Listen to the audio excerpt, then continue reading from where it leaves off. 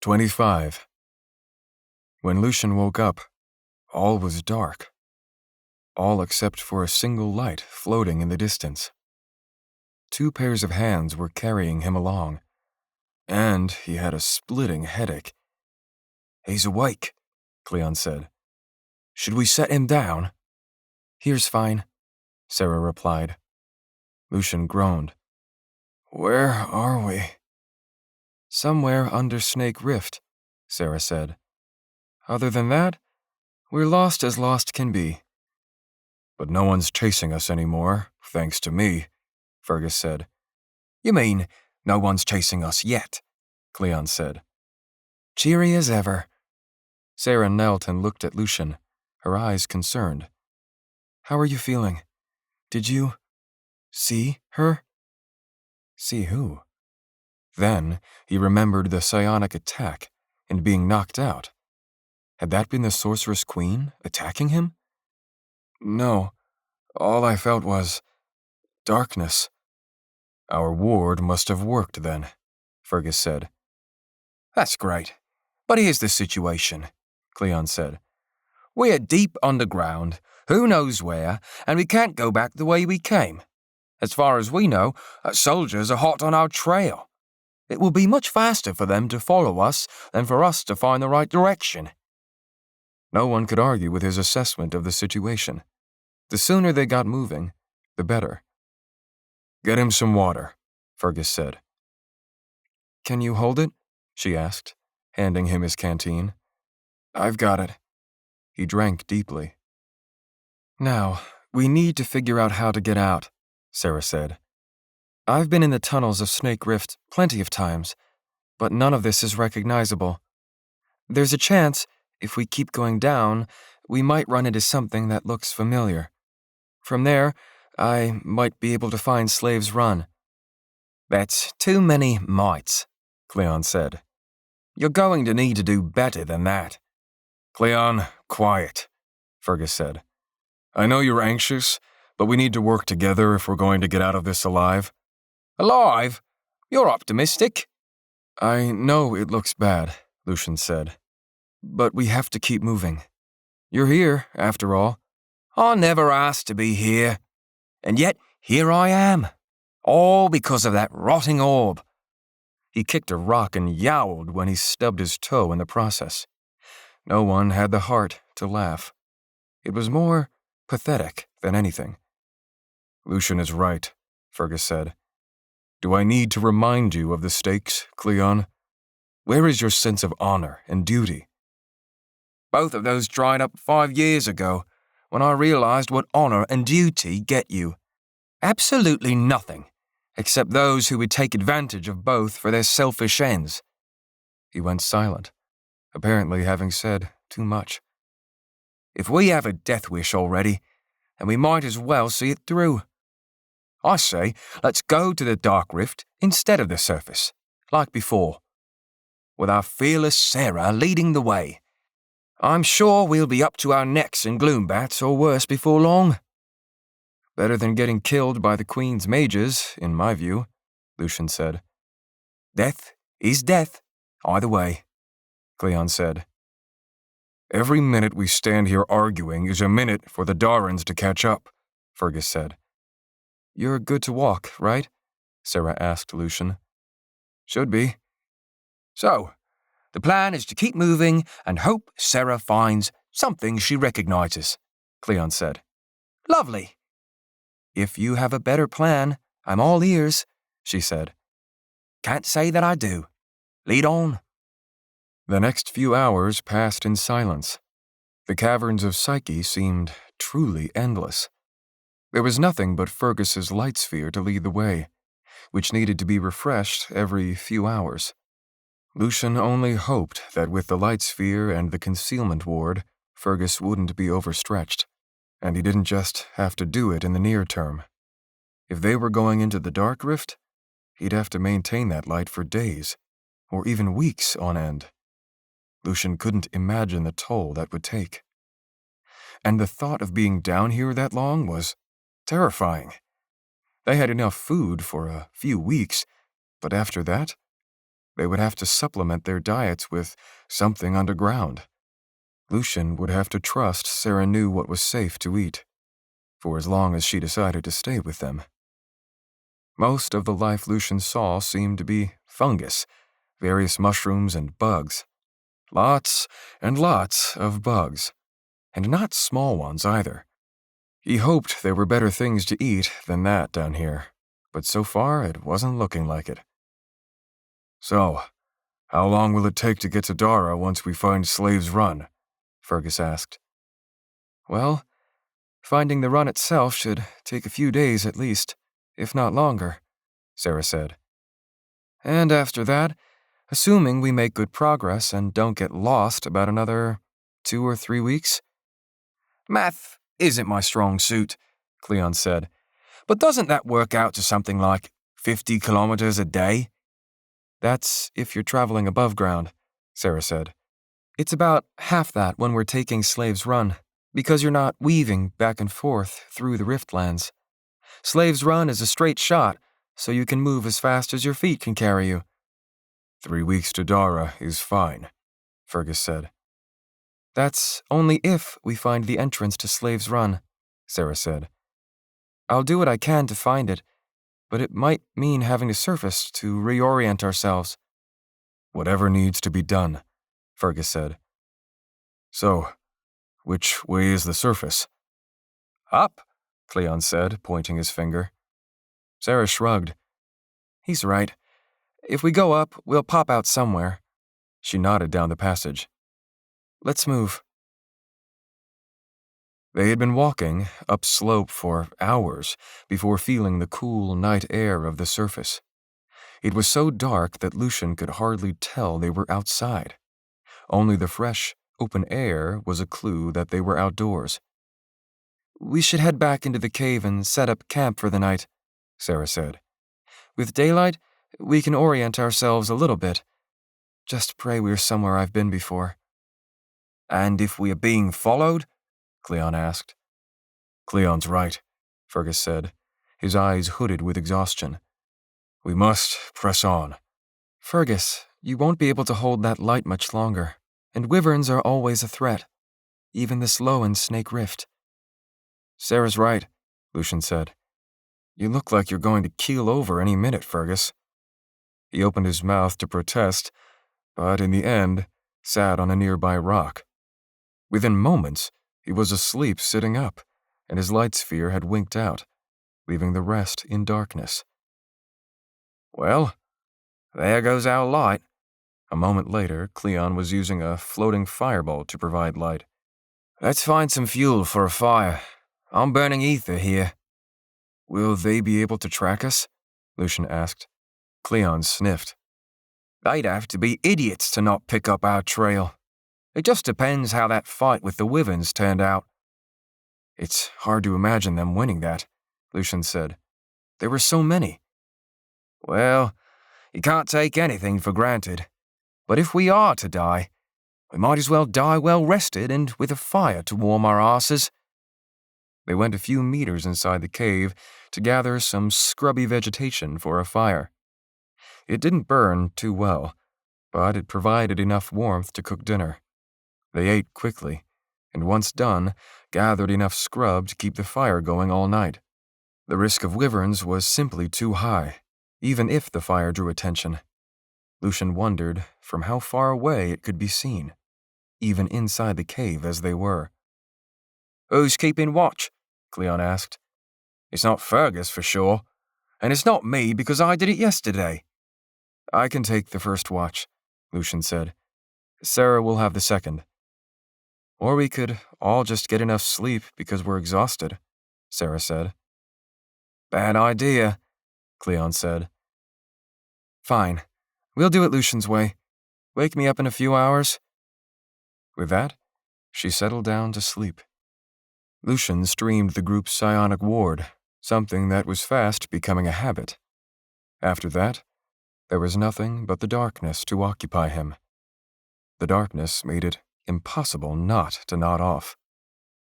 He stood up, but he was simply so overcome that trying to stay awake was an exercise in futility. He lay on the ground, not even having the energy to get out his bedroll. Lucian awoke, very much alive, which was enough to tell him that they hadn't been tracked. Fergus was already up and preparing breakfast, and the others were soon roused by the noise. He immediately felt guilty for falling asleep, but Fergus made no mention of it. "Lucian, go check inside the cave with Sarah and see what you can see." Together they walked deeper into the cave. The tunnel was almost perfectly round and seemed to have been artificially made. "Looks like a well-traveled path," Sarah said. "It'd be best to get out of here as quickly as possible. Either way, doesn't seem like we were followed." When they returned outside, the morning light revealed a deep, narrow fissure. Over the cliff was a few 100 meters drop to a dark, still lake running the fissure's length. "Looks like we've hit bottom," Sarah said. "Almost." She took a good look around. "It's still Snake Rift, though we've come down a bit in elevation." "How do you know we're still in Snake?" "I don't think we've walked far enough to cross over into Blue Rift. Blue Rift is mostly water and wider. I'm 90% sure this is Snake, and in the lower reaches." "So, what does that mean?" "We'll talk about it over breakfast." Around the fire, Fergus was passing around breakfast bowls. Cleon still looked half asleep, blinking drearily. "Please tell me it's good news." "No signs of us being followed." Sarah took a bowl of porridge. "What's more, that's Snake Rift out there." "So, what's our next move?" Fergus asked. "Two options, as I see it. Go back the way we came and try to find the Dark Rift from there, or we can head down the Snake Rift and look for this tunnel I know. I think I can find Slave's Run from here, but I'll be surer of finding it from the other cave. But it'll probably be a day or two of travel on the surface. Depends on how fast we go." "The Zephyr could still be out," Fergus said.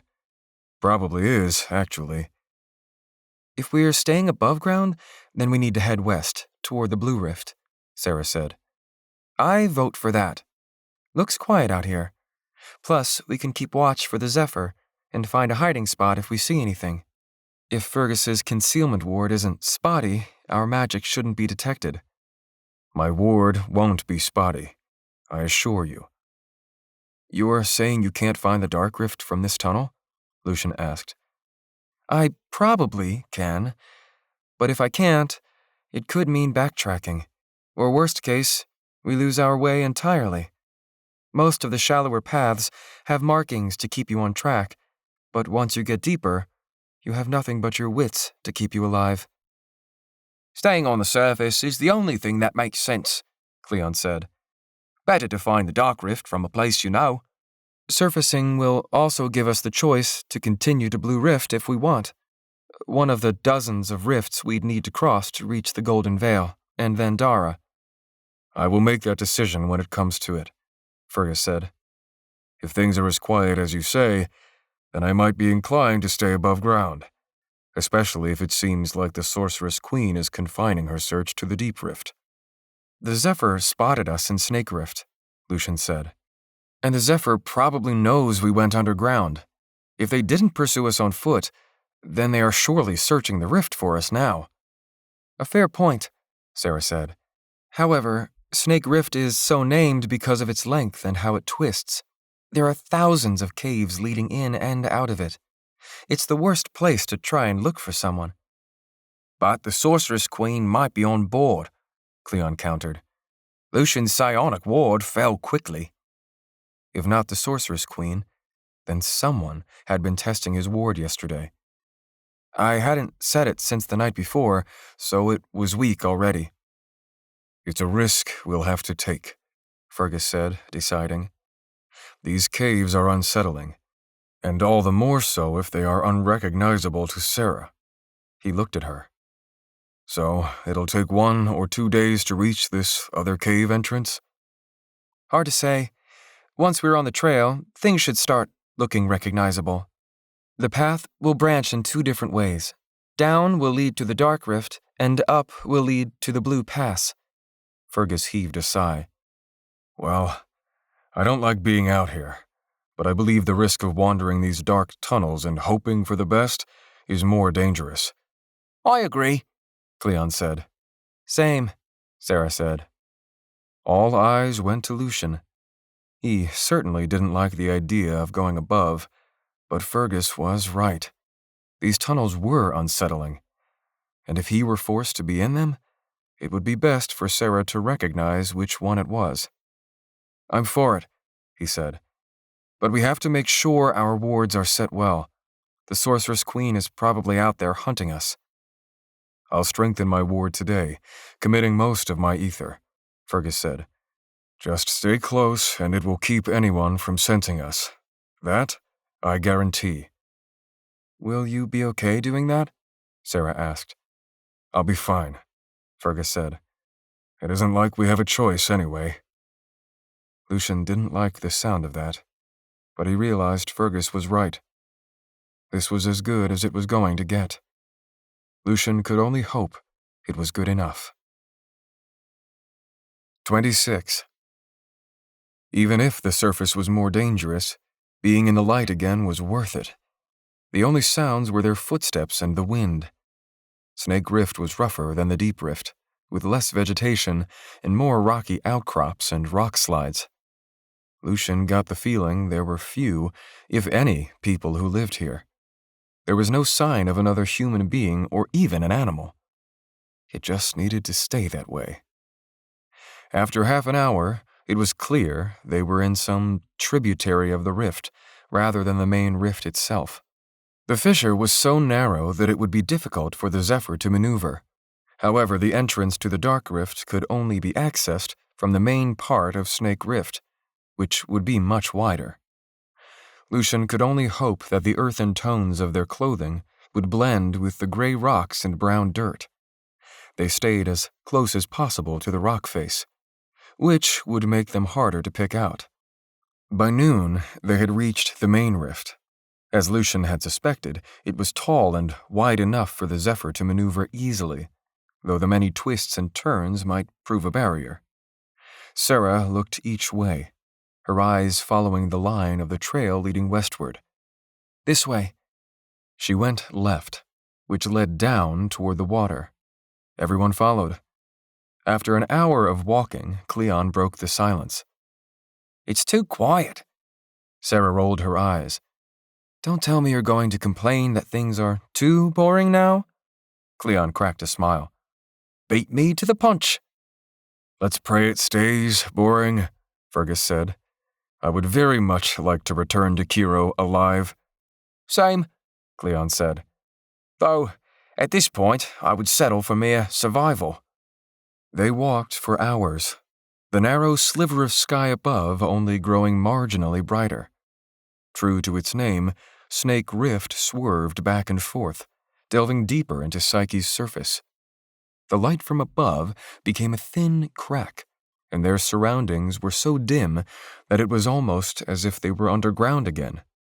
The water had become a fast-moving stream, tumbling over rocks and frothing white. Lucian imagined that stream didn't end until the moon's sea, tens of kilometers below them. "I think we've made it," Sarah said, stopping near a boulder with a septagon carved into it. "This marks the boundary of Snake Rift and the beginning of the Dark Rift." Lucian looked above, only to see a small sliver of light.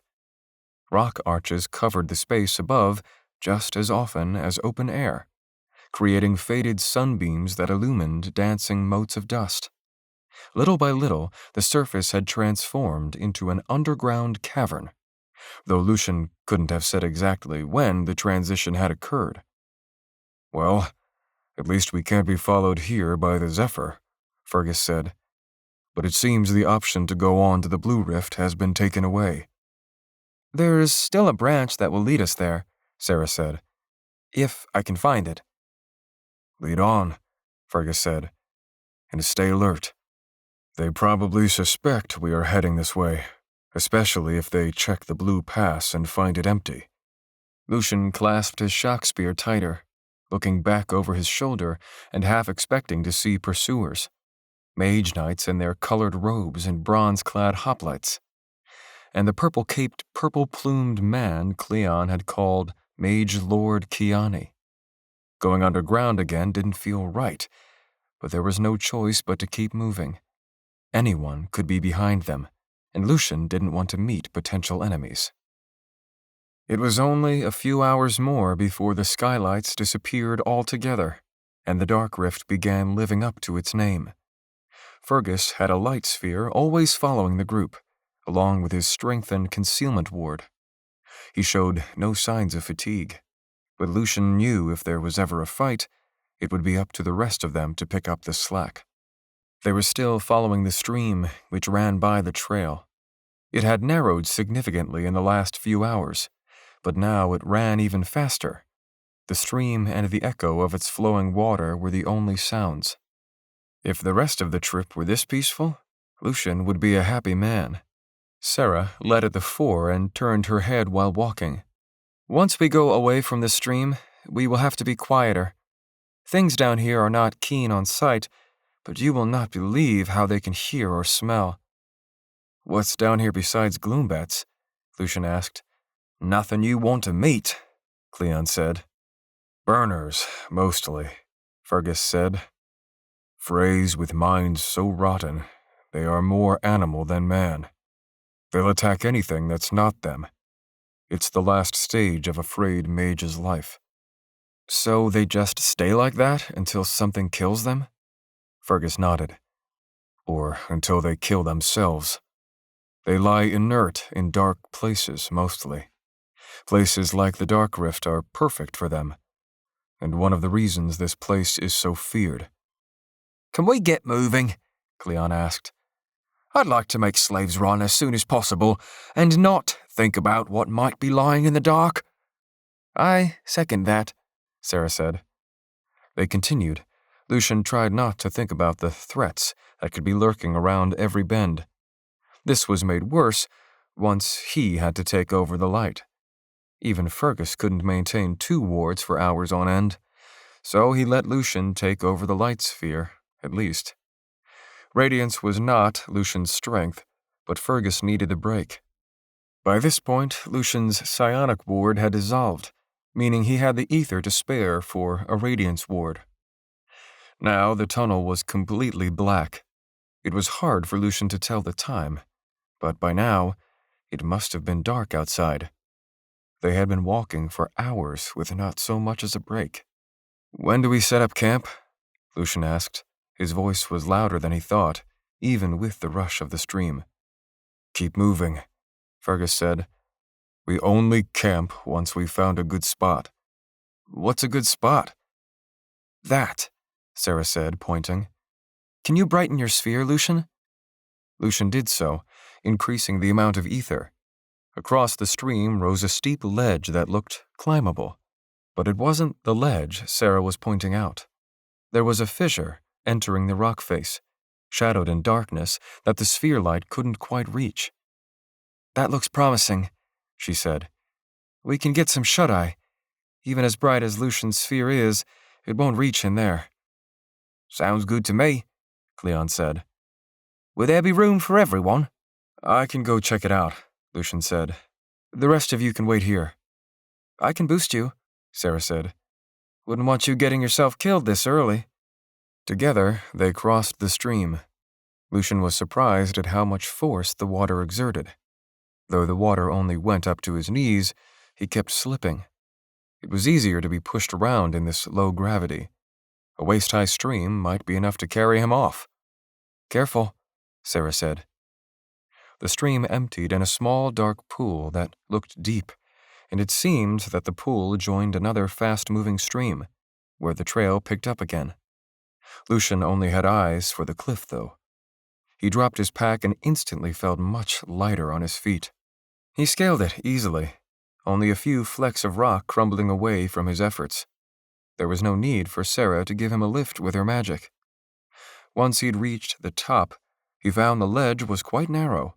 He headed for the fissure running into the wall, his sphere light revealing an empty chasm about 2 meters deep. It was tall enough to cover even Fergus's head. It was about 20 meters long and a quarter of that wide. It would be the perfect place to hole up. Assuming they slept as far from the pool as possible, no one could see them from the trail. All they had to do was clear their tracks. Lucian returned to the cliff and waved up the others. The packs were easily moved to the top with anti-grav auras, streamed by Sarah. She tossed them up one by one. Then the rest climbed hand over hand, finding the ascent as easy as Lucian. They could only hope that this ledge didn't attract attention. It didn't look out of place from the trail, but would an enemy pursuer take note of the fissure and want to investigate it? Then again, they had to sleep somewhere, and this was the best spot they'd found. Sarah was the last one up after she had erased whatever tracks led here. Lucian only lowered the brightness of his sphere once she was on top of the ledge. Together they walked to the fissure, where Fergus and Cleon were already setting up camp. "No one will ever know we're here," she said, "especially once that sphere goes off." Dinner that night was dried meat, pickles, and crimson fruit. There was no fire. They had brought no fuel with them, so they were limited to what they could find or whatever Cleon could stream.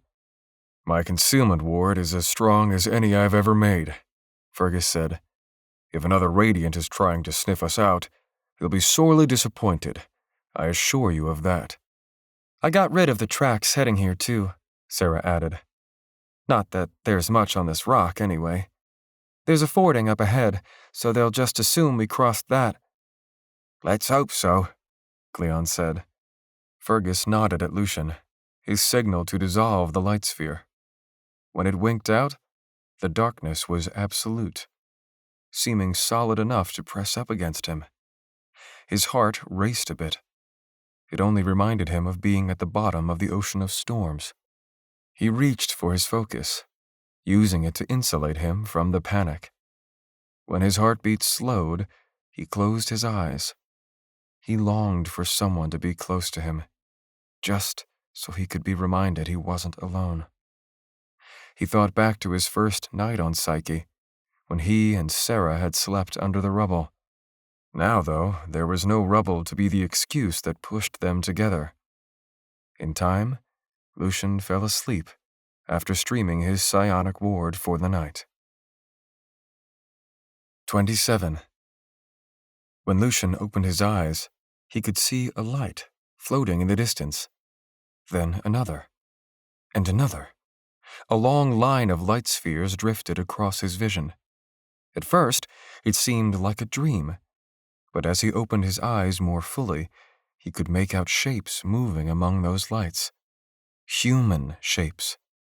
They had been found. No one else seemed to be awake, though he could hear someone snoring nearby, who he thought to be Cleon. When Lucian touched a hairy leg, the wiry man seized up as if electrocuted.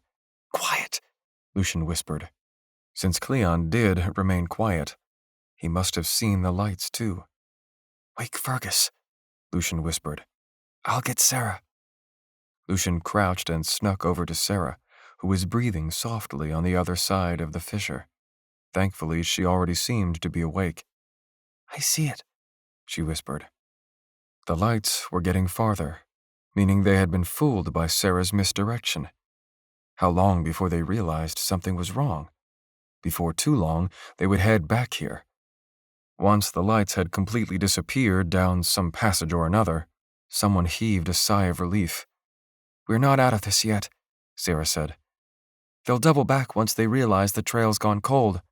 "What do we do then?" "Two options, as I see it. Stay up here and hope they don't find us, or run like hell." Lucian didn't like either of those options. "Well, if they realize the trail ends around here, they'll find us easily. And judging from those lights, we're severely outnumbered." "I agree," Sarah said. "The only problem is, they went the direction we were supposed to go, and they are really pushing themselves." "So we just go back the way we came and take one of the other passages?" Lucian said. "Or we might even surface and make our way back to Blue Rift." "There's the Zephyr," Sarah said. "It's likely this is the same group of soldiers that was chasing me. Or maybe the forces chasing you and I combined. That means the Zephyr dropped them off near the entrance of the Dark Rift. That ship will be parked out there, waiting for them to return with Lucian in tow. Perhaps we could take it on? Lucian said. If most of the soldiers and mages are down here, then it might be a good opportunity to strike. Are you fraying? Fergus said. Rot that, Cleon said. No way in hell I'm fighting the Zephyr if there's even a chance the Sorceress Queen herself is on board. Which she probably is, since someone was attacking your ward last night. We need to act fast, Sarah said. They'll be coming back any time. There were several other paths back the way we came, Lucian said. I say we run. Skip a few of them and pick one at random. Sounds like a great way to fall down a hole, Cleon said. Well, we're running out of options, so unless you have an idea… Fergus held up a hand, quieting everyone. We must put distance between us and them. That's the number one priority. He looked at Sarah. What do we need to do? More or less what Lucian said, Sarah said. Find a path and hope they don't follow it. Lucian, stream a dim sphere, something that might be mistaken for a ghost eel. We're going to travel upstream from where we came, at least for a bit. We can't make fresh tracks. That'll be cold, Cleon said. Better than being dead, Sarah said. We should get moving. I'll try to find another tunnel we can use, but no promises. Lucian streamed the sphere so dimly that he could see nothing beyond a meter in every direction. In less than 2 minutes, everyone was packed and ready. Not half a kilometer away, his enemies were hunting for him, and the only thing that kept them from being detected was Fergus. Fergus, who was fast tiring from maintaining the concealment ward non-stop. They lowered themselves from the cliff and into the cold stream. Lucian was grateful the water didn't go above his knees. But the going was still slippery and miserable. It didn't take long for his boots to soak through and his feet to go numb. There was nothing to be done about that. Lucian brightened his sphere because they were just slipping too much. If they were being followed, they'd have no way of knowing. The pitch blackness, combined with the light of the sphere, made it impossible to see into the darkness behind. They wouldn't know they were being pursued until the lights were on them. Sarah led them up a tributary of the stream, where another tunnel branched off from the main one. With luck, they wouldn't be followed this way. After a few more minutes of walking, and Sarah found another trail running alongside the new stream. This one would be rougher going. They had to crouch multiple times just to fit under the ceiling, and also to climb over various cave-ins. Lucian's greatest fear was reaching a dead end and having to go back, and then running into the Queen's men. He was relieved when the trail opened again, at what appeared to be a large underground lake, far bigger than the one they had camped beside. Lucian couldn't say how he knew they were in a massive space. It was something he felt. "Put that sphere out," Sarah whispered. He did so instantly. At first, he couldn't see anything, but once his eyes had adjusted, the lights were back, only far in the distance. How far was that? A kilometer? Half that? However far, it was too close. "You think they saw us?" Cleon asked. "I don't know," Sarah said. "It's clear they're on the other side of this lake." "Head back?" Fergus asked. "Let's sit still for a while," she said. "How's your ward, Fergus?" "Weakening," Fergus said. "We need to go in the opposite direction, even if we backtrack. I can probably keep the ward this strong for another few hours. It's either that or weaken it, which makes detection more likely." "I remember this lake," Sarah said. "They're following the exact path we need to be on." "Well, how are we supposed to get past them?" Lucian asked. "We don't," Fergus said. "Our best move is to gain some distance and camp out a few days. Let them continue their mad chase." Lucian had to say it made sense. Sometimes the hardest thing to do was nothing at all. "That means finding a safe place to hole up," Sarah said. We can't go back to where we were before. After missing us the first time, they might investigate the fissure more closely. The lights were getting closer. Shouldn't they have been going the opposite way? I think they might have seen us, Cleon whispered. Time to move, Fergus said. They backed into the tunnel from which they'd emerged, but not before an explosion of rock fountained from the ground beneath. Someone stumbled in front of Lucian, causing him to trip up. Run, Sarah said. Fergus streamed a light sphere, illuminating the entrance of the tunnel. One fireball and then two shot across the still surface of the lake. Cleon raised a thermal shield, which absorbed the missiles. More fireballs flew their way. Lucian ran after the others right into the tunnel. He reached for the binding aspect, not accessing the orb so as not to draw too much ether. Even with Fergus's ward, it might draw too much attention. Lucian tethered the floor and ceiling by the entrance and unleashed a heavy stream of magic. When the tension was too much, a resounding crack echoed through the tunnel. The ceiling started to collapse. Hopefully that would block the entrance of the tunnel rather than collapsing the entire thing. Whatever the case, Lucian was running. The others were already far away, with Fergus's light sphere quite distant. Lucian streamed his own sphere and ran, his head swimming with fatigue. Rocks and dust fell behind him, and pebbles pelted his back. By the time he reached the stream again, the others were waiting. They'll have time to double back the way they came, Sarah said, which will put them here in about an hour or two if they go at an all-out run. I'm no longer maintaining my ward, Fergus said. There's no point until we get some distance. Our only choice is to keep ahead of them. Rot it, Sarah said. Let's go. She led them at a run, weaving through the tunnels of the Dark Rift in seemingly random directions. Lucian noticed the general slope, however, led downward. He gasped for breath. The others were far fitter than he was. I can't breathe. You'll really not be breathing if you're dead, Sarah shot back. Lucian stumbled on. The trail ended at a cliff, seemingly a dead end. There was nothing below them but dark water with no way out. What now? Cleon asked. If we backtrack, we'll run into them for sure. Only one answer to that, Sarah said. She walked toward the cliff. Surely she wasn't going to jump down there. Are you out of your mind? Cleon asked. But it was too late. In the next moment, she was jumping over the edge without so much as a scream. It took a long time before there was a splash. At least 10 seconds. It seems our options have been taken from us, Fergus said, stripping himself from his bronze armor. It's a sad day to leave this behind. There could be no way out of there, Cleon said. We could drown. What about our packs? I know, Fergus said, pushing the armor over the edge so that it wouldn't be found. But we just have to hope there is a way, and hope they aren't desperate enough to follow us. As for your pack, I hope you're a strong swimmer. Cleon sighed. Fine. I already knew I was dead anyway. But does it have to be drowning? It's such a bad way to go. Oh, stop the theatrics, Fergus said. Hurry, Sarah's voice echoed up. I see a way out.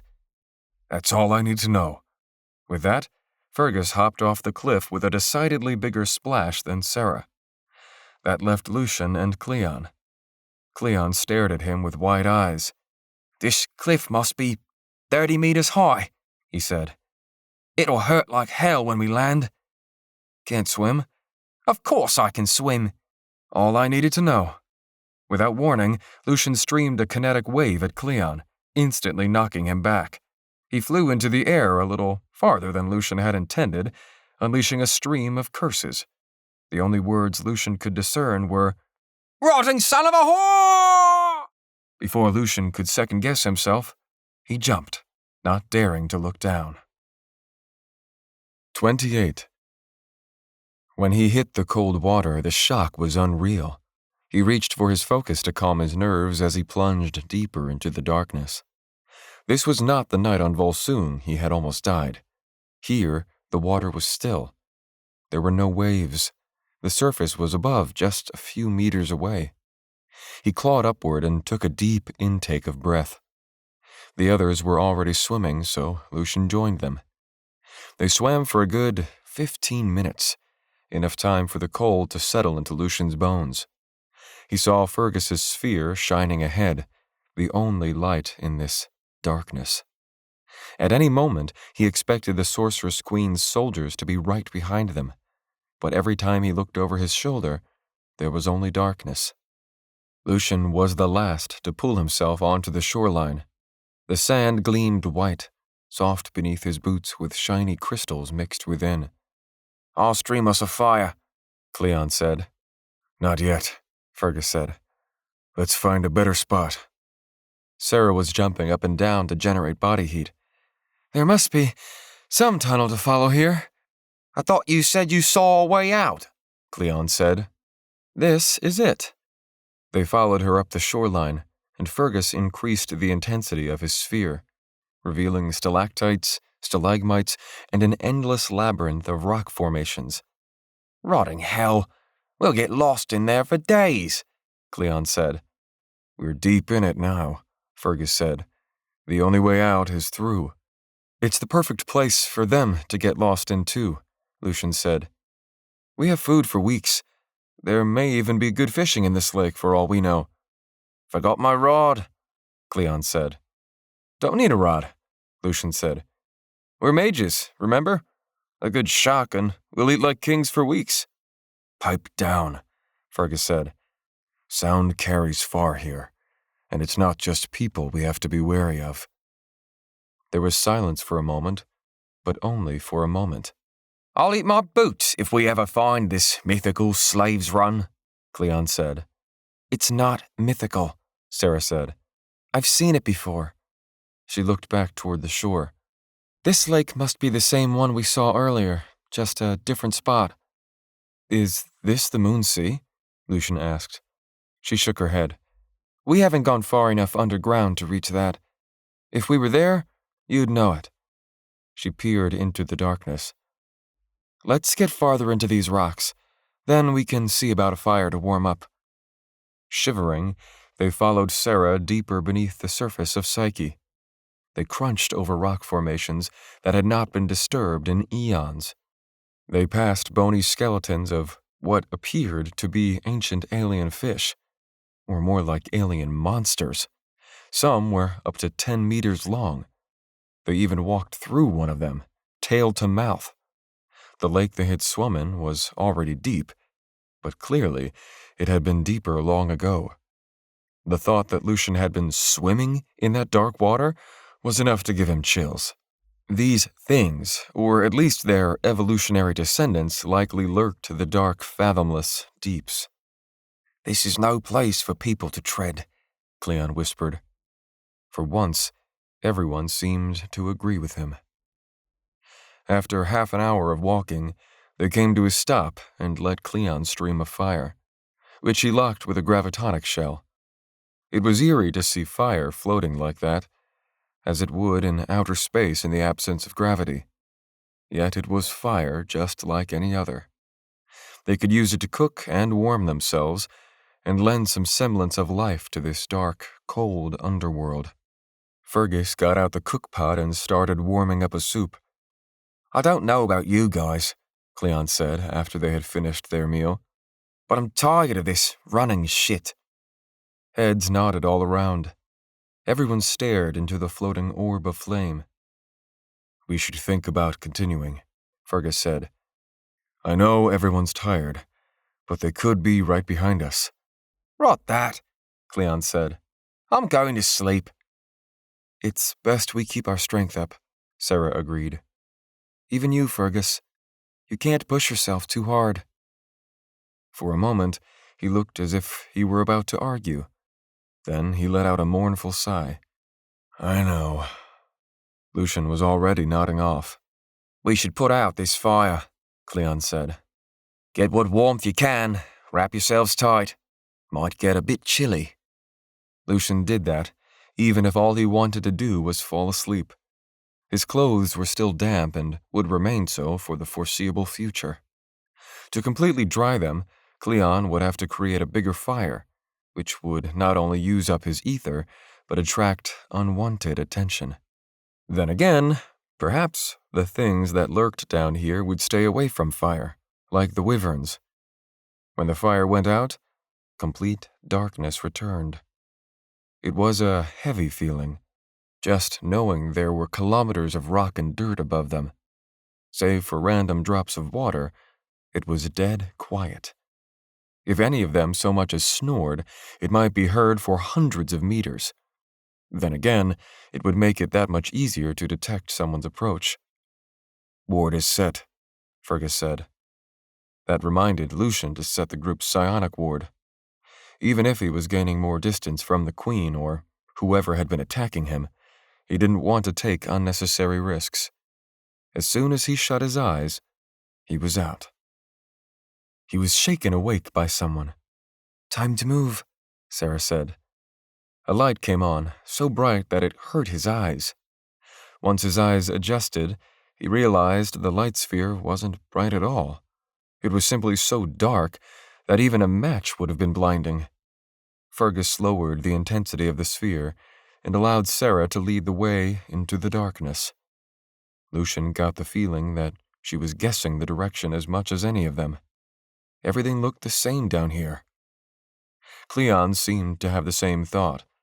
"Do you know where we're going?" "Down," she said. "And how do you know this way is down?" Sarah stopped, causing the rest of them to pause. "You hear that?" Lucian strained his ears. He didn't hear anything at first, but then he heard something like static. No, not static. Running water. "Where you can hear water? It's heading down," Sarah said. "Almost all streams eventually reach the Moon's Sea." "The Moon's Sea must be, what, tens of kilometers below us?" "Thereabouts. But that's where Slave's Run is. The place you asked me to lead you in case you need reminding."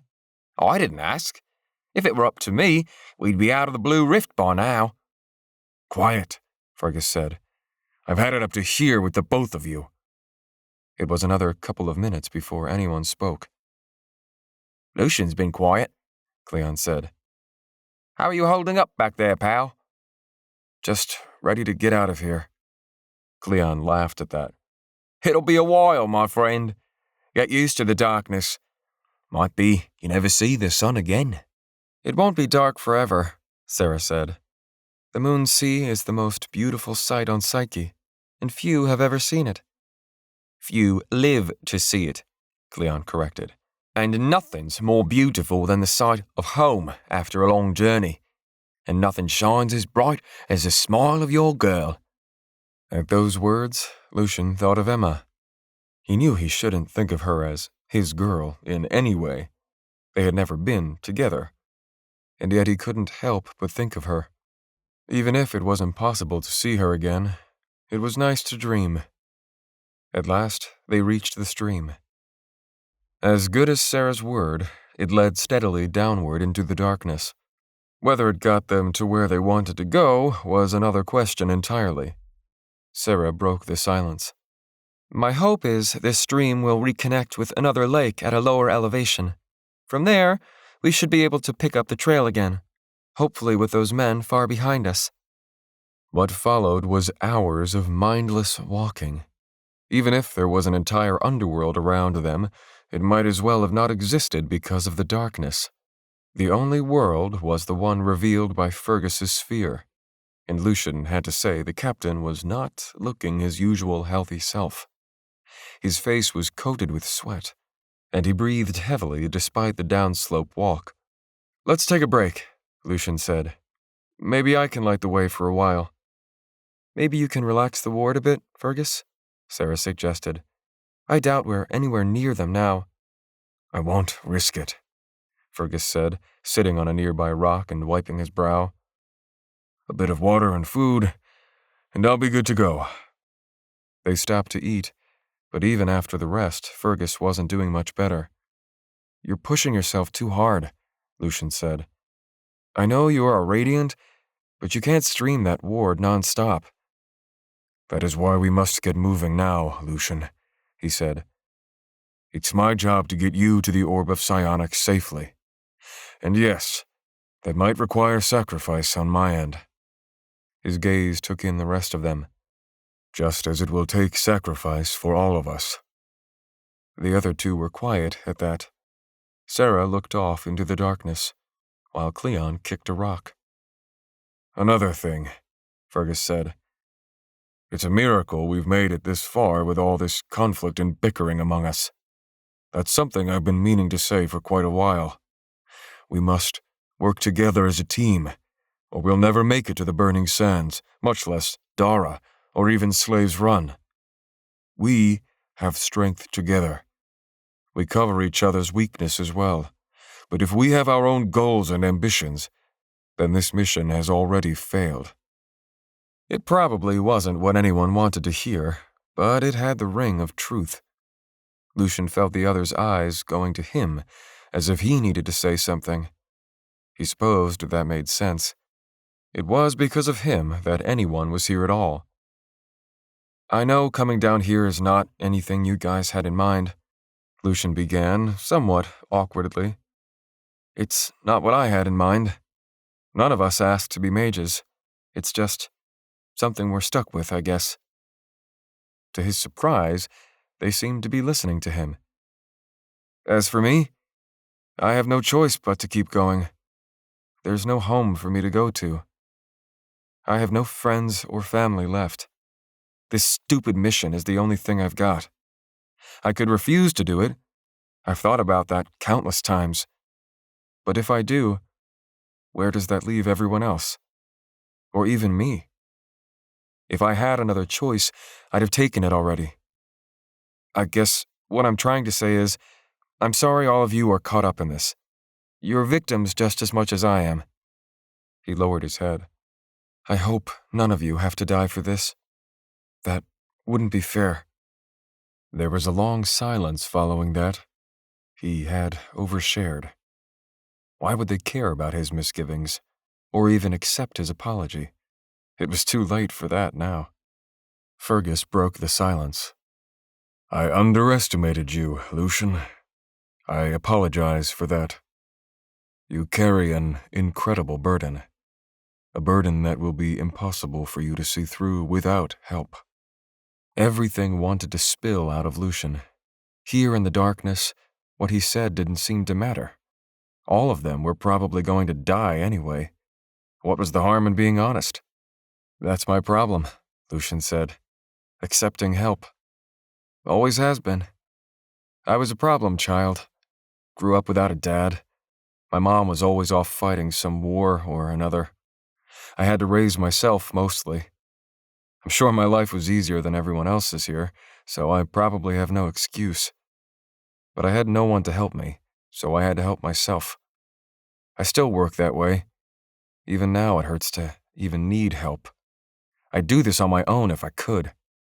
Take on the whole world if it meant no one else had to suffer. He sighed. I can't, though. I tried to do it all on my own at the academy, and they exiled me. Maybe I should just stop fighting the tide. He looked up at the others who were all watching and listening.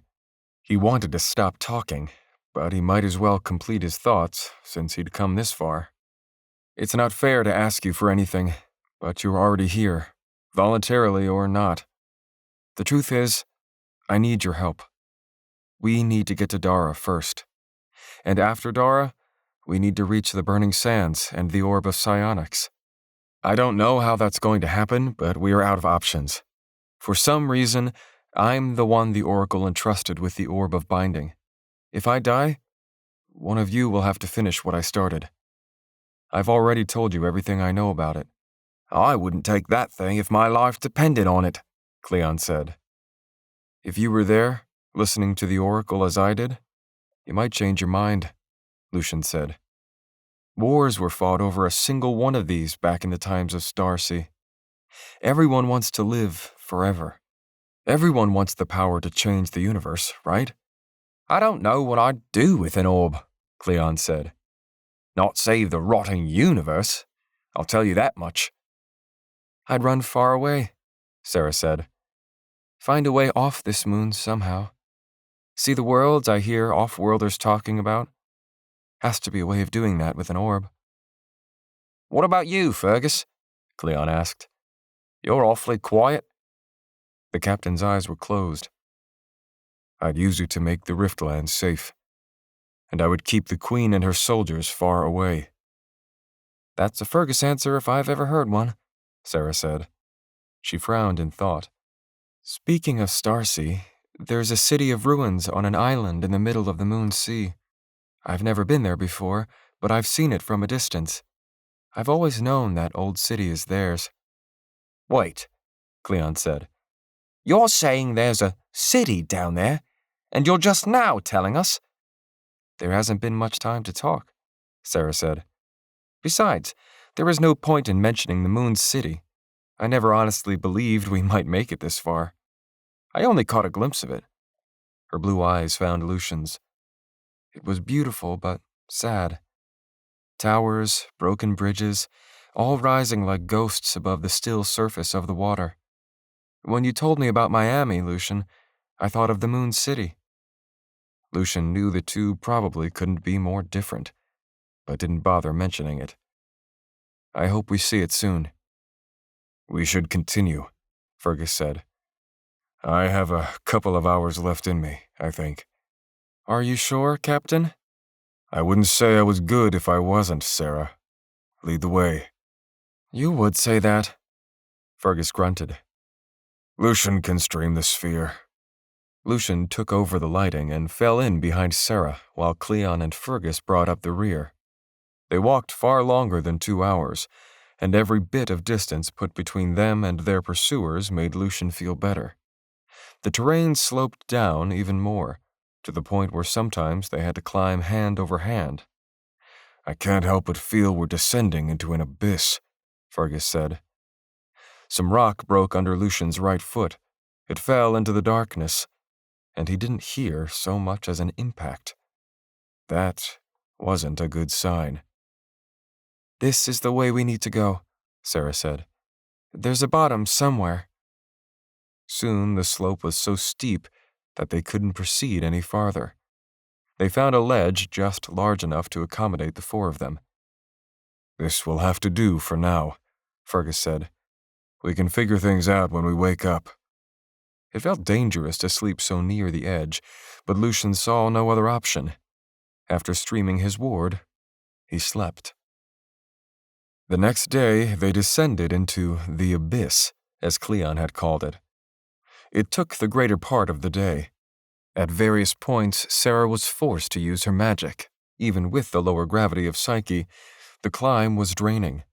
Lucian and Cleon shared the responsibility of providing light, Lucian with light spheres, and Cleon with fire orbs held together with gravitonic magic. The flickering fire made shadows dance in every nook and crevice, making it difficult to find handholds. How much longer? Cleon asked. Fergus could just focus a light beam and see how much farther we have to go. As I said before, Fergus said between breaths, doing such a thing would be supremely idiotic. Anyone or anything down in this abyss would see us coming. Which begs the question, why are we climbing down this rotting thing anyway? Because, Fergus said, dropping to a lower ledge, we need to go down. Lucian peered into the darkness. I think I see something. Everyone stared into the dark abyss. A single light shone in the distance, like an eye staring. Nope, Cleon said. Don't like that. The way is down, Sarah said. A single light won't bite you. Are you sure about that? They continued to work their way down until the rock walls of the abyss simply fell away. Below them spread a giant cavern. The abyss was more of a deep hole in the ceiling of this entire cavern below. And what was more, Lucian could see that the single light had now separated into multiple lights. Looks like our friends are down there, Lucian said. Impossible, Sarah said. How could they get there before us? The lights are static, Fergus said. Looks like they've set up camp. Whatever the case, isn't that good news? Cleon asked. It must be a half a kilometer drop to get down there, if not more. No way they could get us now, even if they could see us. Lucian allowed his sphere to wink out. It probably wasn't bright enough to be seen, but it was better to be careful. Maybe it's not the Queen's men at all, Sarah said. More likely it's a group of frays. An outpost, maybe? I seem to remember there being one in this huge cavern, where the frays like to forage and fish. Will it get us closer to Slave's Run? Fergus asked. For sure, Sarah said. It's a risk, but if this is the place I'm thinking of, it'll only take a couple more days to get to the Moon Sea. Are you kidding me? Cleon asked. Meeting a group of frays could be worse than Mage Lord Keani and his men. What if they're burners? Burners don't live in communities, Sarah said. Burners survive alone and will attack anyone they don't have a strong personal connection with. That reminded Lucian of Raymore. From Sarah's stoic expression, it was clear she was doing her best to put that out of her mind. So, it's either the Queen or Frays, Fergus said. I don't have a mind to climb all this again. What took 2 days before will take a week or more going up. You're right, Sarah said. Once we're down there, I can investigate and see what we're dealing with. Or we can try to go around them. I don't understand, Lucian said. How are we even going to get down there? We could do it like the mountain, Sarah said. That's the only way I see happening. Fergus nodded. We have no choice but to be seen. Both the light I stream and Lucian's tethers will be highly visible. So we're doing the same thing? Lucian asked. Fergus will have to set up a beacon again, Sarah said. I know you're drained, Fergus, but we have no other choice. I'll have to let this war dissolve to be sure I can do it, Fergus said. If those men are anywhere close to us, I'm afraid any fluctuations we make in the ethereal background will draw them right to us. They're still 2 days away from this place, if they're heading here at all, Sarah said. I've walked that trail before. Even if they are hoofing it, I don't think they could make it before us. I'll have to trust your judgment, Fergus said. We need to do this quickly, Sarah said. 4 at the same time would be too draining, even with the orb of binding, Lucian said. It was overwhelming last time, and this distance is much farther than across Snake Rift. He peered down into the darkness. I can probably tether 2 at a time safely if it's about as far as the mountain. I admit, I've never seen anyone create a tether like you, Fergus said. Very well. Let me know when you're ready. Cleon and I can go first, like on the mountain. Then you and Sarah can follow. I'm ready, Lucian said. Make sure your stuff is secured. Here we go again, Cleon said. Fergus nodded and almost immediately became wrapped in an aura of green light. Not a moment later, a spot shone in the distance. Now, he said. Lucian streamed, creating the focal point on that shining beacon, what appeared to be a flat rock rising several meters. Binding magic rushed out of him in a torrent. He streamed 2 anchor points on Fergus and Cleon. As soon as the action was done, the magic ripped out of him so quickly that it took his breath away. It took a few seconds for the tethers to be infused with enough magic, and once the tension was sufficient, both men shot off the ledge with yelps, their screams echoing as they blitzed into the cavern. A corona of blue fire surrounded Lucian, his arms extended. He could sense Fergus and Cleon now, halfway toward the goal, even if he couldn't see them. His focus slipped as they gained more distance. The tether flickered a moment before Lucian could reform the focus, streaming even more magic. The tether burned brighter, illuminating the cavern with a brilliant blue glow. The distance was much farther than he had originally thought, but the orb only drew more ether, matching exactly what he needed. There seemed to be some strange reticence from the orb, however, but Lucian was still able to stream without issue. The stream dissipated as soon as Cleon and Fergus connected with the ground far below. You okay? Sarah asked. Lucian nodded. I think. The orb felt a bit strange. It was more draining than I expected. Do you have enough to get us both down there? Lucian looked at where Fergus's waypoint was still shining. He needed to get them both down there before Fergus's reserves were exhausted. It's just the distance that makes it hard. I can manage it. He reached for the orb of binding again. He could no longer hold his focus as strongly, but he had to. If he didn't, he and Sarah would be stuck up here while Fergus and Cleon would have to fend for themselves below. That thought alone gave Lucian the strength to firm his hold. This time, though, the orb didn't seem to want to supply its magic as willingly. Lucian didn't understand how he knew that, but he certainly felt it, as if it were a living thing. Lucian didn't understand why he was thinking of the orb as a sentient being with its own wants. It wasn't a sentient being. It was a thing, and he was its master. And as its master, he had to make it work for him. Only nothing would come. His vision swam before him due to his effort to stream binding magic. Sarah, I can't. Something's wrong with the orb. Rotting hell, she said. Fergus is going to run out of magic soon. At that moment, Fergus's light went out. It flickered a few times before the cavern went dark for good.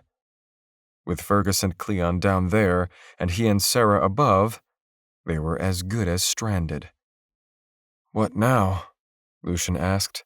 The hope had gone out of his voice. Hold on to your ass, Sarah said. We can't leave them down there, so it's time for Plan B. They were surrounded by an aura of gravitonic magic. Lucian instantly felt lighter on his feet.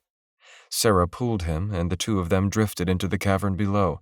Sarah, what the hell are you doing? Now, you have to stream, she said. I can't hold this aura long enough, and if you don't tether us to the waypoint, we'll die. He reached again, but he was so tired that he couldn't even be mad at her. Her voice had a dreamlike quality, and his focus seemed to float in the distance, impossible to latch onto. Did you hear me? Lucian? Lucian! Stream, he managed. Lucian, use the orb! He faded. When he came to, they were still falling. So slowly, as if sinking underwater. I can't hold it anymore, Lucian, she said. I'm burning up. He reached for his focus, knowing all the while he wouldn't find the orb. But he couldn't let them die. The ground could not have been more than 100 meters below them. He streamed a light sphere to see how far until the bottom, but there was still nothing visible below them. At that moment, Sarah's gravitonic aura fizzled out, and instantly their acceleration increased. Her eyes fluttered closed. He pulled her close and streamed gravitonic magic. Ether burned through Lucian in a torrent, his pool quickly draining. Maintaining this aura used so much more magic than an anti-grav disk. It would only be a few more seconds until his ether had completely burned away. Lucian let go of the stream. He just couldn't stream gravitonic magic efficiently enough. They had one final chance as he saw it, and if it failed, then they would both come down too hard with 50 or so meters left. Not even Psyche's gentle gravity could save them then. Lucian? Her eyes looked at him, afraid. He had never seen her like that. He realized then that she was young, like him. And like him, she didn't know what she was doing, and was caught in a trap. This isn't over yet, Lucian said. If the orb wouldn't help him, then he would. At the final moment, he brightened the light sphere following them, revealing the rocky ground beneath. It was about 10 meters below. Then, drawing as much ether by overdrawing as he could, he unleashed a powerful kinetic wave directly toward the ground, blasting it with a force that was double the gravity pulling them down. The force pushed off the ground, breaking the speed of their fall. Lucian could only hope their speed had slowed enough. They landed with a hard thud, bouncing off the rocky earth before hitting it again. Both slid against a thick stalagmite. Lucian struck it, chest first, and then more lightly with his head. All went dark. 29. Lucian? Lucian!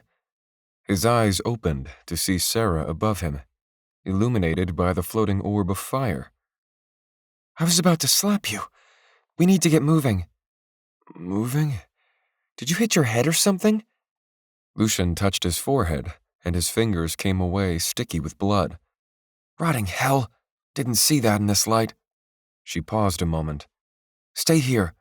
I'll try to find the others. She left her pack behind and bounded off into the darkness. Her floating orb of fire was quickly eaten by the pitch black, leaving him blind. Lucian faded in and out. He reached for his canteen and could barely hold it steady enough to drink. After he drank, he slept some more. Sometime later, he was awoken by footsteps and fiery light. Sarah knelt beside him. Still out? Doesn't look good, I'll say that much. I went to where they landed, and they were nowhere in sight. His head seemed clearer now. Where are they, you think? She shook her head. I don't know. I was burning too much ether to keep my fire going, so I headed back. I don't want you to get lost out there, Sarah. We just have to figure out what to do. Well, you knocked your head, so you're going to have to stay put. If the people in that camp noticed us coming down, they would have found us by now. My guess is they were distracted by Fergus and Cleon. It would explain why they're gone. We need to go after them. Sarah nodded. I agree, but we can't do anything until our ether regenerates. We've been overdrawing too much. Besides, you need to sleep that off. We can't just... If those lights are really from Fray's, then Fergus and Cleon will be fine. They don't kill whoever they happen upon like burners would. She paused a moment. Most of the time. Lucian would just have to hope that was true. If anyone knew about how Fray's behaved in this underworld, it was Sarah. Okay then. Try to get some rest. I'm going to let the light go. He reached out and grabbed her hand. Her eyes widened as if surprised by the move. Sorry, he said. I hate the dark. She touched his face. I know. I'm right here, and I'm not going anywhere. Things will be fine. I'm letting the light go out. I'll make myself sick if I hold it any longer. Darkness returned. Lucian hated not being able to see anything, but feeling the warmth of Sarah's hand in the darkness helped him not feel alone. He tried to not think about what predators might be lurking out there, predators that hunted by smell or sound. It wasn't likely they'd survive the encounter with the orb of binding non-responsive. Sarah didn't just hold his hand, she lay beside him, her shoulder touching his, the only thing of warmth in this dark, cold place. Sarah, thank you. It's basic human decency. And you're all right, for a non-Fray. I might even call you my friend someday. There was a moment of silence. Takes you a while to trust people, I take it. That's a given. Same, Lucian said. For what it's worth, though, you've saved my hide more than a few times. If that's not a friend, I don't know what is. She had no response for that. They fell asleep hand in hand in the darkness. Lucian was back in Dara. Only this time he was actually inside the Sorceress Queen's high tower. At first, he was confused. He shouldn't be here. That was when he remembered that he hadn't warded himself in a while. He fought to break away from this dream, but it was already too late. He could see her shadowed form sitting on a crystalline throne. Her dress was long, black, and bedecked with gems reflecting nearby floating sphere light. Despite that light, her form was still shrouded, so he could see nothing other than her shape and a blur where her face should have been. He thought he could discern two eyes, like twin amethysts, shining in an inferno. We meet again, she said, her voice sonorous. Lucian tried to speak, but there was nothing he could say to someone of such majesty, power, and beauty.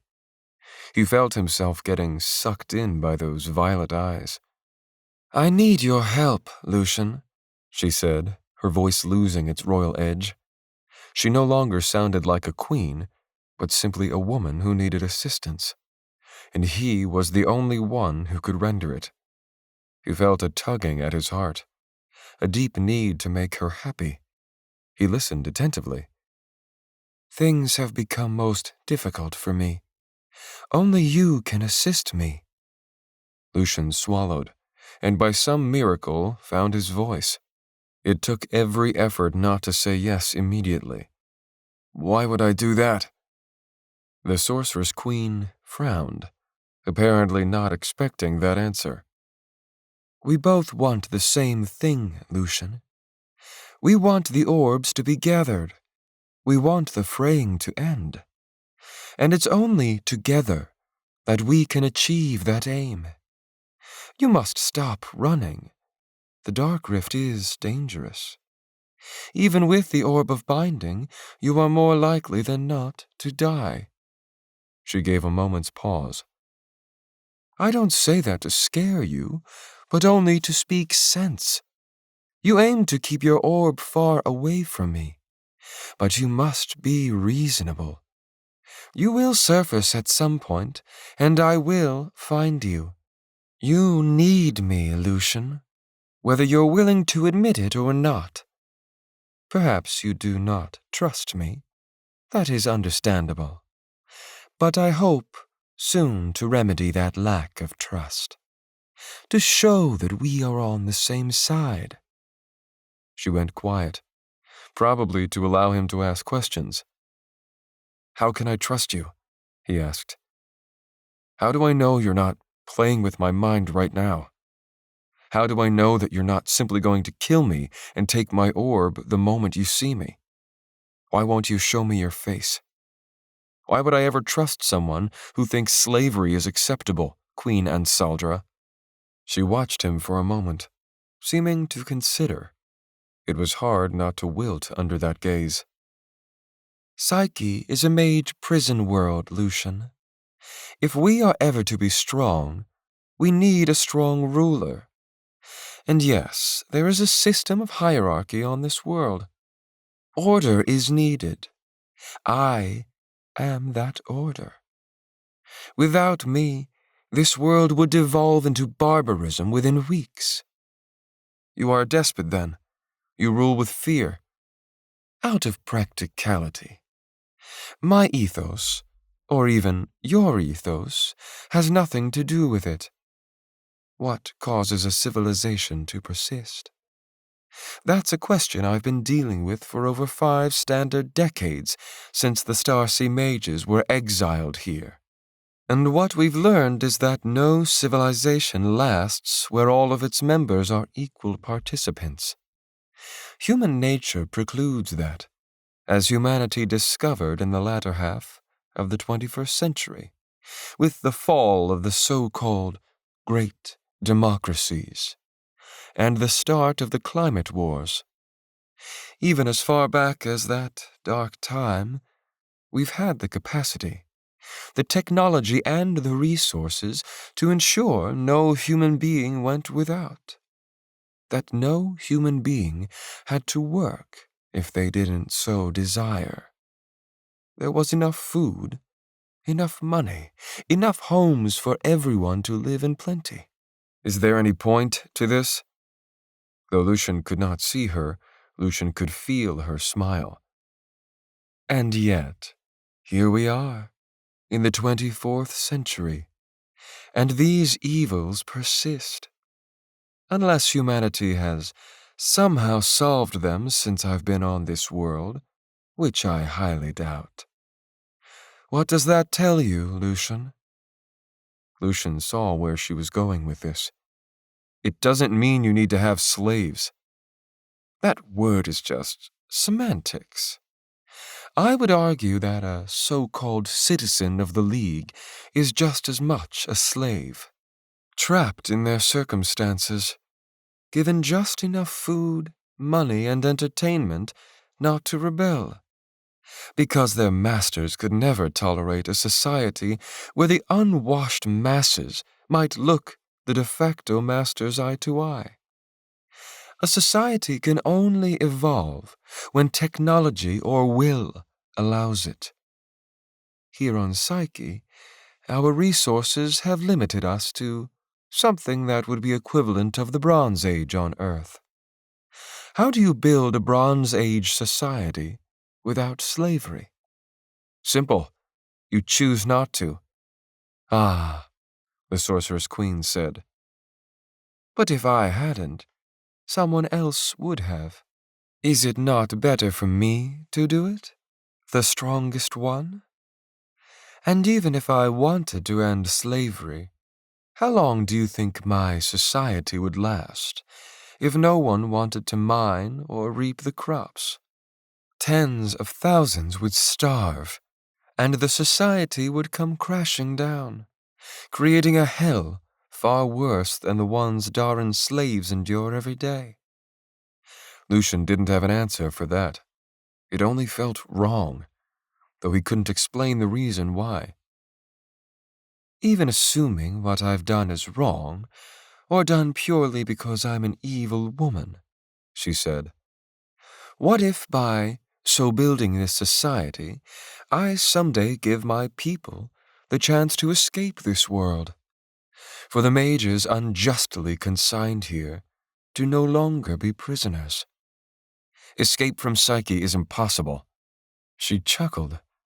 I wouldn't be so sure. Not with the orb of psionics. The short answer, Lucian, is that the human mind cannot conceive of a society without hierarchy in some form. And the larger the society, the more impossible it becomes to ensure there isn't an underclass, even when humans develop the technology to eradicate it.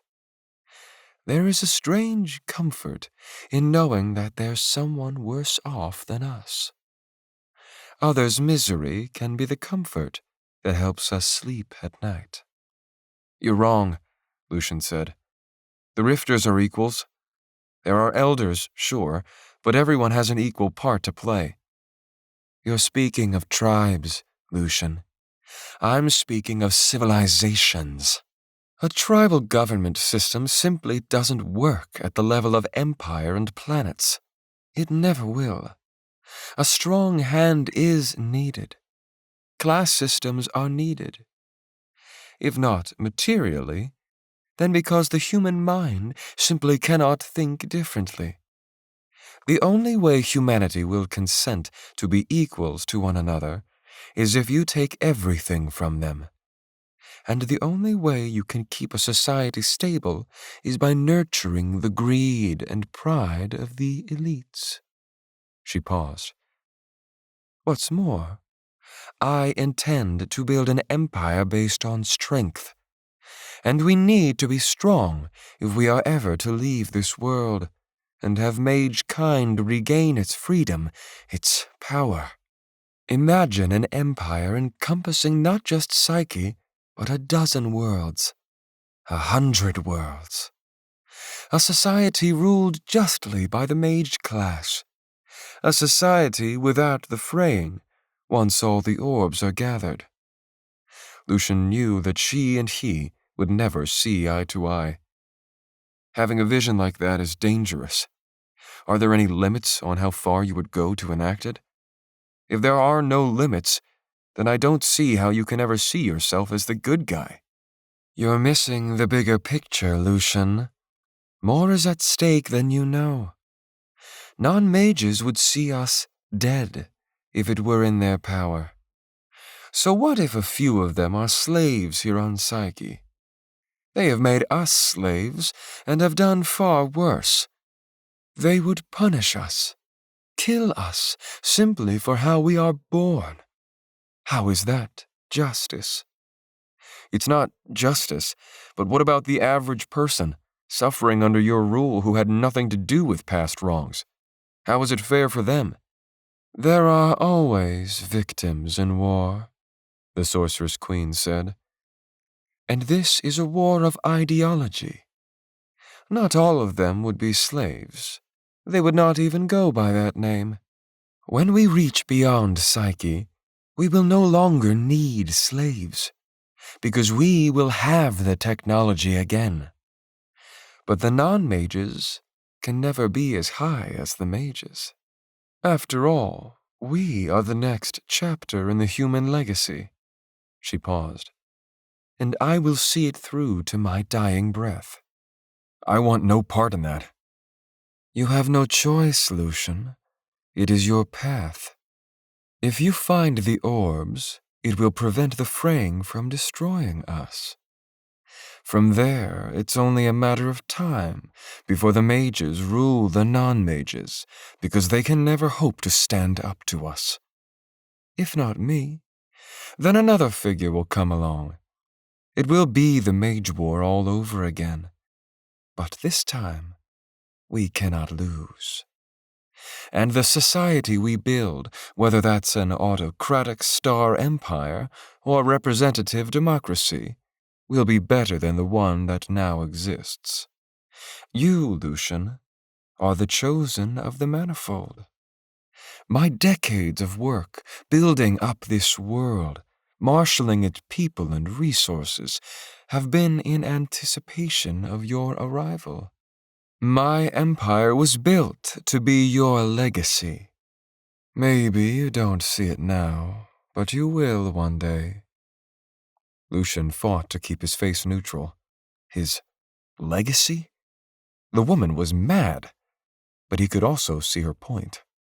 If he found all the orbs and did nothing with them, the fraying would end.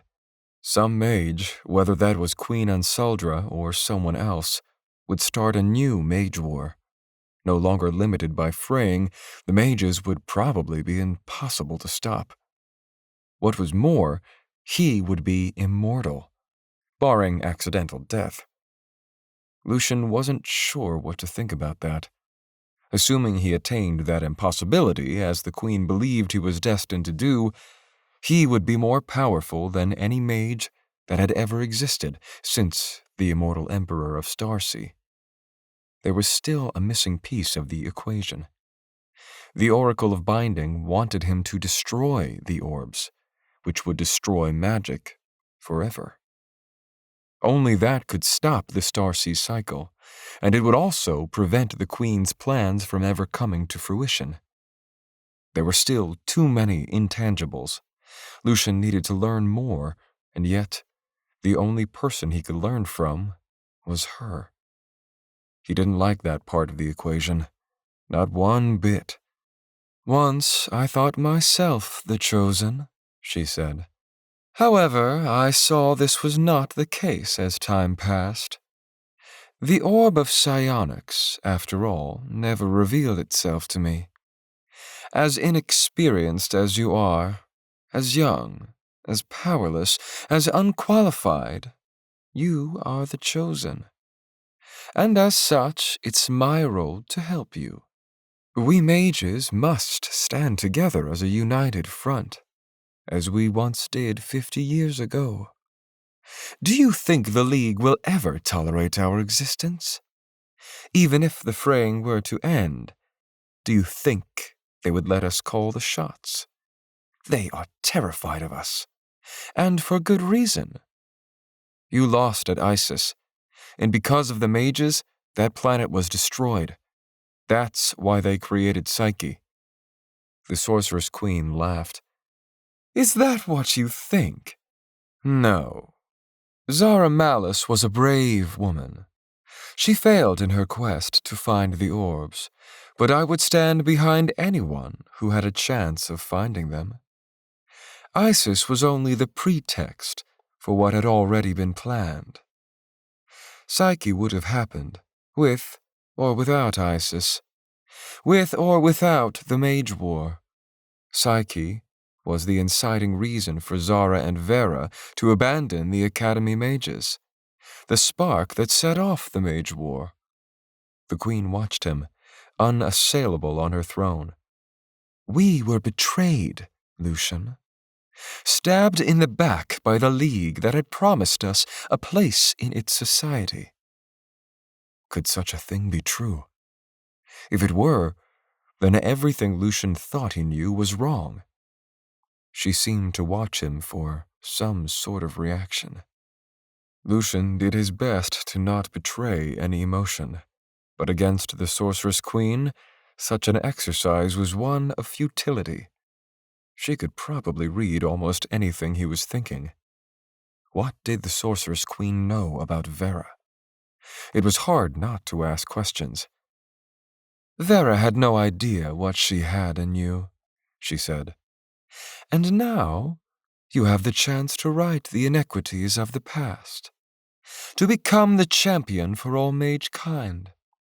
You have a greater part to play in all this, Lucian. Surely you felt it. It's not your fate to run and hide. I don't want your orb. I only want to work with you, to help you. You need training.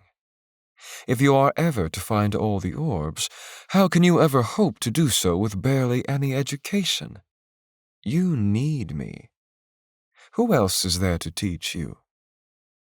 That was a fair question.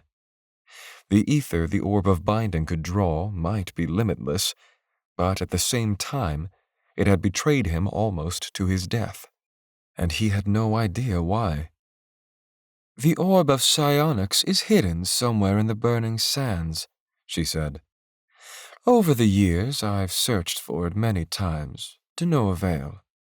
Shantazar will only reveal it when the Chosen comes. If I were chosen, he would have revealed it by now. How do you know all this? How have you spoken with this Shantazar? Shantazar has only given me such information as it pleases him. But I've used my knowledge of the prophecy of the Seven to put the pieces together. Not all, but enough.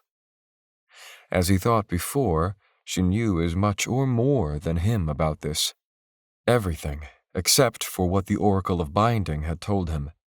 She could never find out his true plan for the orbs. If she did, then she might kill him. I believe I know your reason for wanting the orb of psionics. Lucian's skin went cold. Had she read his thoughts? She continued. Or at least, the reason others want you to find it. Lucian felt himself relax, if only a little bit. The one called Elder Jalissa was once my student during the early days of Psyche.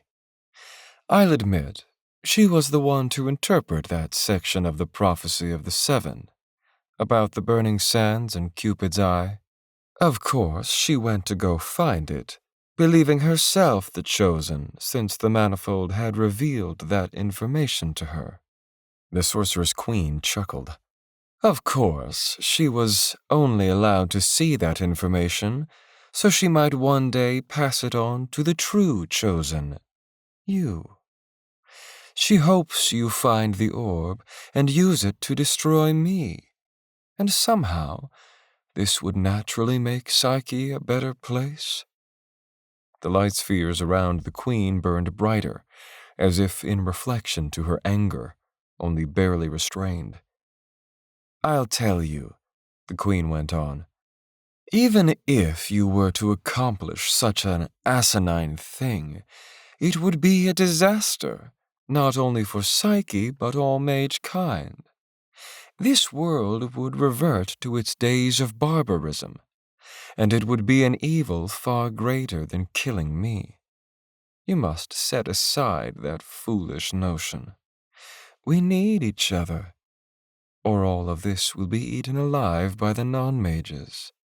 I think I understand what you're saying, Lucian said. I just can't trust you. How could I? Your men attacked me in the Dark Rift. If you wanted me alive, why would you have ordered that? The air in the room seemed to go colder. Or was that only his imagination? I must have words with Mage Lord Kiani, she said. He can be overzealous. Suffice it to say, Lucian, I can teach you. I don't want to trap you. I don't want your orb.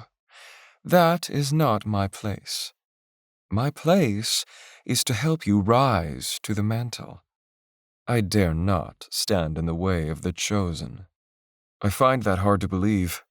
You would go from being the Sorceress Queen to number 2 so easily? I was more than number 2 for years under Zara Malice. I would advise you, for without the chosen, mage-kind can never rise to greatness.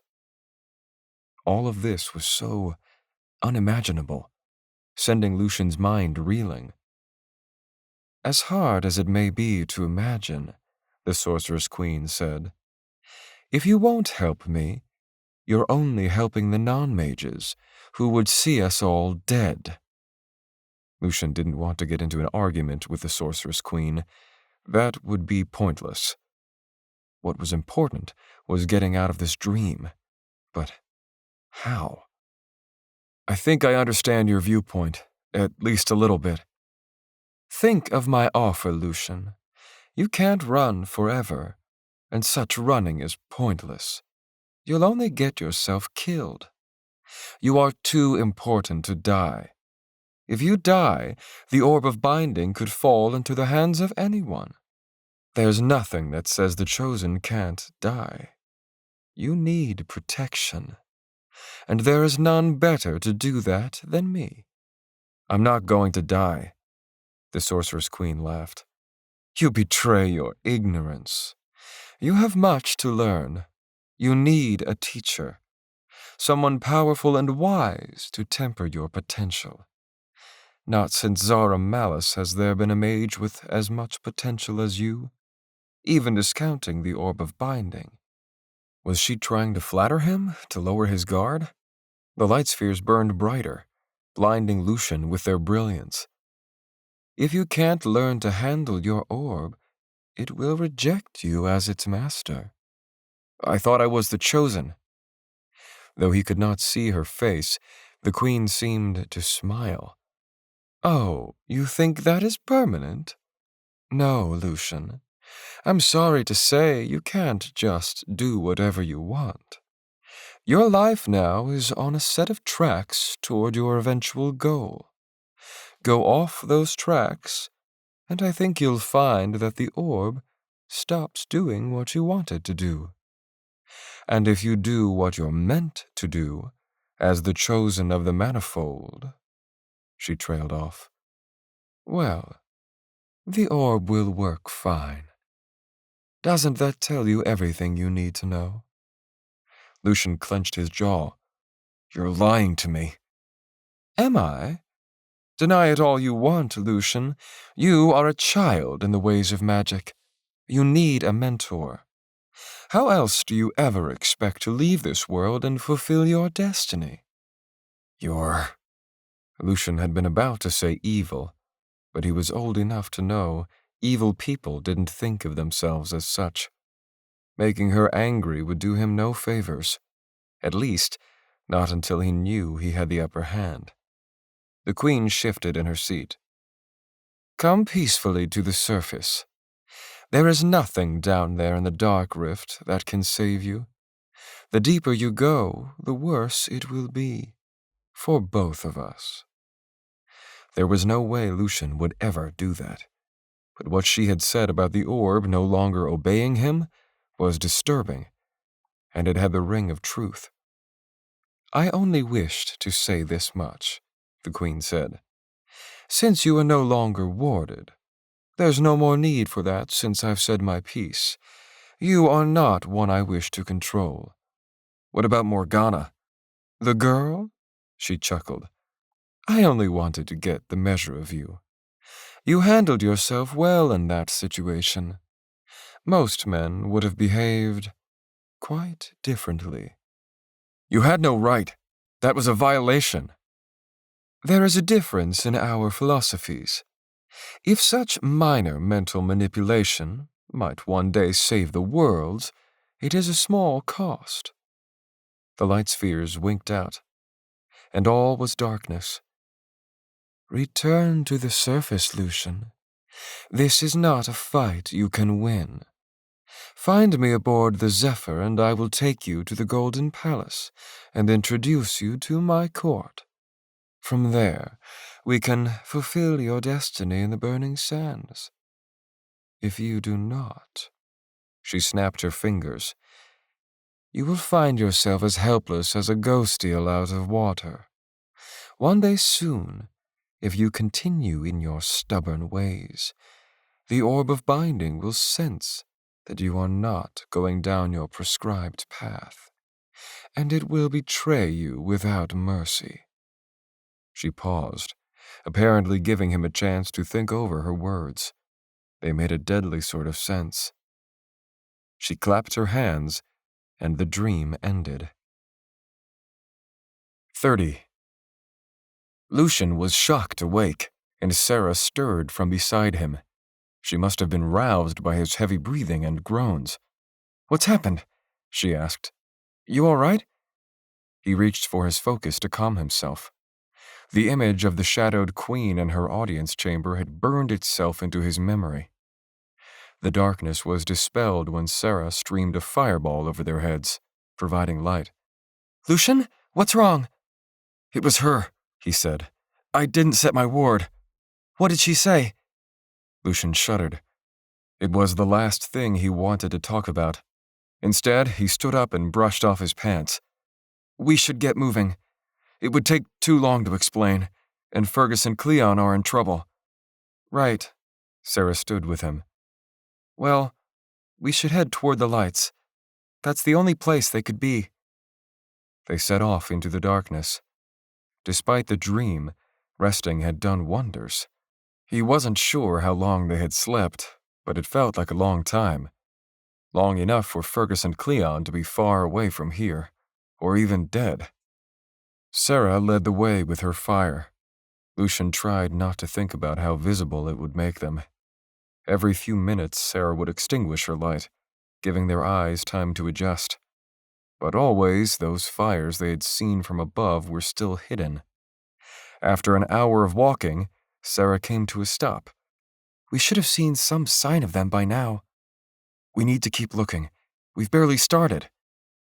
A quick fluttering of wings from behind caused them to turn. Over their heads flew a large creature, at least 2 meters wide. It screeched as it shot into the darkness. "Rotting hell," Sarah said. "What was that thing?" "Gloombat. A whole colony of them could be on us in minutes." "Rotting hell indeed." "Stream a sphere as bright as you can stand, and pray someone cares enough to save us." Lucian hurried to do as commanded. He reached for radiance and streamed, though it tore at his mind to do so. A bright sphere of light shone above them. "It doesn't need to last long," Sarah said.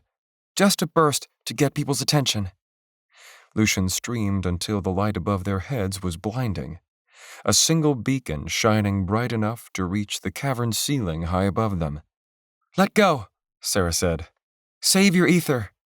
The light of Sarah's floating fire was nothing compared to the former brilliance of Lucian's sphere, but it would have to suffice.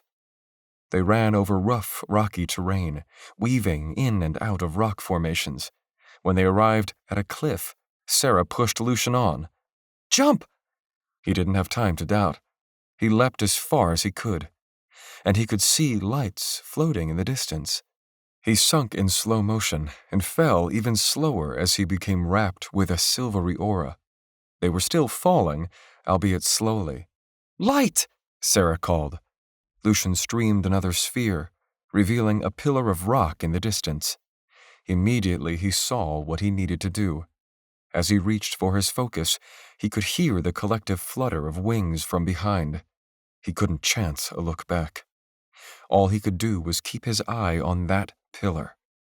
He opened another stream, this one binding, forming a focal point on the column. Ether drew reluctantly from the orb. He was all too conscious of what the Sorceress-Queen had told him, that the orb didn't find him worthy. It had to find him worthy now, or both he and Sarah were dead. He formed 2 anchor points, one for him and Sarah. Deepening his focus, he streamed. Nothing happened. They were still falling. "Help me, damn you! I'm about to die!" The magic tore from him in an angry torrent, rocketing him and Sarah out of the chasm and toward the pillar. Looking over his shoulder, Lucian could see hundreds of red, beady eyes glimmering in the darkness. Lucian cut off the stream, but the orb's power was bursting at the seams, demanding to be used. It was as if it were challenging Lucian to handle that power, as if it believed he couldn't. With a roar, Lucian reset the anchor point from him and Sarah and onto the rock spire, and the focal point on a pair of red eyes in the center of the swarming cloud of bats. "Get down!" he shouted. He and Sarah barely had time to duck behind a boulder before the rock spire simply disintegrated as it shot toward the bats, spreading a scatter of high-speed projectiles. Lucian, streaming by instinct, created a reverse binding ward around him and Sarah, which kept the rocks from tearing them to shreds. Hundreds of screeches echoed throughout the cavern, piercing Lucian's ears. The orb's power ebbed. Hopefully that use of magic would satisfy it. "We've got to keep moving," Sarah said. "It won't take the survivors long to regroup." They ran toward the fires burning in the distance. Several gloom bats broke ahead of the cloud. Sarah turned, her hands radiating gray magic. She cried out as she sunk the forerunners with a gravity amplification stream. Lucian's stomach churned upon hearing those bodies crunch on the rocky ground beneath. Lucian tried to tether a few of them, but the orb wasn't responding. Well, rot the damn orb, then. He reached for the psionic aspect instead, streaming a kinetic wave that pushed back against the cloud of bats. But it was only a stalling move, and Lucian was low on ether. There were still hundreds on their tail. Lucian readied his shock spear, knowing it was probably the only real defense he had left. "We're not going to make it," Sarah said. Sharp pain lanced Lucian's right shoulder. A small gloombat had latched, its talons piercing his clothes. He let out a yowl, reached for dynamism, and streamed electricity into the bat's body. The bat screeched as it fell to the ground, the singe of its burnt hair almost making him gag. The pain was hot, but thankfully it didn't sink in deep. It was those long fangs he had to be worried about. They carried venom. One bite, and it would all be over. Lucian twirled the spear, feeling severely out of practice. He held his focus until it was only him and Sarah, their spears, and the approaching monsters. "Go," he told Sarah. "I'll hold them off." "Don't be ridiculous," she said. "Neither of us are making it. Let's just make it a fight to remember."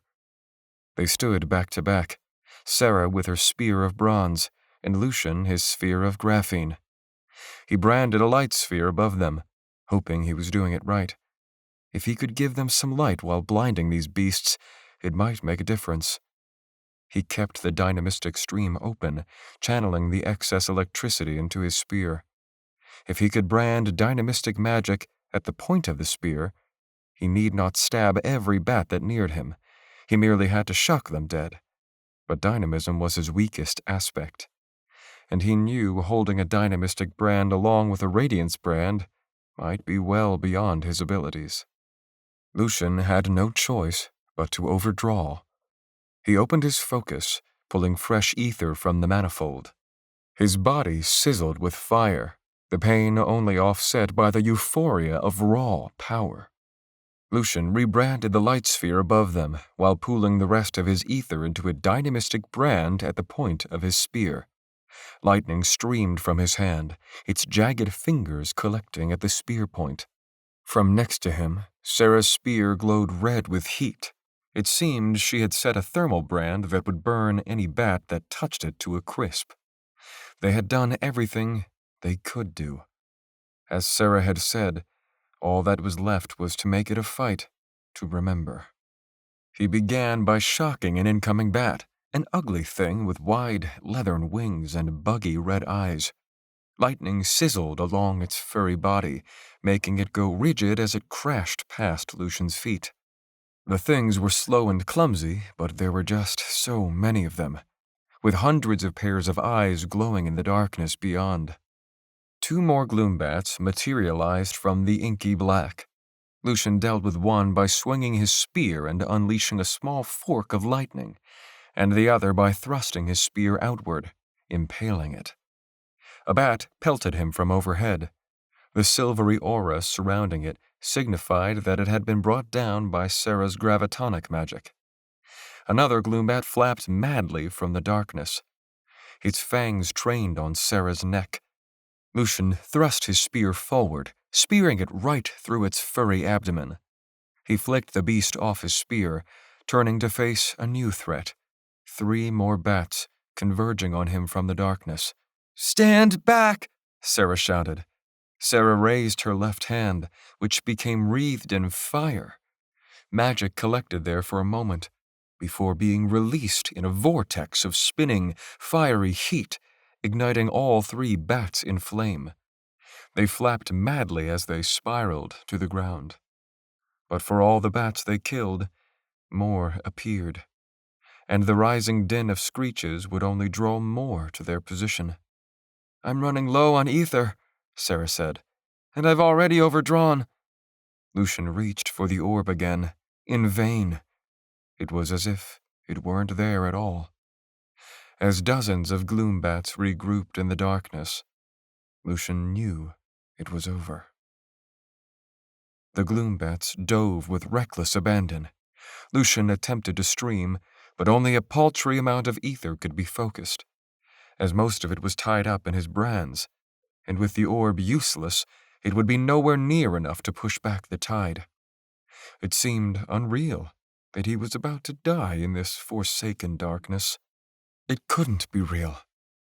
But as his eyes met Sarah's one last time, he realized that she knew the truth too. It was over. Just as Lucian was about to say his final goodbye, Fergus was at his side, bloodied and bruised, but his face fierce and the bronze tip of his spear flecked with blood. It seemed a vision out of some dream. Lucian gave a crazed laugh. "Where in the rotting hell were you?" At that moment, Cleon stepped up with his spear, red-hot at its tip. He pointed it at 2 diving gloombats, instantly incinerating them both. "Play with fire, and you get burned," he said. "Took you too long enough," Sarah said. At that moment, Lucian realized it was not just them. At least a dozen other people stood behind them, all ghostly pale and wearing tattered clothing. Most bore old spears, but others held axes and hammers. But almost all of them, if not all of them, were using magic. Thermal magic, dynamistic magic, radiant magic. It was a storm of magic unleashed at the bat invasion. A particularly crazed-looking man with a halo of white hair and mottled frayed skin leapt onto a nearby rock. He had no weapon but the magic in his hands, which were wreathed in a reddish light. No, not red. Orange. Lucian's skin went cold. "Die, you rotting batty bastards!" He yowled. He laughed maniacally as his hands became molten and balled into fists. "Run!" someone shouted. There was no time to think. After exchanging a look with Sarah, Lucian bounded after the rest of the frays. They leapt over rocks, across crevices, climbed cliffs. Lucian chanced to look back to see the old man wreathed in an aura of orange, and that aura was expanding outward. The shrieks of dying gloombats sent chills down his spine. They were falling in droves. The very air seemed to change, warming and tightening. There wasn't a better way to conceive of it. It was as if all energy were being drawn toward that man, being focused into that orange aura, which was glowing brighter and brighter. And then there was a sudden blinding flash, followed by a couple of seconds of silence. And then a rumble and an explosion so loud and fierce that it knocked Lucian flat on his stomach. A wave of heat blasted over him, only alleviated by a thermal shield someone had hastily thrown up. Lucian didn't know how long that blast lasted, but at least half a minute. By the time it had passed over, the tinge of ozone hung in the air. The caverns were dark once again, and there were no more bat screeches. The following silence was uncanny. "He got them all. What was that?" She shook her head. An atomic blast. And a rotting strong one at that. I'm glad he's on our side, Cleon said. Fergus approached them. Is everyone all right? Where did you guys come from? Lucian asked. There'll be time for that later, Fergus said. We need to clear this area unless you want to deal with radiation poisoning. We need to head to Sanctuary. It's the Phrase town. We can explain everything once we're inside. 31. Sanctuary was located inside a narrow canyon, the top covered thickly with interwoven thatch, while a large wooden gate reinforced the entrance. When those gates were pulled back and Lucian entered, it revealed a long, communal space, with plenty of burning spherical flames, all floating with gravitonic magic. Those fires illumined this island of light in a sea of darkness. Hollow faces stared as they entered. Women, children, old ones. To Lucian, their mottled skin and pale complexions made them seem half dead. He felt guilty for thinking that, and he hoped his shock wasn't reflected on his face. He wasn't sure whether to be afraid, revolted, or to feel pity. He kept hold of his focus to better ignore those feelings. These people couldn't help who they were, and it felt shameful to be afraid of them. All were inside the gate in seconds, which was soon shut to the darkness. Lucian held back his sigh of relief. Where's the other one? Cleon asked, his voice booming. The atomicist. The milling phrase gave Cleon death glares, as if he had committed some unforgivable faux pas, which made sense. In this place of dark and quiet, the sound could attract predators. Pipe down, Cleon, Fergus said. Remember what Elder Osric told us last night? Ah, that was his name, Cleon said, only marginally quieter. He'll be back soon, a middle-aged Frey said, with brown hair that fell to his broad shoulders. His chest was mottled and gray. Here he is now. As good as the man's word, the gate was opened, admitting the balding man who walked with a stooped stature. Only when the gate was hastily shut did Lucian feel at least somewhat safe. As far as he could tell, there was no way into this canyon except through this gate and another gate at the canyon's far end, which was about 100 meters away. The old man, who had to be the Elder Osric, approached the four of them. His form was thin and haggard, and his pale, cadaverous skin was loose on his bones. His wild, white hair was bald at the top, but fell long and stringy over his eyes. "This is who I almost died for?" he said, his voice rattling. "Elder Osric, this is Lucian," Fergus said.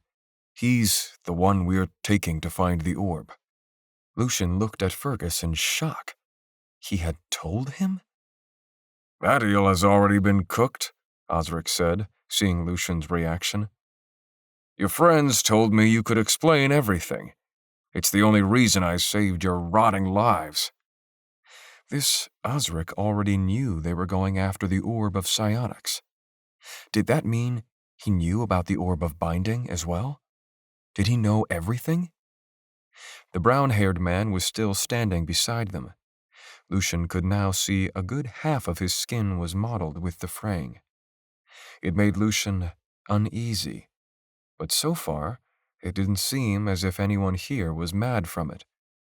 "Cyan, my boy," Elder Osric said. "You come with us. We have things to discuss." Everyone made their way to a floating fire sphere in the center of the camp, around which some large, rounded stones had been gathered. Osric motioned them to sit with him. He and the one he had called Cyan watched Lucian like wyverns eyeing their next meal. Cyan cracked his knuckles. Those thick forearms looked as if they could break bones. Osric cleared his throat. "Your friends told me some story about how you're after the orb of psionics. After hearing that, I was expecting someone a little more impressive than a yellow-bellied milk-drinking earther. His gaze took in Sarah. And his girlfriend. I'm not his girlfriend. Really? Pity for him, then. Osric's light blue eyes noted her arm. I see you're just starting to fray. We have a home for you here if you want it. You seem handy in a fight. I'm good, thanks. Suit yourself. His eyes went back to Lucian. So, what brings you here? Why do you think you'll be the one to find the orb after all these years? My other son died trying to track it down 10 years back, like half this rotting moon. Both Freys watched Lucian closely, and he could sense others in the community watching from a distance. It's the only way to stop the Sorceress-Queen, he said. That's shit, he said. The Sorceress-Queen isn't your war, it's them two's. He nodded at Fergus and Cleon, who shifted in their seats. I want to know why you want to find it. If you don't tell me, then you're on your own to find Slaves Run. That was the reason Fergus and Cleon had revealed their mission. That and Osric likely wouldn't have saved him and Sarah otherwise. Because I have no choice. If I don't find it, along with all the other orbs, then whatever destroyed the builders will destroy us too. Osric watched him with arched eyebrows. For a moment, he seemed too stunned to speak. I have to say, he said, that's not what I expected to come out of your mouth. But when you get old like me, you learn to separate truth from lies. I don't think you're lying, young man. I just want an explanation. You don't have to tell him anything, Lucian, Sarah said. Yeah, he does, honey, Osric said. Your friends already told me they want to find Slaves Run. Well, you're not getting there unless I can show you the way. Trust me. We had no choice, Lucian, Fergus said. They refused to help unless we told them. And they promised to make this worth my while, Osric growled. That means all 4 of you are back out on your asses if I don't like your answers or your general attitude. Well, Sarah said. You've got us there, then. Osric nodded. As long as we understand each other? He looked at Lucian. And why are you the hero? The one who wants to find the orb? Why not Fergus? Or Cleon, for that matter? Telling the full truth would be risky. He was surrounded by frayed mages who could turn hostile at a single word from their leader. If he told them he already had the orb of binding, the man could kill him and take it for himself. But something told Lucian he wasn't going to find out where Slaves Run was without telling the truth. Some of it, anyway. Sarah, Lucian said, do you know where we are? She let out a frustrated sigh. No idea. You'll die down here without our guidance, Osric said. Just like the enclaves up above, you have to earn your keep. And you can only do that by regaling me with a good story, and one that makes sense. All right then, Lucian said. But what I tell you can't go beyond this group. It could ruin everything. I'll make that call, young man, Osric said. Now, out with it. Lucian heaved a sigh. This man was frustrating to the extreme. I hope you're a good man, Osric, Lucian said, because I'm about to give you the keys to the universe. Osric's eyes widened slightly at that, while Fergus, Cleon, and Sarah stared at him in shock. Well, Osric said, it's safe to say you have my interest. Lucian told him about the orb of binding, how he'd found it, who had given it to him, and why it was his mission to find all the orbs, including the orb of psionics. To his surprise, no one interrupted his story. Osric listened, completely rapt, along with Sion. The telling took so long that Osric had to signal for food to be brought half an hour in. Lucian ate gratefully, some sort of roasted meat that he hoped wasn't gloombat. It was stringy and greasy, and its taste bland. But Lucian wasn't about to refuse Osric's hospitality. Once he'd finished revealing his intention to find all the orbs and end the Starsea cycle, Osric shook his head and whistled. I asked for the truth, and what I got is so far-fetched that not even a burner could have come up with it. It is the truth, Sarah said. I've seen him use the orb. Just now, he split this huge pillar of rock as if it were nothing and sent the rock shards flying into the bats. I have also seen his magic, Fergus said. I doubted at first, but he has time and again proven that he can wield an amount of binding magic that would fray any other mage. Cleon nodded his agreement. I see, Osric said, stroking his scrabbly chin. I was going to say I believed him, despite the extreme nature of the story, but I digress. We in Sanctuary believe in the orbs. Some of our mages have even sought out the orb of psionics, like my aforementioned fool's son. The words of the prophecy spread like wildfire here a few decades back, or like a virus, if you prefer.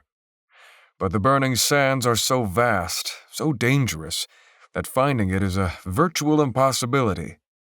It's not my business, though, if you mean to find it. He eyed Lucian shrewdly. You did well to tell me the truth. I'll help you. At least, in my way. Lucian's eyes widened. Help us? How? I can lead you to Slave's Run, personally. It'll take you a couple of weeks to get to the Mountains of Madness, and the monsters on the way will make that gloombat infestation look like nothing. That's our road, Sarah said. Unless there's another. If there's another way, Osric, you must tell us, Fergus said. Oh, I'll lead you down there all right. There's something like a moving floor that only I know the location of.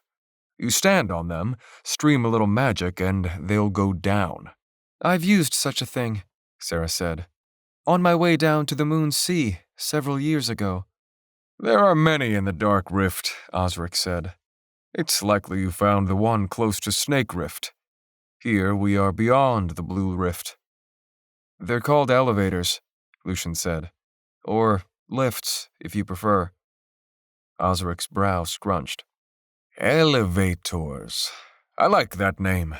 They are truly magical devices, an invention of this long-dead race that we simply couldn't conceive of until you see them.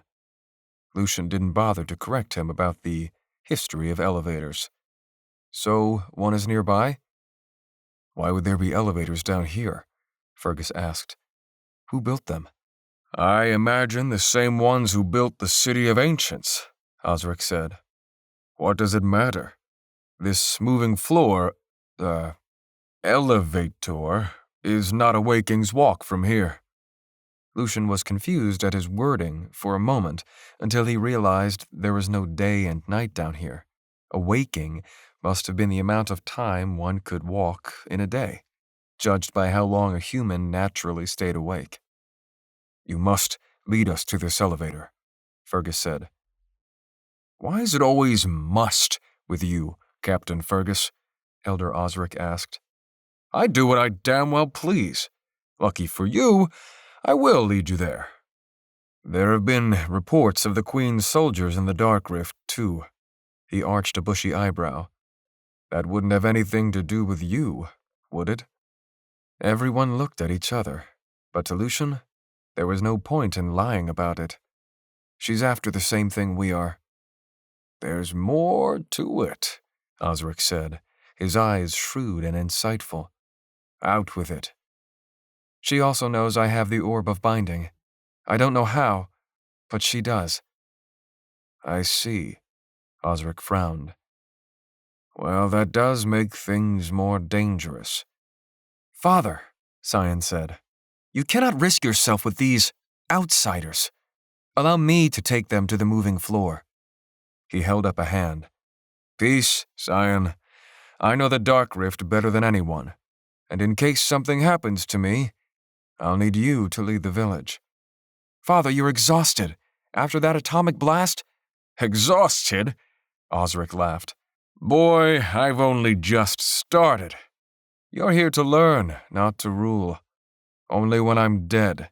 And let's pray that doesn't happen soon. I have big plans for the village, and if you don't get ahead of yourself, my boy, you'll live to see them." Cyan did not seem happy to be silenced, but he didn't argue. "Now," Osric said, "see that their canteens are filled. We can do at least that much before we set out." Cyan glowered, went off without a word, and started barking orders at some of the frays of the community. "Get some sleep," Osric said. "Sleep is necessary to regenerate your magic. Something in my bones tells me we'll need all we can get." 32. Lucian couldn't sleep a wink. All he could think about was the Queen's soldiers edging closer and closer. And the closer they were, the harder it would be for Fergus to mask their presence. And was there any point to warding themselves when there was an entire community of mages down here? The Radiant Hunters would be drawn here like sharks to blood. Lucian only succeeded in a light doze before being shaken awake by Fergus. "It's time." Within minutes, the four of them plus Elder Osric were packed up and standing by the opposite gate from where they had come in. When Osric's sharp blue eyes met his, Lucian felt a strange sense of foreboding. It seemed there was something the old man wasn't telling them, but Lucian couldn't have said what. He could only be on his guard. The path forward was going to be more dangerous than even Osric had let on. Of that, Lucian was sure. Cyan arrived next, his arms folded with a grim expression on his face. "Stop with that long face," Osric said. "I'll be back soon. Hear me?" Despite his harsh demeanor, Cyan embraced his father. "You're stubborn as hell, Pa. I just hope it doesn't get you killed one day." "This is for our survival," Osric said. "A chance at a better life. Wouldn't you like to see the sun more than once a fortnight? Wouldn't you like to wake up every day to feel its gentle rays on your face?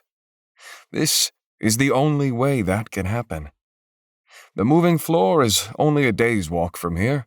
If I can't survive that, then I don't deserve to be the Elder of Sanctuary." "Good men have died out there," Cyan said. "Left in search of the orb and never to return. Don't be one of them." Osric nodded. "I don't intend on dying. Keep the fires warm and bright for me." "What do we do if the Darans come? How will we defend against them without you?" The old man gave a plucky smile. "If they want to fight, lose them in the darkness and let the gloom bats have them." Cyan nodded. "Will do. I don't like the idea of them trashing our community and taking our things. But if that's what you want, I'll see it done." "We can rebuild our larders," Osric said. "But we can't rebuild lives." He turned to Lucian. "You sure you're up to this?" Lucian wasn't sure in the least, but he made himself nod all the same. "I'm ready." "All right then," Osric nodded to the guard by the gate. "Open up." The gate rolled back. The darkness beyond the small pool of light was absolute. Lucian didn't want to go into that, but there was no choice. This was the only way forward. As they walked into the darkness, Lucian couldn't get his doubts about the orb of binding out of his head. Doubts the Sorceress-Queen had sown. He had to own it. Didn't he already own it? Didn't the Oracle of Binding entrust the orb to him? And if so, why wasn't it obeying him? There was only one answer that made sense to Lucian. The orb was losing faith in him. That thought alone was terrifying. Was the orb of binding trying to sabotage him? And if so, how could he stop it? Lucian had no answers as the path angled deeper underground, crossing streams and snaking down cliffs until there was no path at all, just a rocky landscape cloaked in darkness. "Nearly there," Osric said. "Just down this canyon and—" At that moment, a blinding light flashed at the top of the canyon. Lucian's heart kicked into overdrive as he reached for his focus. It was an ambush. The next moments were chaos. Fergus raised an arm, which became wrapped in intense green light. From his open palm, a single beam shot upward, a blue laser that pierced a man standing at the canyon rim.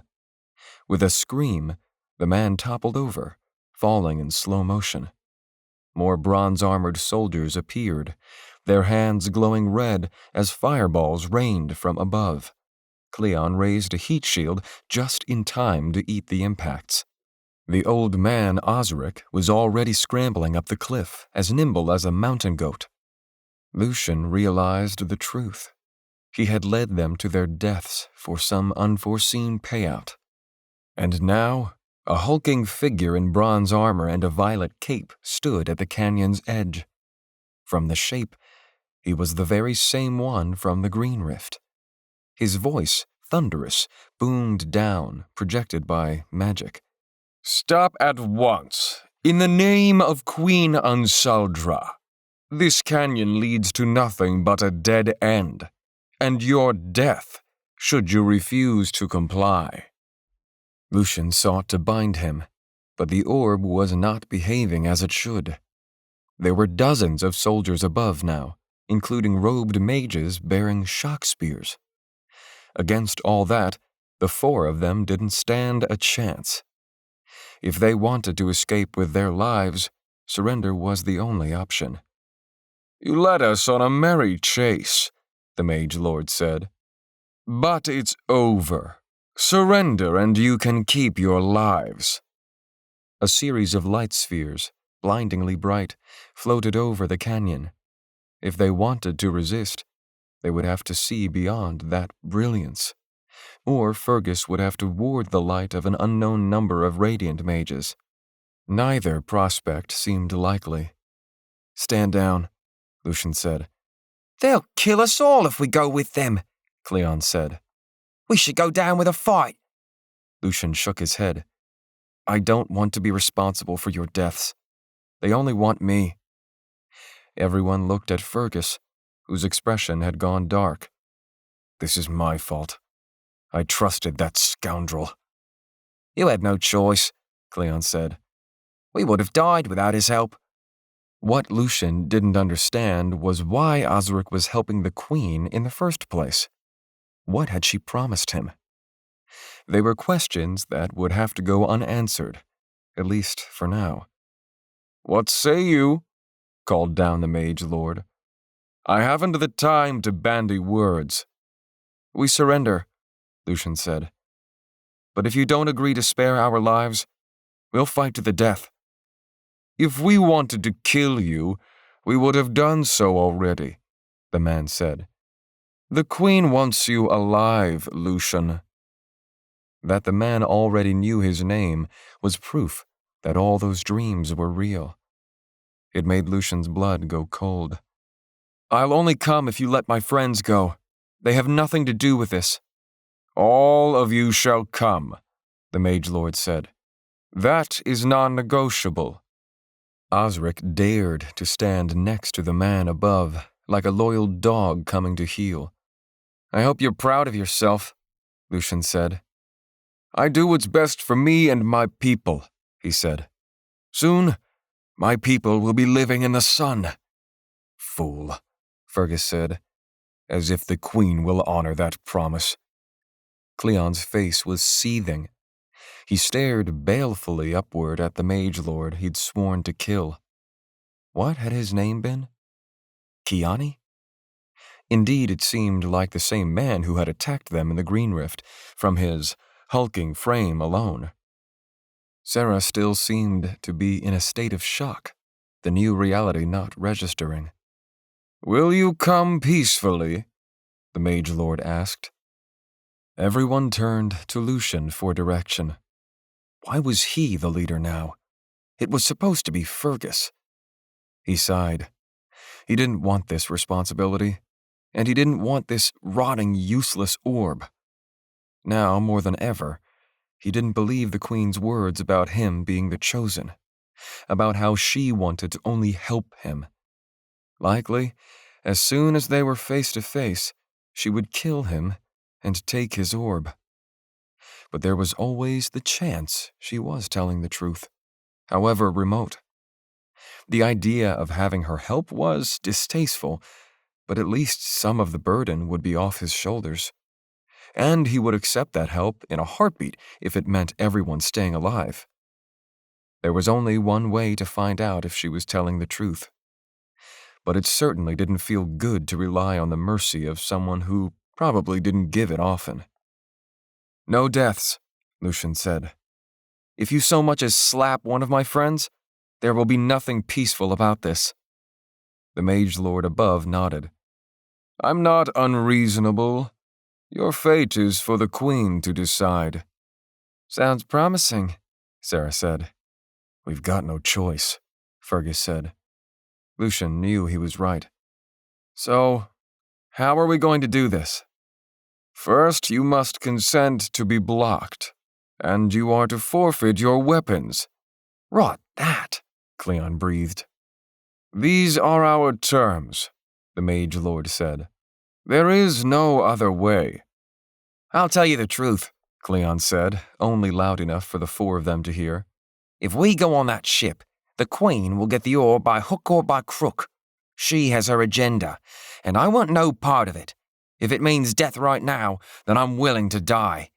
"Don't be foolish," Sarah said. "If you die, then you'll be leaving the rest of us to suffer at her whims."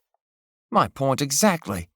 It's better to go down fighting than to become the Sorceress Queen's puppet. I've lived that life once. Never again." "I need your decision," the mage lord above said. "My patience wears thin." Lucian knew there was only one right answer. Fighting to the death only guaranteed the orb fell out of his hands.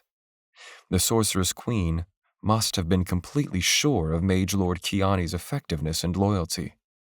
Or she simply trusted in the realization of her prophecy.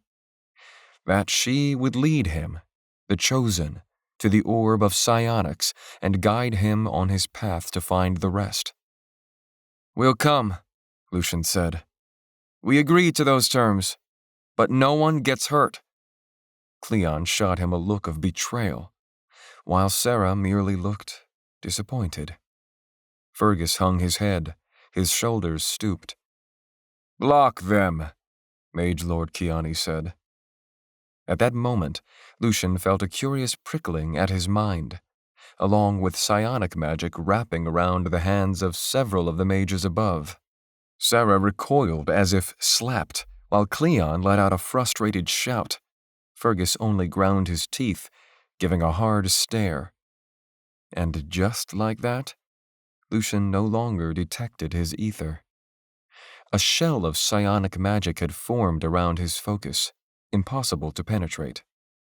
They were completely at the mage's mercy. The mages and soldiers climbed down into the canyon. They forced Lucian to hand over everything, his pack, his spear, even his canteen, until nothing was left but the clothes on his back. Even then, he was patted down by two bearded guards wearing conical bronze helmets. Once done, the guards stood back and nodded at the Mage Lord, who strode up with a heavy gait. "They're clean, Mage Lord Kiani." Kiani was a sight. At least 2 meters tall, well-muscled, with a salt and pepper goatee on a late middle-aged face. His beady brown eyes didn't seem to miss a detail. Cleon growled as the man approached. Mage Lord Kiani gave a slight smirk. Yes, it seemed he recognized Cleon. Lucian couldn't help but wonder the reason for the bad blood.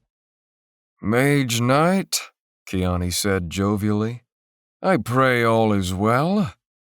At this, Cleon gave no acknowledgement. That's no way to hail your commander. If you give me a salute and a heartfelt apology for abandoning your post, I might be merciful at the court-martial."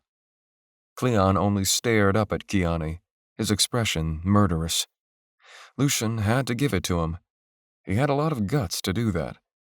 "Very well," Kiani said, disappointed. "Time to get out of this dark, rotting hellhole."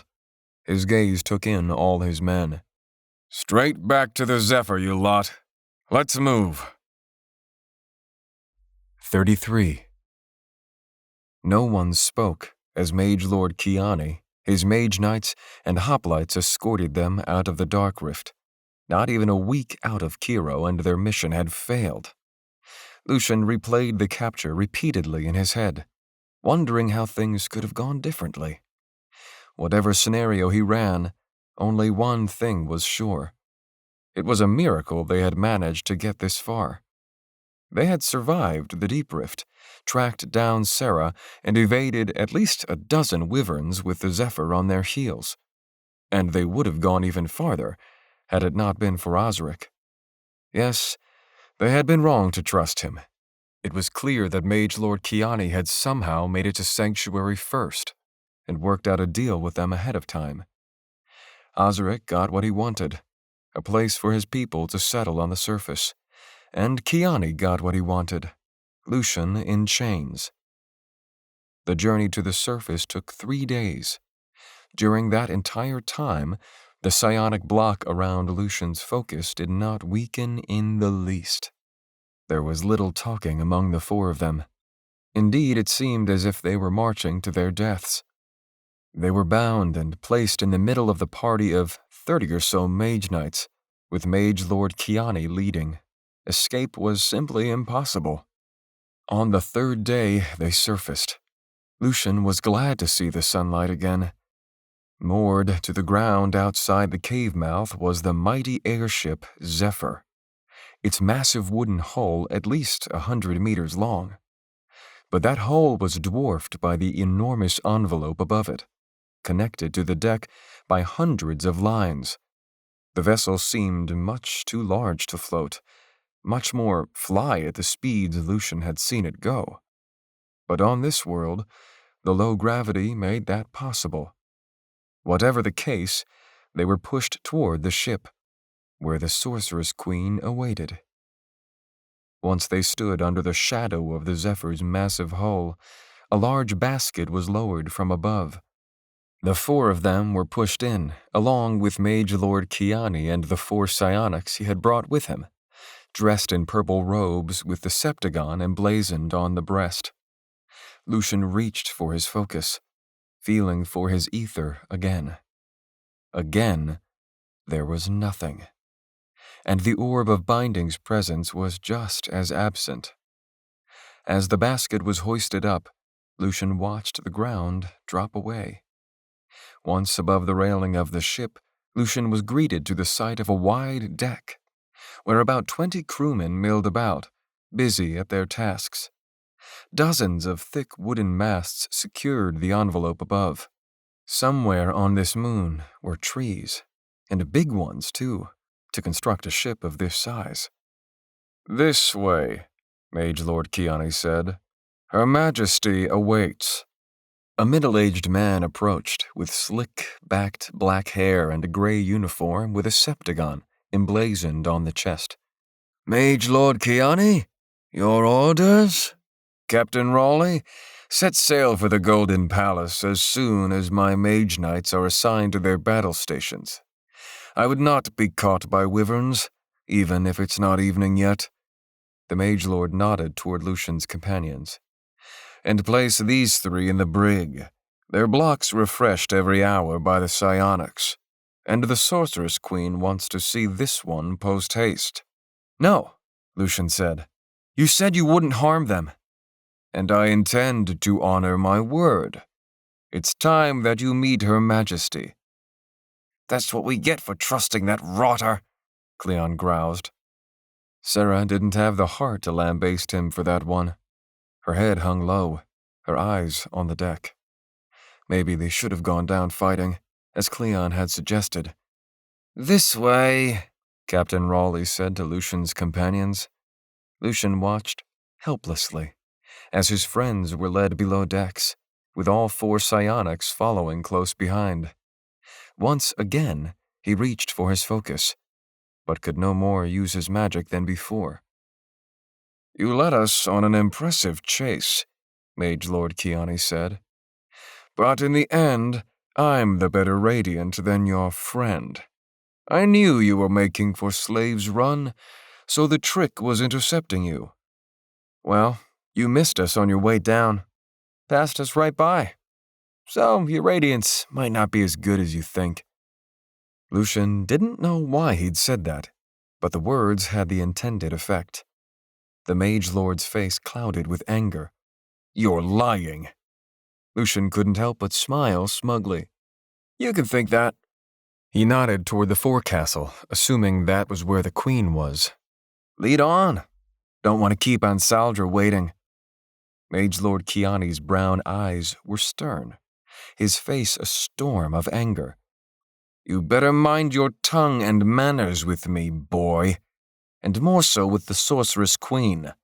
I am the Mage Lord of the Golden Mountain. You will address me with the respect I'm due. Lucian didn't talk back, even if he had a mind to. There wasn't any point in trading shots with him. Mage Lord Kiani nodded, satisfied. That's better. He looked at some of his surrounding mage knights, all armed with shock spears and wearing robes the color of their aspect. That might make it easier for Lucian to defend against them if it came to that. Can I get my hands unbound, at least? Lucian asked. All ignored him. We're taking him to the Queen's stateroom, Kiani said. Let's move. The mage knights pushed him along, and Lucian felt sick to his stomach. Within minutes, he could be stripped of his orb, and much more, his life. He wondered if these people even knew who he was, or what the Queen wanted with him. Not likely. If they knew that, one of them might be stupid enough to try to take the orb for him or herself. Kiani led him down a short set of steps into the forecastle. At the bottom, a pair of intricately carved and gilded double doors lay down a short corridor. 2 mage knights in violet robes and hoods stood guard outside, bronze shock spears in hand. As Lucian approached, each placed a hand on the handle of each door, opening them in tandem to reveal a luxuriously appointed stateroom filled with rich carpets, tapestries, waxed wooden furniture, and glowing lamps. Lord Kiani nodded him in, while he and his mage knight escort remained outside. As soon as Lucian passed through the doors, Mage Lord Kiani right behind him, he noted the pleasing scent of incense. A wide set of windows, set in the ship's stern, looked onto the rift, as well as a tumbling waterfall, through which the sunlight refracted a rainbow. But all of that was nothing compared to the woman standing at that window, her back faced to him. The Sorceress-Queen of Psyche was a young, beautiful, and petite woman, though Lucian couldn't see how that was possible.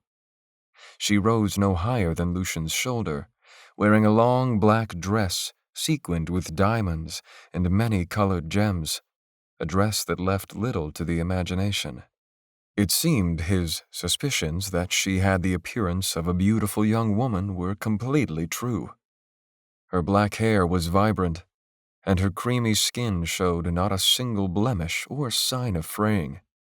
An anti-grav brand caused the train of her dress to float behind her several meters, the undulating fabric color-shifting through all the hues of the rainbow. Her hair fell just short of her waist, curling sharply toward the end. From age alone, Lucian knew this could not be the Sorceress Queen, unless she somehow had access to longevity treatments here.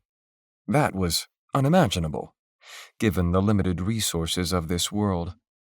But the extravagance of her dress and the elegantly appointed cabin begged to differ, as well as her general posture, which was straight, regal, and proud. She stood so still that she might have been a statue and did not seem to be aware of his presence. Lucian wasn't sure what to do or what to say. He stopped near the door, not wanting to go any closer to the source of his terrors. Mage Lord Kiani cleared his throat. "Your Majesty, I bring before you, bound and blocked, Lucian Abrantes." He bowed low as if he were an insect who could not stand her glory. "Leave us, Mage Lord." Her voice seemed too deep and powerful for a woman her age. "I thank you." Kiani did not seem to doubt the Queen's safety for a moment. A testament to her power, or a gross oversight? Lord Kiani slunk away, and the doors closed forebodingly behind. At that sound, the pit that formed in Lucian's stomach had no bottom. Without his magic, his life could end at any second. At last, she turned. Lucian's breath caught at her beauty. She was young, yes, but there was something in her eyes that was much older and wiser. And those eyes, they were violet, as in his dreams, though they were no longer glowing. This short, slight woman, whom he could probably throw 10 meters, controlled an entire empire. The face was one of angelic innocence, with wide eyes and aquiline nose, and full lips. But he knew not to underestimate her, or be taken in by her appearance. But such a thing was easier said than done. She being a powerful psionic, he knew it could all be a trick of the mind to gain an advantage. He needed to treat her the same way he would treat any burner, how he would treat an army of burners. She was dangerous, and she most likely wanted his orb.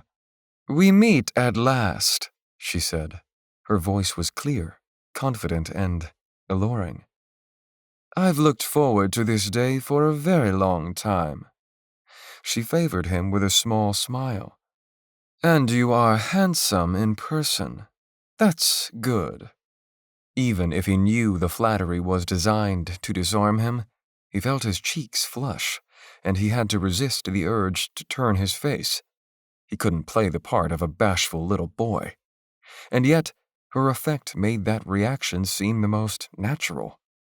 Lucian found himself tongue-tied. The Sorceress-Queen might not even need to use magic to get her way. "Are you surprised to see me thus?" she asked. "I'm just a woman. A powerful one, to be sure, and beautiful, I'm also told. But like all women of power, I hope to meet someone who is my equal. Someone I can speak to face, without them cowering as if I were a supernova about to consume them." She gave a small, innocent smile, which did little to soften her. "I believe you might be that man." Supernova would be putting it lightly. Lucian wasn't sure why he'd said that, but she seemed pleased that he had, her smile widening and reaching her violet eyes. It made her seem more human. Was it really her, or was it something calculated to lower his guard? Lucian reached for his focus to insulate himself from her effect. His emotions were cloistered, at least for the moment, allowing him to think more clearly. And to his surprise, he could feel his ether. He tried not to betray the shock on his face. If he so wished, he could stream at her and break out of this. But he knew such a notion was foolish, not with her right there and dozens of Mage-Knights at her beck and call, and his friends taken below decks to some unknown place. At that moment, he felt his manacles loosened, and they clanked onto the deck below. He blinked in surprise. "I hope you weren't treated too roughly," she began. "I instructed Kiani to bring you and your companions to me unharmed.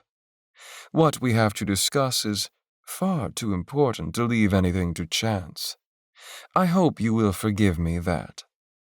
To Lucian's surprise, He did want to forgive her, while the sincerity in her soft eyes made him want to instantly agree with anything she said. But he couldn't do that. He had to find his wits and meet her head-on.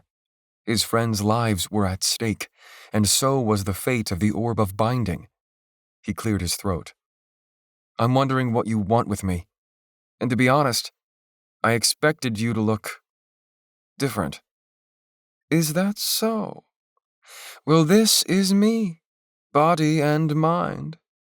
I've discovered how to do things with magic that most mages would deem impossible. I've had 50 years to practice, after all." "Is this some illusion designed to trick me?" "Trick you?" She laughed. "No, this is really me."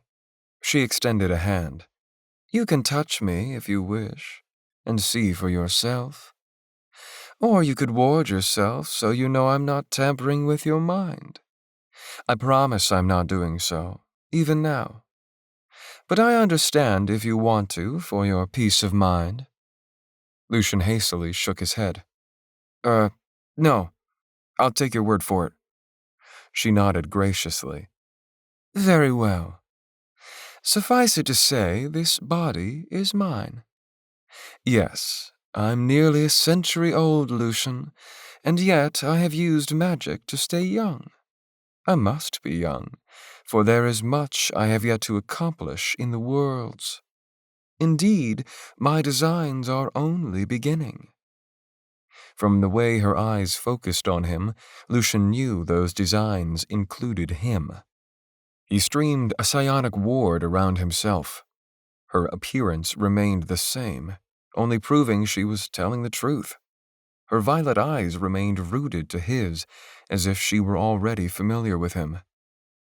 "Nothing to say?" Her voice seemed somewhat disappointed. "This moment, so pivotal in my dreams, and now you stand before me, exhausted, dirty, and defeated." Her silence afterward was brutal and cold. Lucian knew she expected him to defend himself, even to defy her. He could never give her that. He had to somehow divorce himself from his feelings. His friends were depending on him. "I apologize if I'm not the hero you were expecting. Probably because I'm not." When she turned, her eyes were angry at first. But then she smiled, as if Lucian had told a joke. "You underestimate yourself, Lucian. The raw material is there, but it will take a delicate and practiced touch to refine that into something magnificent. Even without refinement, you managed to find the sapphire of Starsea." She watched him a moment for a reaction. "Do you not see it? Why do you think the manifold has brought you to Psyche, Lucian? Has brought you to me?" The manifold? That didn't bring him to Psyche. The transcends were responsible for that. He knew he had to answer her because there was nothing more dangerous than a woman who was ignored or stonewalled. There wasn't only his life to consider. "I was expelled from the Volsung Academy," he said. "That's why I'm here." "Wrong," she said. "You are the chosen of the manifold, Lucian. You are the one fated to bring the orbs together. You are the one Ariane prophesied to save magic and mage-kind from annihilation at the hands of the Starsea cycle." She gave a small shrug. "Or not. There is nothing in that prophecy that guarantees your success. That is why we must begin our work at once to ensure your survival." "You have the wrong man," he said. "I'm not the only one with an orb, after all." She watched him closely, as if trying to guess what he knew. And Lucian realized he'd slipped up. As far as he knew, she didn't know that at least one other orb had been found. But it was clear from her lack of surprise that this wasn't news to her. "My prophecies point to you being the chosen, whatever orbs have or haven't been uncovered. Do you not hear whispers in the dark, Lucian? At once, he was reminded of the strange voice. That voice hadn't spoken to him for months, but that voice had told him to find the orbs and to bring them to him. He had almost driven it completely from his memory. How do you know about that? I know as much as you do, and more. His heart started beating faster. Then who is that voice? You know who it is. Lucian thought back to his conversation with the Oracle of Binding. She had mentioned that when the Immortal was defeated, he had somehow joined the Manifold. He wasn't sure exactly how that worked, but the implications were terrifying. The voice of the Manifold itself is calling to you. You are indeed the chosen. For it is the Manifold that wants to bring the orbs together. Such is the natural balance of things. You are the agent to make that happen. It has chosen you. But Ariane's prophecy only talked about the orbs, Lucian said. He didn't say there would be any chosen to bring them together. You speak in ignorance. No one has deciphered the totality of Ariane's prophecy of the seven.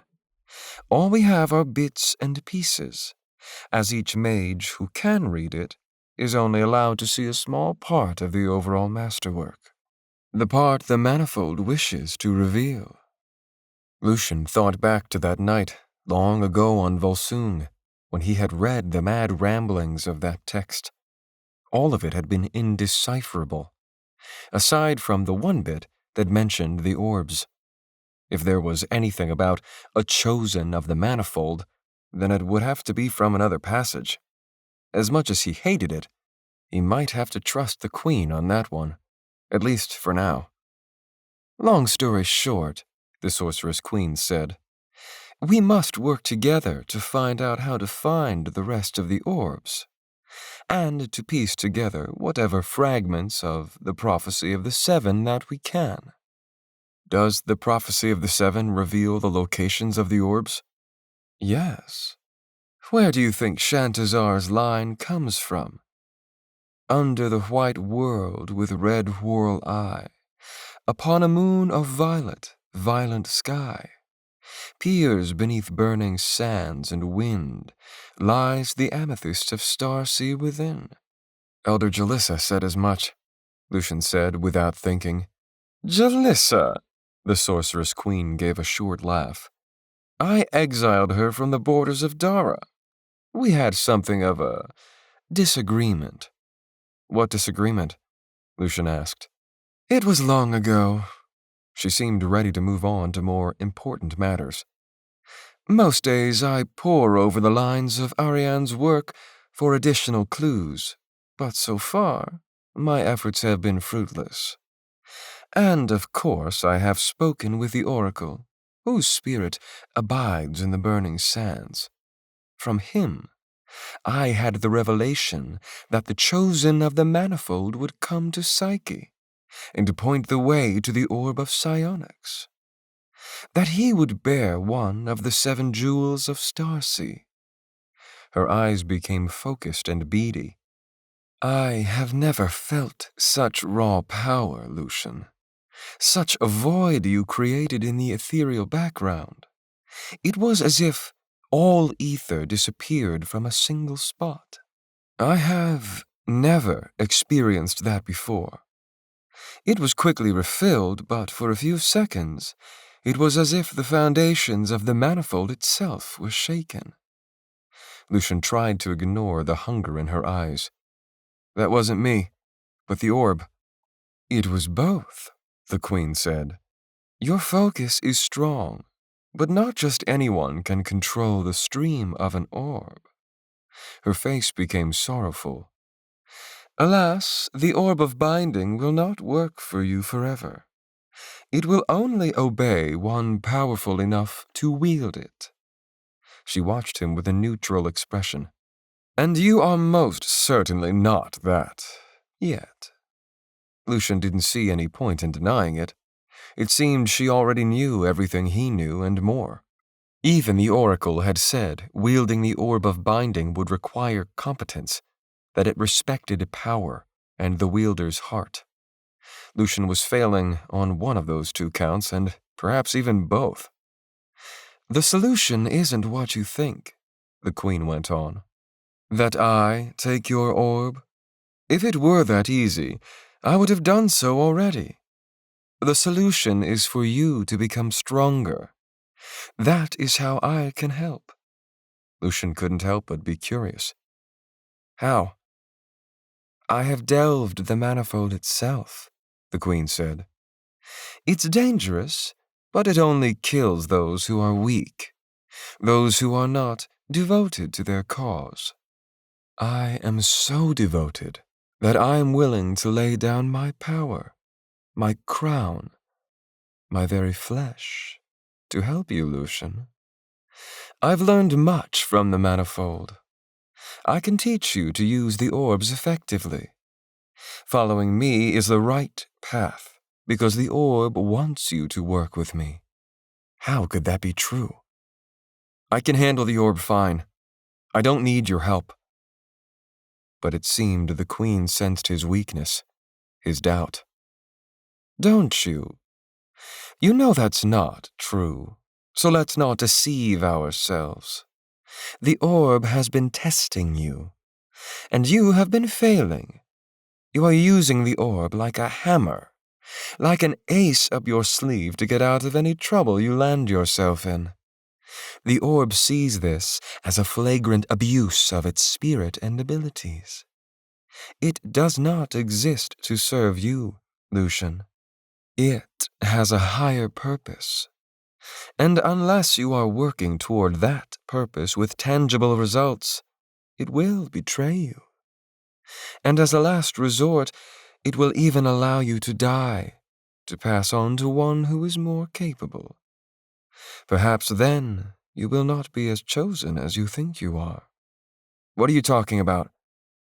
"One who is chosen can be unchosen. There's nothing magical that says it has to be you. You have a destiny, Lucian. This isn't about you anymore, what you want or need. Just as my empire and my wants and needs pale in comparison to necessity.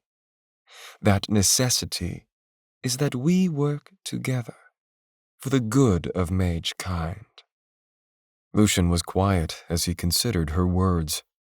He never dreamed he might agree with her, but everything she'd said made a strange sort of sense. He didn't delude himself that she was a good person, but a good queen and a good person were not necessarily the same thing. "It's a lot." "I understand," she said. "But we are on the same side. I would never ask you to give up what one of the great oracles of Starsea wanted to give you. That is an honor not even bestowed on me. You are a de facto vigilant of Starsea, a holder of one of the orbs. Were we in those days, billions would now be under your command, with sycophants, advisors, and armadas sworn to your name. You would have honors, riches, and titles beyond your wildest imaginings." Her eyes shone brightly in a way that seemed to think those hypothetical things were real. "Even if you don't see yourself as such, you are a vigilant, and you will become an even more powerful one once you add the orb of psionics to your retinue. But you will never reach those lofty heights without my help. Do you think I would be speaking to you as an equal if this were not so?" His mind was reeling. "What are you getting at?"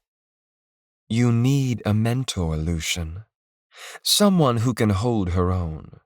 You are young, yes, but you will learn, and you will find no better teacher than me. I will be loyal, dedicated, and teach you how to use your magic more effectively than any mage in the galaxy." To his surprise, she reached out and cradled one of his dirty, roughened hands in her two own. "And I wish to learn about you more, personally. We will have time enough to spend together during the journey to the Golden Palace and the Burning Sands. We need to get to know each other on an equal footing.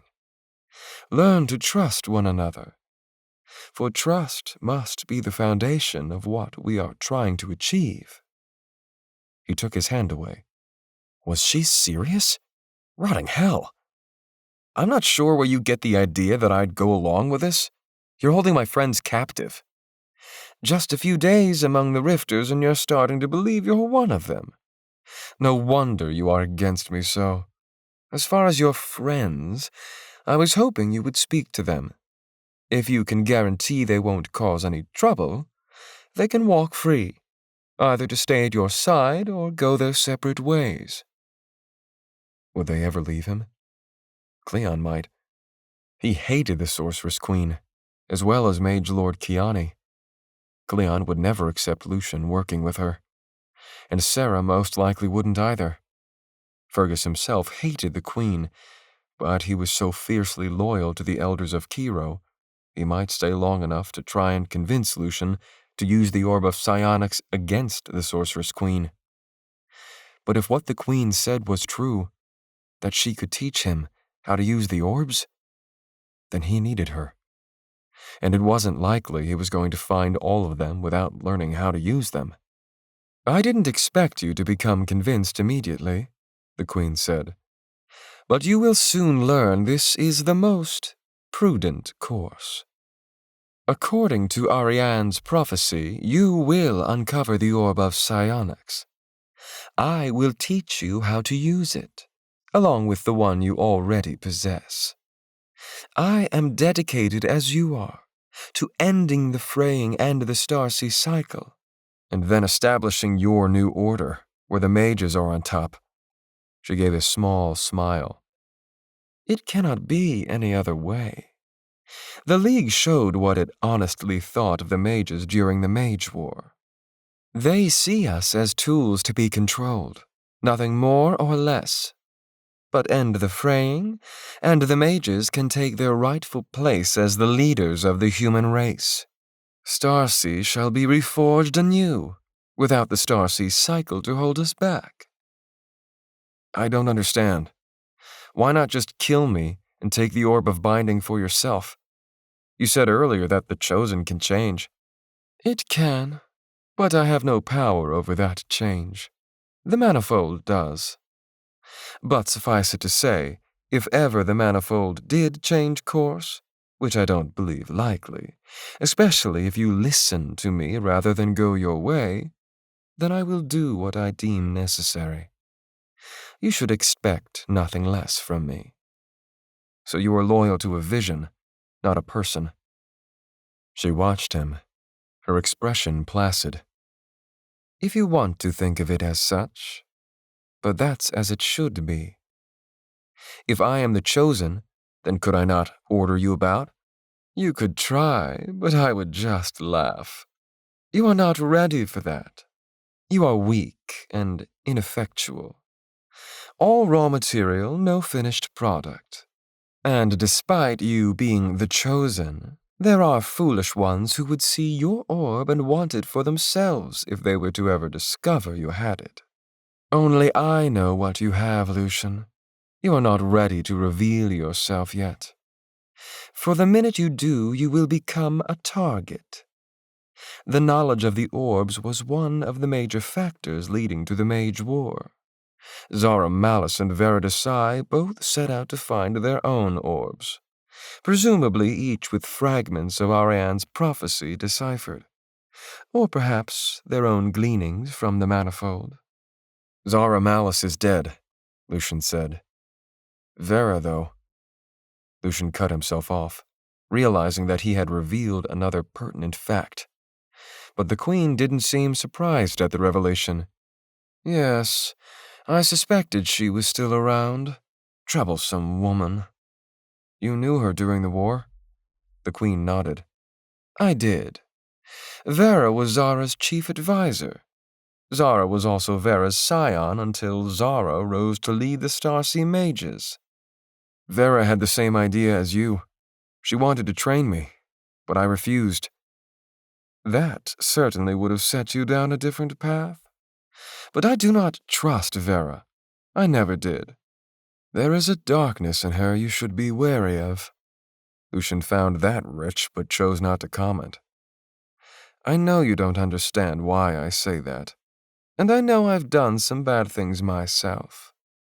And I continue to do so with every breath I draw as the Sorceress-Queen of Psyche. But all of this has been for a higher purpose. Together, we can save Mage-kind. Without me, you will flounder and fail. That is a guarantee, and the consequences of that are far too great for us to waste time feeling each other out. She walked toward the window and heaved a frustrated sigh. What is taking them so long? We haven't moved a centimeter. At that moment, there was a knock at the door. Enter, the queen said, her voice icy. Mage Lord Kiani stepped inside, his manner timid and meek. It was strange to see a man of his strength and stature behaving that way. What is it? She snapped. Why haven't we lifted off? It's the binders, he said. They are exhausted. Then have them overdraw. We must be back in the Golden Palace within the week. Mage Lord Kiani's eyes widened a bit at that, but he nodded. Of course, Your Majesty. It shall be as you say. But these binders are among the best in the Empire, and it would be a shame to— Did I stutter, Mage Lord? See that my orders are carried out. Kiani swallowed, his face paling. Of course, Your Majesty. He withdrew and closed the door behind him. Once they were alone again, the Sorceress Queen faced him. Do you wish to find the Orb of Psionics, Lucian? Lucian couldn't deny that he did. Of course. And would you like to learn to control these orbs and not have them betray you? At this, Lucian remained silent. But the Queen's gaze bored into him, to the point where he couldn't deny her an answer. It would be nice. Then work with me, at least a little bit. What say you? I will consider it, as soon as you let my friends go. It will be done. But first we must take to the air. She gave a cunning smile. And as one who holds the orb of binding, it will be the perfect opportunity for you to learn. 34. The Sorceress Queen led Lucian to the bow of the Zephyr. The crewmen and mage knights she passed bowed so low as to almost be groveling. She didn't pay them any mind, as if they were insects. Several crewmen and even mage knights watched Lucian with widened eyes, as if in disbelief that he could walk beside her as an equal. Even Mage Lord Kiani kept a respectful distance, his face lowered to the deck. No doubt he was regretting his rough treatment of Lucian earlier. Her mannerisms signaled not only her power, but that Lucian was an exception to it. Many of the airship's crew were also bowing to Lucian, albeit uncertainly, especially when the Queen rested her hand on his arm, apparently to claim him. Lucian wanted to slide away, but there was no way to do that without being too overt about it. Thankfully, she let her hand fall as she gestured toward the bow, where 6 blue-robed binders stood at the ready. No doubt you are wondering how a vessel of this size maintains course in the air, the Sorceress Queen said. All Lucian wanted to do was remind her of his friends, still imprisoned below decks. Fergus had told him the airship used binders to move along, but for now, it would be best to humor her. The thought had crossed my mind. Mage Lord Kiani's eyes widened, and it took a moment for Lucian to realize why. Your Majesty, he added. the honorific sounding unnatural. She continued, not seeming to notice the blunder. We have a motor, of course, but fuel requires atomicism to synthesize, as does the helium we fill the envelope with. Atomicism is not my strength, and my court atomicist is back in Dara anyway. She gestured ahead, to the long bowsprit jutting 10 meters from the front of the ship, carved in the likeness of a wyvern. Binders provide both direction and speed for the ship. Working in confluence, they can get the Zephyr moving very quickly indeed. The Sorceress Queen nodded at Captain Raleigh, who stood to attention near Mage Lord Kiani. Captain Raleigh, it's far past time we embarked. Captain Raleigh's face paled as he swallowed the lump in his throat. Of course, Your Majesty. He turned smartly to the binders. Binders, ready? Aye, Captain, came the unified response. He nodded to a nearby crewman. Raise anchor. Aye, the crewman marched sternward, barking some orders to the nearby crew, who stood at the ready to turn the capstan. So heavy was Zephyr's anchor that the wheel required 6 men to raise. Almost as soon as it was raised, the ship began lifting off, rising from the ground below. Binders, Captain Raleigh said. As soon as we clear that ridge, full ahead. Set course for the Golden Palace. He clenched his jaw a moment. Overdraw, if needed. The mages gave no response, but following the order to overdraw could not have been easy. Lucian watched from the railing as the rift dropped away. Wind buffeted the ship, causing it to drift to starboard toward the rift's steep slopes. Cross-bind that breeze, the captain said. Keep her on an even keel and in the middle of the rift. Aye, Captain. At once, 3 binders went to the port side, raising their hands in streaming tethers, connecting the bowsprit to a mountain peak on the rift's opposite side. At once, the ship steadied, despite the blast of wind. Ahead, fool, the captain said. The other 3 blue mages joined in, streaming their tethers on a mountain peak in the distance. The 6 tethers intensified in brightness, and Lucian felt the ship picking up speed. The wind rushed past his face. Lucian noticed one of the blue mages stood at the fore, a middle-aged man with a full graying beard. It seemed the other binders were taking the lead from him. As the mountain pulled closer, his tether switched to another mountain, more distant. A moment later, so did the others, and the ship was pulled along toward that one. Having to keep this up all day must have been exhausting. But Lucian had to admit they were moving quite fast, and only getting faster. We shall make Dara in 3 or 4 days at this speed, the Sorceress Queen said. Isn't this far better than braving the Dark Rift? Lucian had to admit it would be far faster this way. Despite her general disagreeableness, perhaps joining forces with the Queen, at least temporarily, was the best option. It was the only thing that made sense. But what would the others think of it? Lucian did not look forward to that conversation. The Queen stood next to him at the railing, awaiting his answer. But all he could think about were his friends, imprisoned somewhere on this ship. My friends need to be freed still, Lucian said. Their talents are wasted below decks. Your friends will be freed in due time, she said. Just watch for a moment. Learn. Allow yourself to relax. Or are you forgetting your most basic lesson of magic? What basic lesson? From silence, power builds, she said. You can only be powerful if you are calm and in control.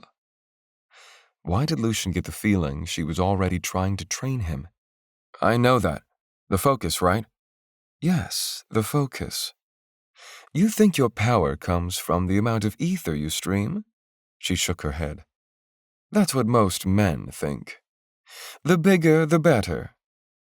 They see their magic as the metaphorical extension of Well, you get the picture. It can be impressive, but if your magic is all raw bludgeoning, you'll only exhaust yourself and whoever else you're trying to impress. Couldn't you have picked a better metaphor? She chuckled. Perhaps. My point is magic takes finesse. It comes from the deepness of your focus, the steadiness of your resolve. Some of the greatest mages I've known had limited pools of ether. Can you imagine what you could do with your orb if you only learned to focus properly? Despite himself, Lucian found himself intrigued. So, how do I do that? Hours of introspection and meditation. How else? I was afraid you'd say something like that. They were silent as one rift passed after another. Rifts that would have taken days or even weeks to traverse. They passed them in mere minutes. This was the distance they had intended to cross. The Sorceress-Queen was right. They most likely would have died. Why are we going to this Golden Palace first? He asked. Wouldn't it be faster to go directly to the Burning Sands? We must resupply. The journey to Psyche's planet side is long, and the land is barren, and my binders will need a rest. It will also give me the chance to show you to my court, your friends too. Lucian watched the binders pull the massive airship along. They were making good speed now. I can't imagine that's easy to keep up. It isn't, she confirmed. But my binders are the best in the worlds. No one gets more practice than them, in war or peace. Are you not afraid of them fraying? The fraying finds us all sooner or later. What's your secret then? Remember what I told you. Learn to focus properly, and you can stream more purely. Even if the academies are wrong about most things, they aren't wrong about that. As misguided as they are, the transcends are sure of themselves and take great care when streaming. There must be a good reason for everything you do, whether in magic or life. What is your reason? To find the orbs. And yet, you doubt yourself. I hear it in your voice. You never wanted this burden, and yet, the manifold has chosen you for it. She had put it quite succinctly, which was annoying. That sounds about right. No wonder you're having the trouble you are. Until you fully accept your destiny, the orb will be the one pulling the leash, not you. Lucian didn't want to believe her, even if this was the millionth time repeating herself. Believing her meant that all this was true, that he had to change, that he could no longer hold the false belief that he could go back to his old life. But most of all, the Sorceress Queen was the last person he wanted to rely on as a mentor.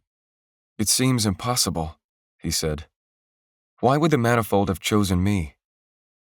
It seems beyond belief. I have no answer for that, Lucian. But this is the hand we've been dealt, which means we have to try. She placed a hand on his arm. I'm here, Lucian. You're here. This is a golden opportunity to discover what has eluded so many mages. Within the week, the orb of psionics could be in your hand, and the plans I've laid out can begin in earnest. And after that, only 5 orbs would remain. We will study the prophecy of the 7 to unlock the locations of the rest. If you truly are the chosen, those words will reveal themselves to you. Lucian had to find a way to get his hands on that prophecy if what she'd said was true. But where to find it? Perhaps the Golden Palace in Dara had a copy? They both fell into silence. The Sorceress Queen looked out onto the expanse of the current rift they were in. He couldn't help but watch her from his peripheral vision. All this conversation had done the last thing he wanted. She had been humanized. Somewhat. What if all this was true? What if she did want to help him? Maybe she was as evil as everyone was saying, but couldn't there be shades of good in that? There was a person beneath that royal veneer, a person named Anseldra, who believed she was doing the right thing, and she had a reason for it. She hated the way the mages had been treated after the Mage War, and even before it, and thought it was time the mages took the reins, while reining in the fraying. It was an idea Lucian could at least understand, if not get behind fully. Even if she had been somewhat humanized, he couldn't allow his loyalties to be divided. His first responsibility was to his friends, not her. No, that wasn't entirely true. His first responsibility was to the orbs. And who could help him find and use the orbs most effectively? He drove that thought from his mind. He didn't like where it was leading him. "I will permit you to speak to your friends," she said, "but only if you commit to working with me." "Am I supposed to be your pet or something?" Her violet eyes gleamed with mischief. "If you wish to think yourself that way, then that's your choice. If you wish to make yourself angry by playing the victim, that's your choice too. My advice is to stop being the victim. It's only then that you'll experience true freedom. And for that matter, would it be so horrible to learn from someone who knows what they're talking about?" Lucian saw she would accept no other answer, nor did he have another choice. This was his reality, and the sooner he faced it, the sooner he could find a way to extricate himself and his friends from this situation. "Maybe not," he said. "I can give it a chance. For now." The Sorceress-Queen nodded, seeming to accept that answer. For now. They were passing into a new rift, this one shrouded in fog. Combined with the failing light of evening, it was impossible to see into its depths. She honestly believed this, that he was the chosen of the manifold. There was a chance it was all a trick, but if she wanted to kill him or possess him, wouldn't she have done so already? How could he work with her when she had done so much evil? There were crimes she had committed against her own people. Slaves turned the wheel of her empire, while it was said she used psionic branding to possess and influence people as she saw the need. He had yet to see evidence of that, but he didn't doubt it was true. All this would take time to process. "I'll just be straight with you," Lucian said. "You've oppressed and angered people greatly during your reign. Unlike you, they don't get to see your reasons. It's going to take a lot of time before you can counteract all that." "On that, I agree, and I wouldn't expect anything less. But everything I've ever done, I've done for the good of mage-kind. One does not forge an empire on this brutal prison world without spilling blood. To think otherwise is naive. And unless mage-kind stands together, then everything I do will be for nothing. Part of me wants to believe you. So how can I know you are to be trusted? That you only want to do the right thing?" "That's the thing about trust," the Queen said. "At some point, a leap must be made." At some unseen signal, Mage Lord Kiani approached the Queen, slightly bowing his head. "Yes, Your Majesty?" "Release his friends and escort them to my stateroom, unbound and unblocked." The Mage Lord's eyes widened. "My Queen, forgive me, but I would highly suggest—" "Do it, and you know better than to question me." The Queen turned her violet eyes on Lucian, as if in challenge. "If we are to learn to trust one another, then it starts with me. Your friends could bring down this entire ship, causing my death and throwing the Daran Empire into chaos. Now it's up to you to decide whether indeed we will work together." Lucian had to admit that she was taking a great risk. He was especially worried about what Cleon would do, unfettered and unblocked. He might try to take out Kiani, even if it meant his death. Perhaps Mage Lord Kiani recognized this, because his mouth worked for a moment, but in the end, he bowed. "It shall be as you say, my queen." Kiani departed, leaving Lucian alone once again with the queen. "There is so much more to this," the Sorceress-Queen said. "It's best if I share my vision with all of you at once. If there is to be trust between us, it will begin with me." 35. The four of them were reunited once again, albeit under the purview of the Sorceress-Queen. Lucian had never seen such angry expressions. Angry and shocked. Even Cleon seemed taken aback by her appearance, even if he had never seen her in person. Sarah kept her eyes pointed directly at the deck, while Fergus's chest heaved as if at any moment he might explode. But they stood there, free, unbound and unblocked, and no one had died, yet. Fergus's arms became wrapped with green light. Lucian was about to shout for him not to do anything, but all Fergus did was stream a protective ward around the four of them. It was token resistance, unlikely to do much. Certainly the Queen didn't seem to be concerned about it. "You have nothing to fear from me," she said with forced patience. "I'm trying to decide if it is you I should fear. But if we are to take the fight to where it matters, the Daran Empire and the Riftlands must work together. The stakes are too high if we draw out this pointless conflict." "Rotting lies," Cleon spat. "You brand any mage who doesn't agree with you. You are no queen of mine." She nodded regally. "I agree that I take extreme and unfortunate measures when a mage revolts against me. Branding is an option of last resort, and I wouldn't expect you to understand, standing where you are. It is evil, but sometimes what's foul on the surface is necessary for serving the greater good. A mage who does not agree with my vision is simply too dangerous to be left alone, especially with the fraying to consider." "Cleon is right," Fergus said. "That's rot." Sarah nodded her agreement. "Except for your temporary imprisonment and your blocks, have I wronged you in any way? All of this could have been avoided had Lucian simply listened to me in the first place, and met me at the Deep Fork." Cleon ground his teeth, but didn't respond, and neither did the other two. The Sorceress-Queen continued. "Psyche is a brutal world, and it cannot be held unless my methods match that brutality. Have you ever tried to control hundreds of mages, many of whom are frayed to the point of madness? Such cannot be done except by the methods I've devised. An absolute ruler cannot rule except absolutely. My power keeps the Daran Empire from disintegrating.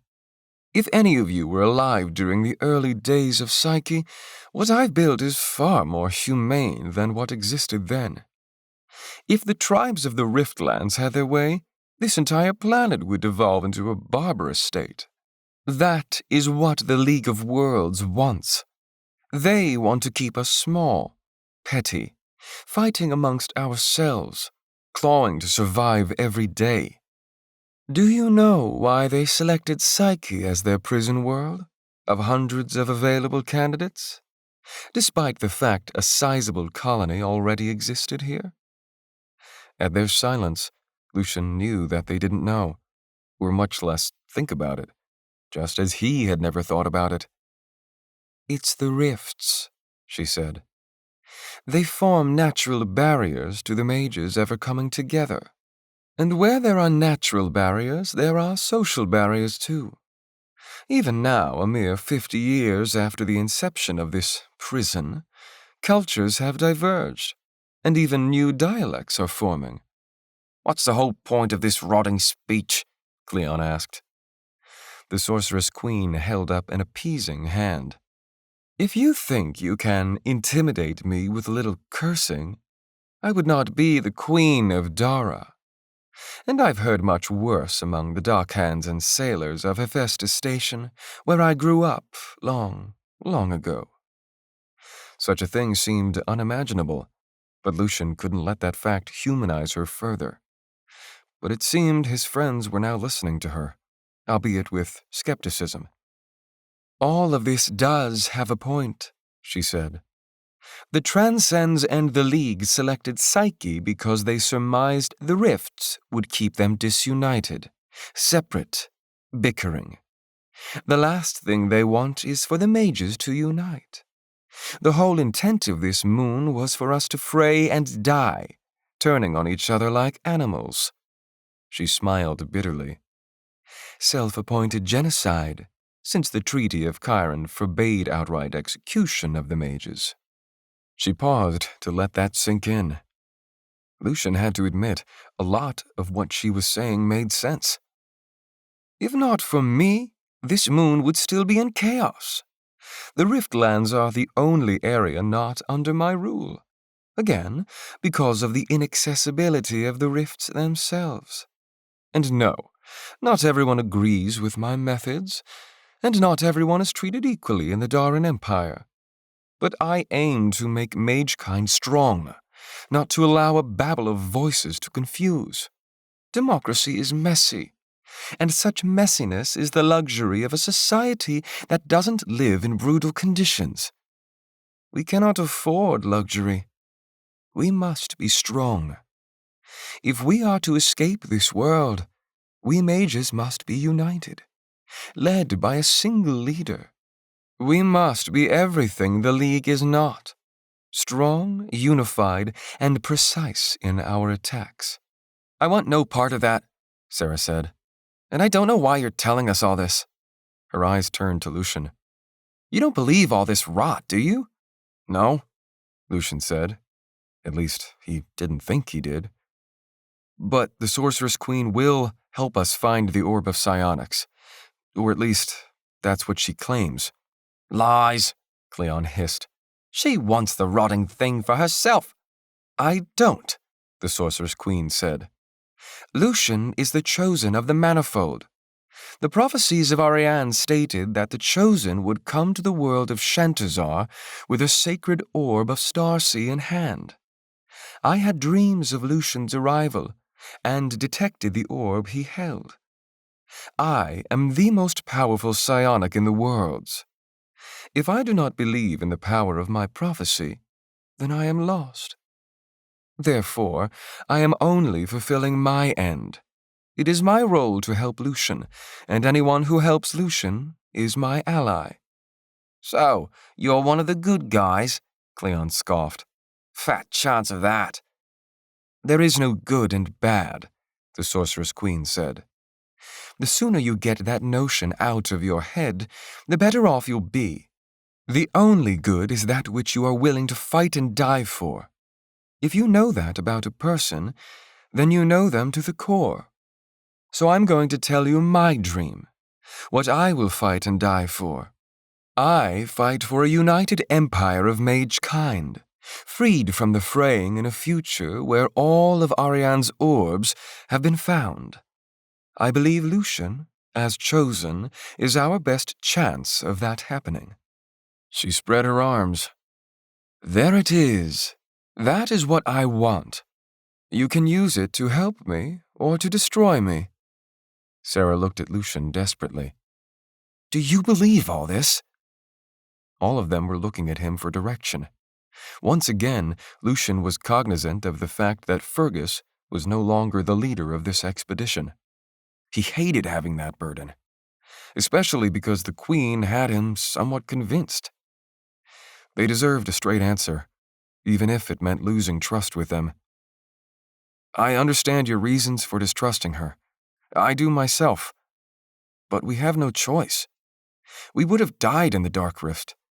Even you guys have to see that by now. The Sorceress Queen is offering to take us to the Burning Sands herself." All of them were looking at him. It was hard to tell what they were thinking. "My point is, regardless of who she is or what she has done, this might be our only chance to get the orb." She's just using you to take it for herself, Cleon said. She doesn't believe that rot about uniting mage-kind. If she finds the orb, then she will take you out. Then she'll have 2 orbs. Once again, the Queen said icily, I'm not the Chosen. The Chosen is the only one who can wield the orbs. That's the thing, Cleon said. It's your prophecy. You could have just made all that up.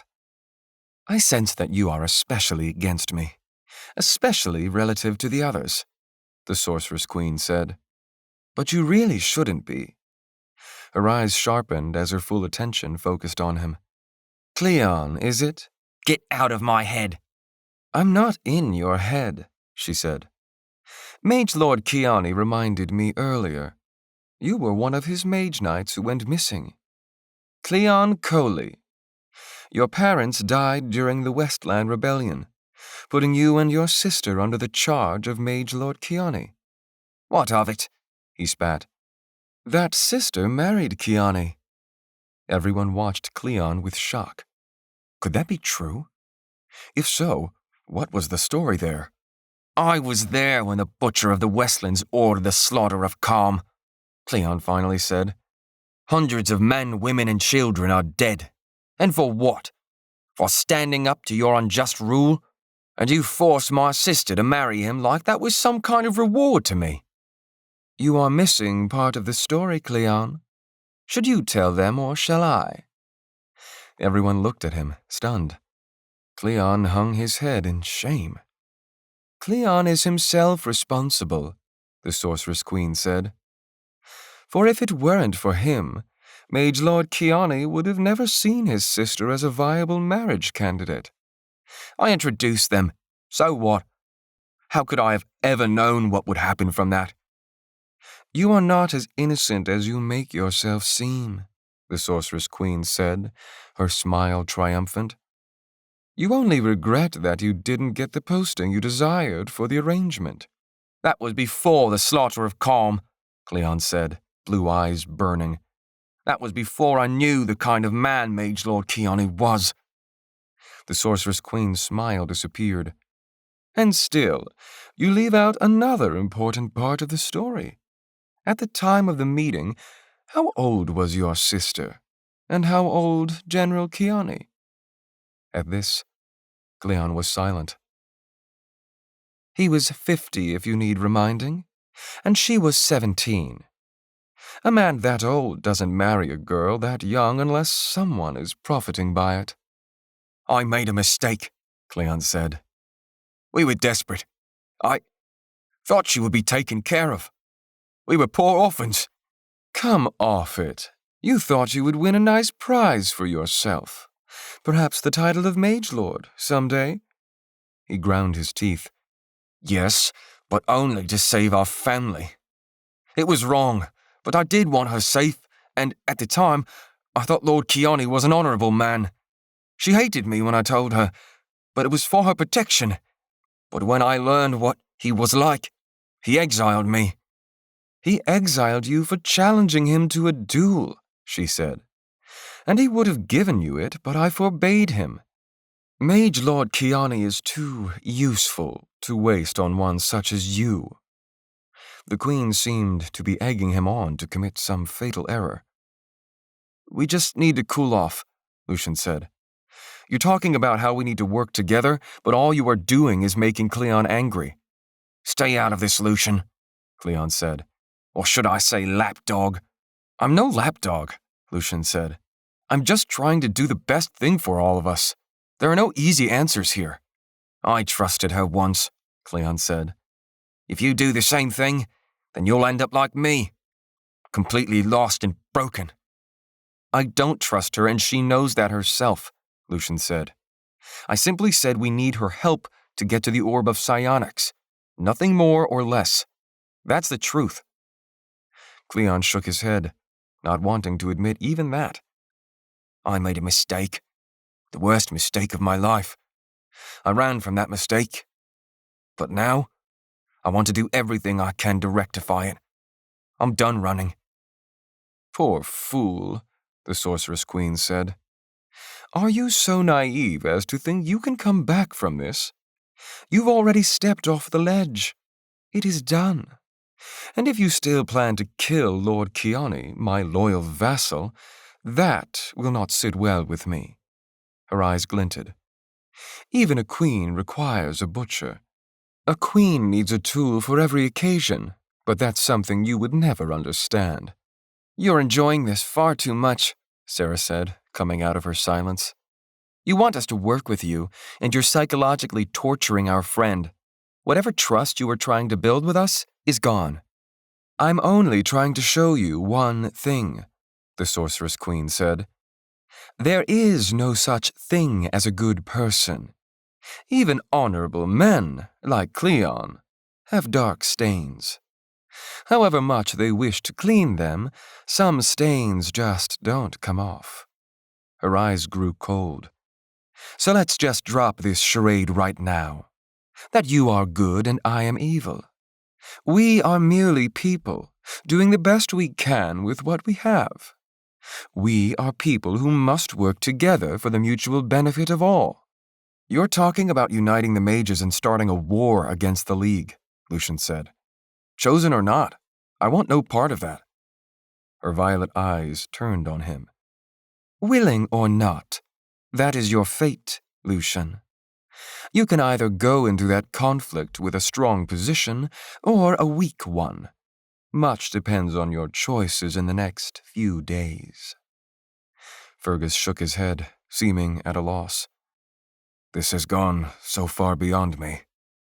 I was only told to find the orb and give it to Lucian. The large man looked up, though his broad shoulders were still hunched. I'm with you, Lucian. Whatever you decide. Cleon cursed under his breath, while Sarah just stared daggers at the Queen. Lucian looked back at the Queen. I guess we'll see what your words are worth in the next few days. We will work with you. At least for now. That's all I ask, she said, with a small, mysterious smile. For now. 36. In the following days, they did not meet with the Sorceress Queen again together. Rather, Lucian met with her once a day for training. As much as he hated the prospect, he felt he had no choice but to comply. He stood in her cabin, bathed and dressed in the rich vestments common to the mage lords of her empire. Tan breeches and fine, polished boots, a blue vest with silver trim, worn over a puffy white shirt. He felt ridiculous in it, but it was the fashion. And it was her not-so-subtle way, perhaps, to separate him from his friends, who were not allowed in clothing as fine, though, like Lucian, they were given their cabins. In his first training session, the Queen asked him to stream each of the aspects for her, sans atomicism. As she followed each, Lucian's skin crawled at the tingling sensation. She could see absolutely everything he was doing, and it was almost like being naked. She shook her head. It's much worse than I thought. The only aspect that's somewhat pure, except for binding, is psionics. You can learn to stream your secondaries and tertiaries more effectively, but it will take time, patience, and commitment. You can't be known for being good at one thing, because your enemy will be able to counter it easily. As you get more advanced, you can learn to dual stream almost easily as singularly. And you can even learn tri-streams and quadra-streams for warding or branding. Lucian wanted her to elucidate further, but he also didn't want to put himself in her debt. It seemed, however, that the Queen sensed his reservation. You should be asking more questions. I can tell when a pupil is lost. He hated being called that. I'm not lost. Except you are, the Queen said. You said you would learn, and you agreed that we need to work together. He repressed a sigh. What do you wish to teach me today? Her gaze was icy, and her expression was forced patience. If there's any evidence that I think you're the chosen, it's this. I would have obliterated anyone else by now. Despite himself, Lucian cracked a smile. You think this is a game? He was thrown against the wall, held there by a sideways gravitonic force. He tried to peel himself from the surface, but the pressure only increased. The queen stood close, an arm's reach away, but Lucian was powerless to even move his finger. "Let me go," he said. He could feel the blood rushing from his head, his vision darkening. Can you extricate yourself? She asked. He reached for the gravitonic aspect and worked at the queen's stream with his focus. At once, he could tell that it wasn't much magic at all. So how was she holding him so strongly? He worked to unravel the stream, but his focus kept slipping every time he tried. He tried streaming a greater amount of magic, but his focus slipped even more. It was as if her stream were slicked with grease. A strange image, but it seemed accurate. "How are you doing that?" he rasped. "I can't cut it off." The pressure eased. He fell to the deck, gasping for breath. The queen turned and left him there, flailing like a fish out of water. A few more seconds of that, and he might have blacked out, or even had a stroke. Remember what I said earlier? You use brute force rather than finesse in your streams. I wasn't using much magic at all, and yet it proved too much for you to handle. You were streaming more than twice as much as me. You should have tried warding yourself first before attempting to directly unravel my stream. He stood and brushed himself off. "How did you do it?" My focus is stronger. My magic works twice as hard as yours because it's streamed efficiently. Your focus is what prevents manifoldic toxin from polluting your stream. It works as a filter. The stronger your focus, the purer your stream. You can do more with less. So, I need to strengthen my focus? The queen nodded. And that is something that can only come from experience. The focus is the strength of a mage, not the size of your ethereal pool or the amount of magic you stream. I could feel your fear, Lucian. Some part of you believed you might die, especially at the end. Your focus will insulate you from fear, from elation, from any emotion that distracts you. Emotion is the antithesis to a strong focus. Lucian nodded. Got it. No, I don't think you do. You are not diving deeply enough, Lucian. You are being lazy. You must fight that laziness with every breath. There is no shortcut to magic, even for the chosen. She watched him for a moment, probably to see if her point was connecting. The lessons continued the next day and each day after that. Under her watchful gaze, Lucian worked to deepen his focus rather than stream more magic. At first, it was difficult knowing the queen was right there, judging every move he made. But he needed to hold his focus, even under pressure. He showed improvement in the next couple of sessions, but of course, he was far from being where he needed to be. On the day they were due to arrive at Dara, during the 4th session, he couldn't help but ask a question that had been hounding him. Doesn't it bother you that you could be training me to challenge you someday? She considered a moment. I've thought of that myself. But if you are indeed the chosen, it's in my interest to see you as strong as possible. And by that point, you should see me as an ally rather than an enemy. Lucian didn't ever see that happening. But it did force him to wonder. Why go through the effort of training him if she didn't believe him the chosen? It made little sense to invest her own time and energy if she just planned to kill him later. Which left Lucian in the difficult spot of recognizing that the Sorceress-Queen was trying to help him. Just in her way, where she had control. That was the part he took issue with. Are we done for today? He asked. Almost. There is something I wish to talk to you about first. Her violet eyes were soft, a rarity for the hardened queen, though her expression was blank and neutral. You are a mage of great potential, and I don't want that potential to be wasted." "It won't be," he said. "I have something in mind. No doubt you would be averse to it, but it's the only thing that makes sense to me." Why was she hedging? That made him nervous. A change was coming. Her mannerisms had gone from cold, regal queen to a woman in need of his help.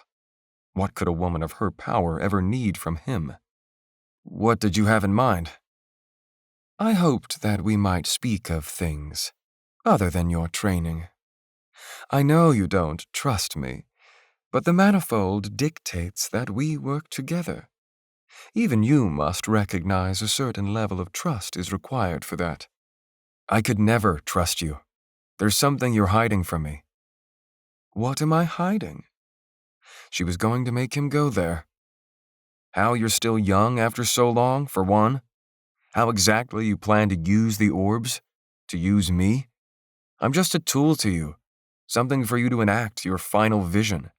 "You're not merely a tool," the Queen said. "That is why I hope to learn about the person behind the prophecy." "Not until I see you care about something more than vengeance and power." Her face was like stone. "I care about the salvation of mage-kind." "But you're willing to do anything to get there, no matter who gets hurt." "There is always a price," the Sorceress Queen said softly. "I wouldn't expect you to understand. Perhaps I'm foolish enough to hope that one day you can." She watched him, her eyes intense. "Do you honestly believe innocent lives won't be lost on your account, Lucian? That you won't have to make hard decisions and harden yourself against them? How will the League react when they learn of you and your power? Even without me at your side, you are fated to tear humanity apart. A new mage war is coming, whether you will it or not." "That's not true." She shook her head sadly. "Stubborn. I'm only offering to make that transition easier. And yes, it will require some level of compliance and trust on your part. Without me, the goal to which you are committed will become infinitely harder." "How many times must we rehash this conversation?" he asked. "If I ever trust you, then I would be betraying my friends." "Perhaps so," the Sorceress Queen said. "But stay true to them, and you will betray your ultimate mission.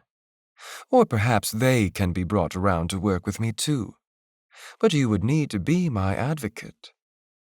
Was she serious? He was at a loss for words. They would never go for that, and as soon as he mentioned it, they would lose all respect for him, especially Cleon. "I will say no more about this," the Queen said. "I'll let my actions speak for themselves.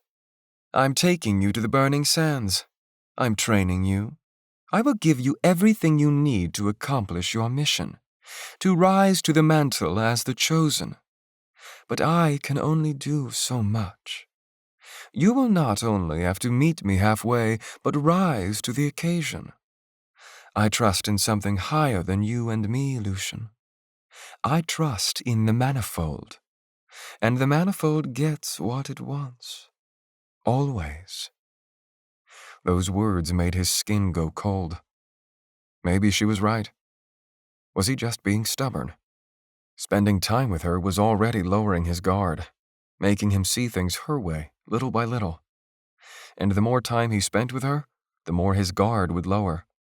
Her eyes watched him, all innocence, but seeming to want something more from him. The idea of that was ridiculous, so much so that he immediately wanted to discard it. But the realization hit him like a thunderbolt. She didn't want to merely be his teacher or his mentor. She wanted a person strong enough to stand beside her, to even rule beside her. She wanted a king. "What you want from me," he said finally. "It'll never, ever happen. That would be the ultimate betrayal to myself." From her unsurprised reaction and her small, victorious smile, He saw that he had guessed correctly. I think you'll find you're capable of things you can scarcely imagine now. After all, look how far you've come since your youth on Earth. I will say this. Is it such a bad idea? Am I as awful as you think? Do you think me unattractive or unsuited? He imagined that potential future, a future millions of men would have jumped at. He could hold all the orbs, become the new immortal of Starsea, and she would be his queen, and together they could rule all mankind. Armadas, mage lords and mage knights all under his command. The image was so clear in his mind that it gave him a sense of vertigo. Could that vision be true? Was the manifold pushing him toward that fate? To become molded into something he didn't even recognize? Would it happen even if he fought against that destiny with every breath? It seemed a force greater than himself, a river pushing so hard that it was pointless to swim against the current. Lucian had to decide which way to go. To let that fate carry him to its inevitable end, or to fight against it. He stood on the brink, and the future of billions depended on him. The desire for power, the fight for survival, the hand of a beautiful and capable woman who he might one day match in power. She was willing to fight for that, to even die for that. Was he? All he needed right now was to breathe. I need to go. He turned his back on her, half expecting some magic to be streamed against him, to force him down the path he envisioned. But in the end, the door shut behind him, and he escaped unscathed, the decision put off for another day. Hours later, Lucian stood with his friends at the stern, unable to speak as he watched the riftlands pass below. His mind was a muddled mess, all his motivations and former goals in question. He wasn't sure how to bring this up to everyone, or even whether to bring it up. Already he felt separate from them, and if he shared his fears, they would no longer see him as the same person. They might even see him as the enemy. All he could do was watch the passing landscape below and stew on it. It was clear they were not in the Riftlands anymore. The deeper rifts had been replaced by shallower but wider canyons, and the mountains between them were not as sheer. And the air was warmer, the sky bluer, the climate gentler. There were even puffs of white cloud that would not have looked terribly out of place on Earth. They even passed small villages and river valleys, with farmland along riverbanks. That told Lucian that wyverns and other predators were not much of a threat here. We are getting close to Dara now, Fergus said. Perhaps several hours away. Lucian couldn't bring himself to speak. He had never felt more lost, and every moment that passed, the others seemed more distant. Especially Cleon, but Sarah too, in her way. He didn't blame them, but what else could be done? Their clothing was finer than anything they had ever worn, but it paled in comparison to his. It made him feel even more alone. Over the following hours, the landscape became more varied. Rivers, lakes, and deep forests filled narrow valleys. Walled settlements rose from high hills and plateaus. Roads crisscrossed the verdant surface. An entire new world spread below them, rugged and wild. But that wilderness tamed ever more with each passing hour. The farms became larger, the towns more populous, the roads wider, and the wild forests were replaced with curated woodland. In the more populated areas, a thin veil of smoke hung in the air. And then, in the distance, Lucian noticed a long line of mountains stretching north to south, the tops of which were lost to the white clouds. Those mountains loomed taller and taller as they approached. Impossibly tall. Lucian wouldn't have been surprised if they reached tens of kilometers. It didn't look natural. The mountains separating the rifts paled in comparison. The mountains of madness, Fergus said. I never thought I'd see them. Cleon's eyes became strangely reminiscent. I'm coming home, Lynn. For what little good that'll do you. Everyone watched him, Sarah with pity, and Fergus with curiosity. Cleon hadn't mentioned his sister in the 4 days since their mutual audience with the Queen. It was for him to talk about if he so chose. Keep your head in the game, Cleon, Fergus said. This isn't over yet. Cleon shook his head. She's got us by the balls. Rotting hell. We even have our magic back and there's not a damn thing we can do. If there were any other way to reach the orb, Lucian would have taken it. But saying as much wouldn't do any good. Do you think she meant any of what she said a few days back? Sarah asked. There were points where she almost had me convinced. Oh, I don't doubt most of it is true, Cleon said. That's the thing about good liars. 90% of what they say is the truth, so finding the lie becomes impossible.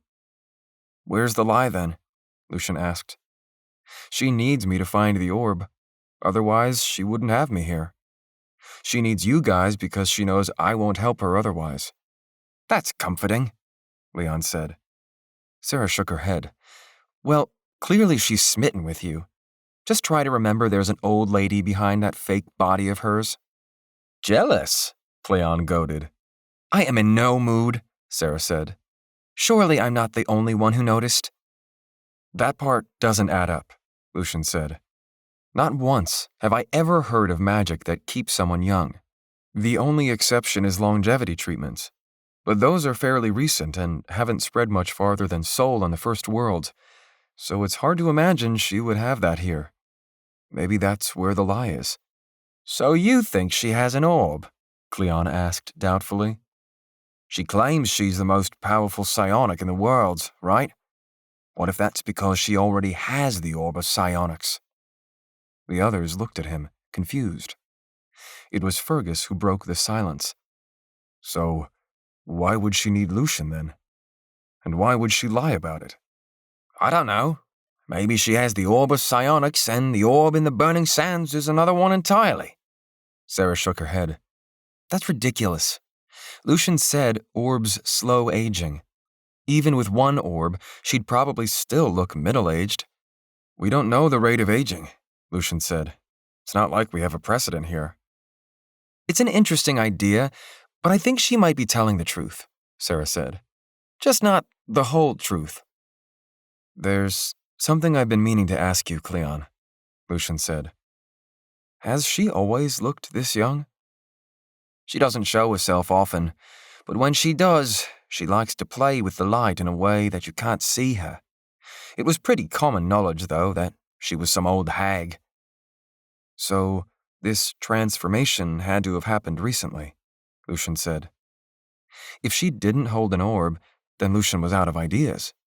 One thing was for sure. Someone of her age and heavy magic use would almost certainly show signs of fraying. None of it added up. Longevity treatments were popular among the League's rich, but it was hard to imagine how she would have the infrastructure and industry here to support that. They weren't going to figure it out now, so he set the thought aside. Looking toward the bow, Lucian saw the mountains were much closer. From north to south, they stretched far above, almost like a wall rather than a mountain range. He could see why they needed to go through Dara first.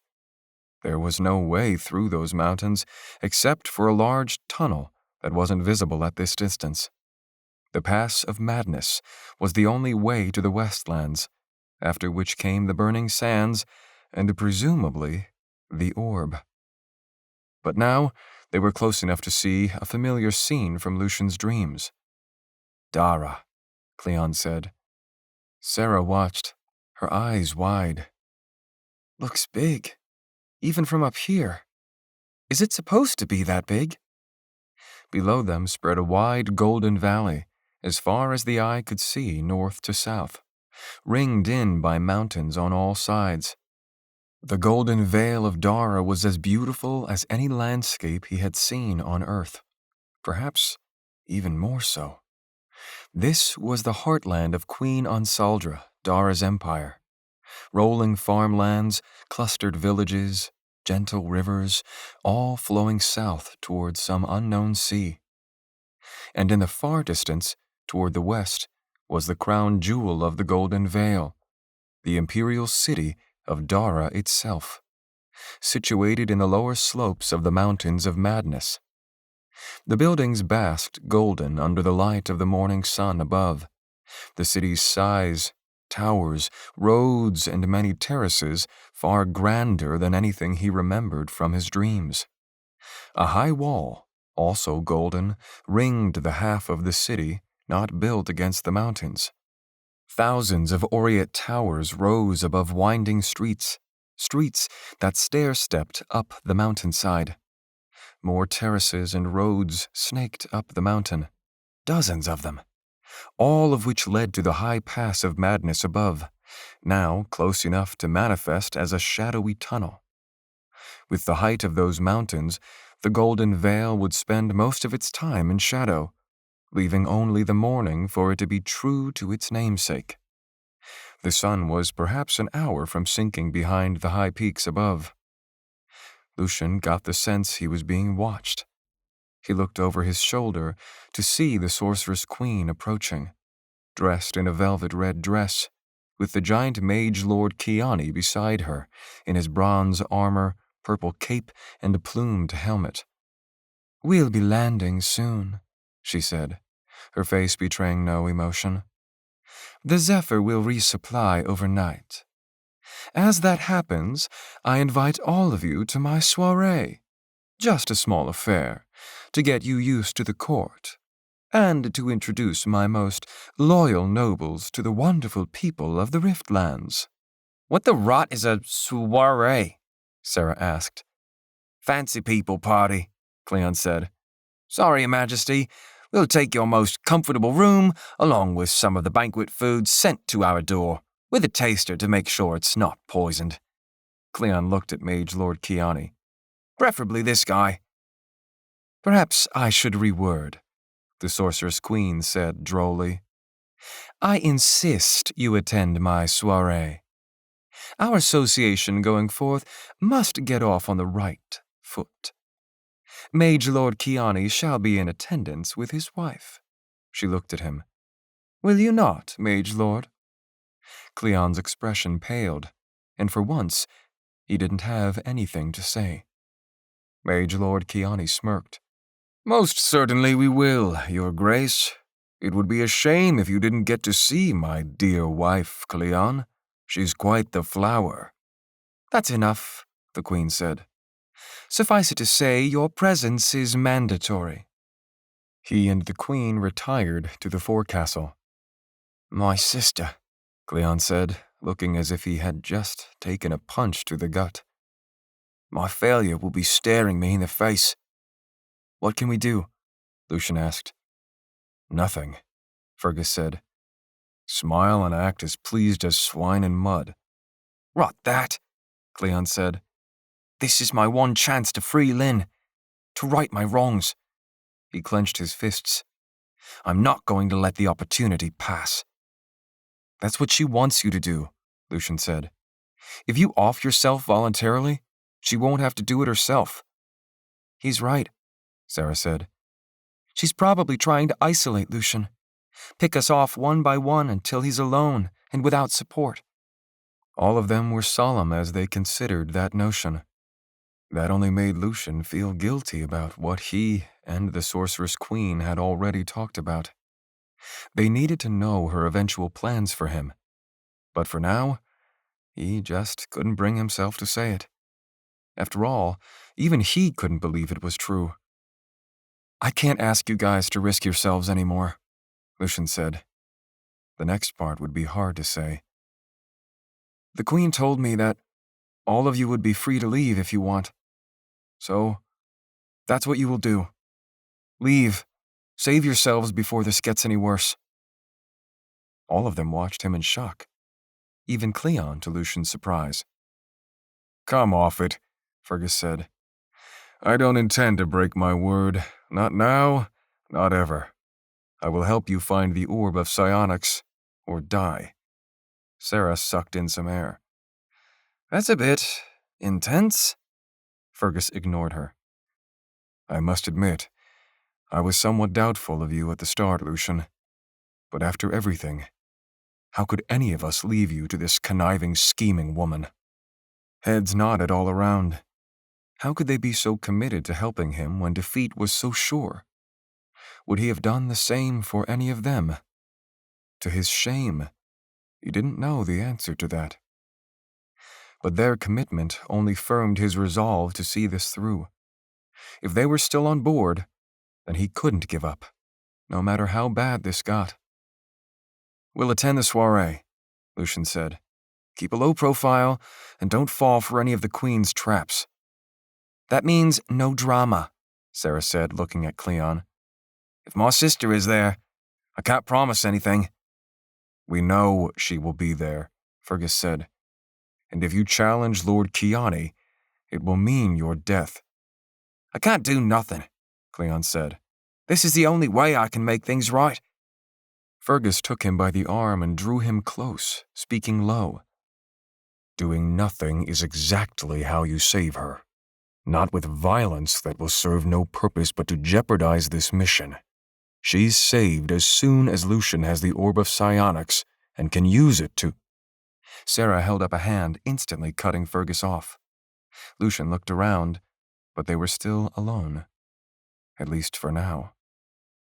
Cleon looked from Fergus to Lucian, then back. You sure he is going to do that, Captain? Seems like every day he's becoming the Queen's man more and more. You fool! He's just playing the game, as you should be doing. You need to talk less and use your head more. Fergus went back to watching the city pass below, his expression baleful. When the Zephyr began to descend, the city of Dara loomed even larger. They were close enough for Lucian to make out men in the towers of the high wall.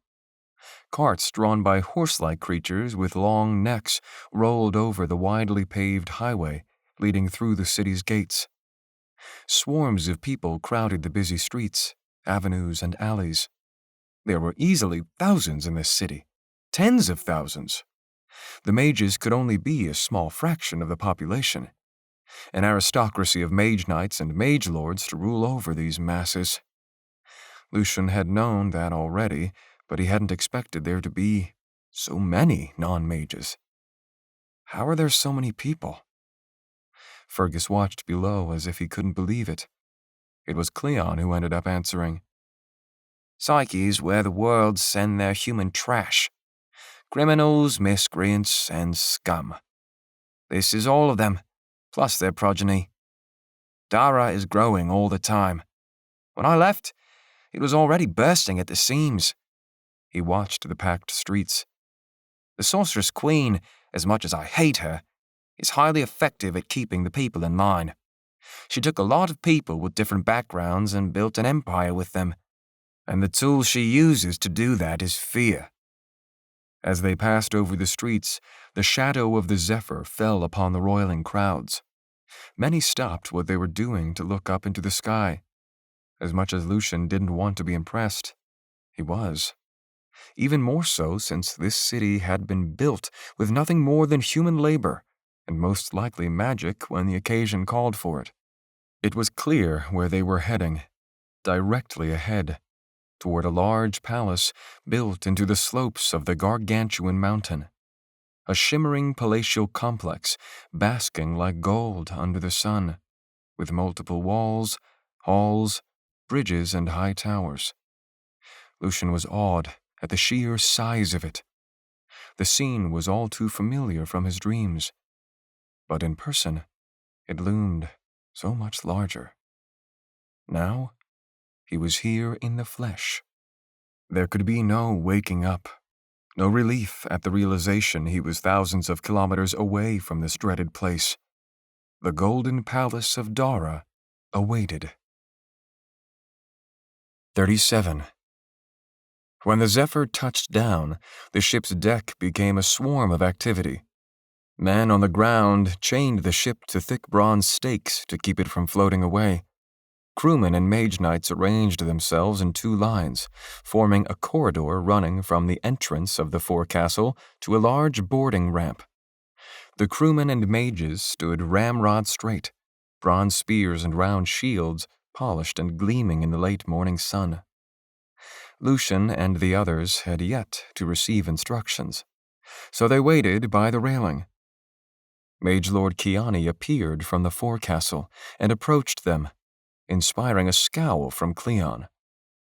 "You are in the residence of the Sorceress-Queen of Dara.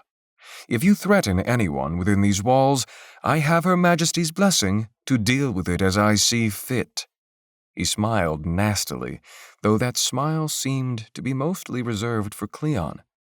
"I've been tasked to lead you to your rooms personally. The Queen will see you next at the soiree." "If only it could never be again," Cleon said. Mage Lord Kiani ignored the jibe, calling over his shoulder. "Holden, Decker, get your Mage Knights here post-haste." Within seconds, no less than 12 Mage Knights stood before them, in a wide array of colored robes, blue, red, green, and more. Lucian realized that if it ever did come to a fight, their numbers and specialties would counter just about everything the 4 of them could throw at them. They were in the Queen's house and home, surrounded by her mage lords, Mage Knights, bodyguards, hoplites, and sycophants. One false move, and Lucian knew they would all be dead. All his friends, anyway. She still needed Lucian alive. There were well over 100 hoplites in bronze armor, spears and shields standing ready to receive their ruler on the airstrip below, forming a corridor leading to the palace's side entrance. "What are we rotting waiting for?" Cleon asked. "Quiet," Mage Lord Kiani growled. "Did you believe you would disembark before Her Majesty?" Cleon was about to respond, but Sarah placed a hand on his arm, which was thankfully enough for him to keep his mouth shut. At that moment, the door to the forecastle opened, revealing the Queen and a retinue of Psionic Mage-Knights. Today, she wore a violet dress, with a floating train shimmering with amethysts.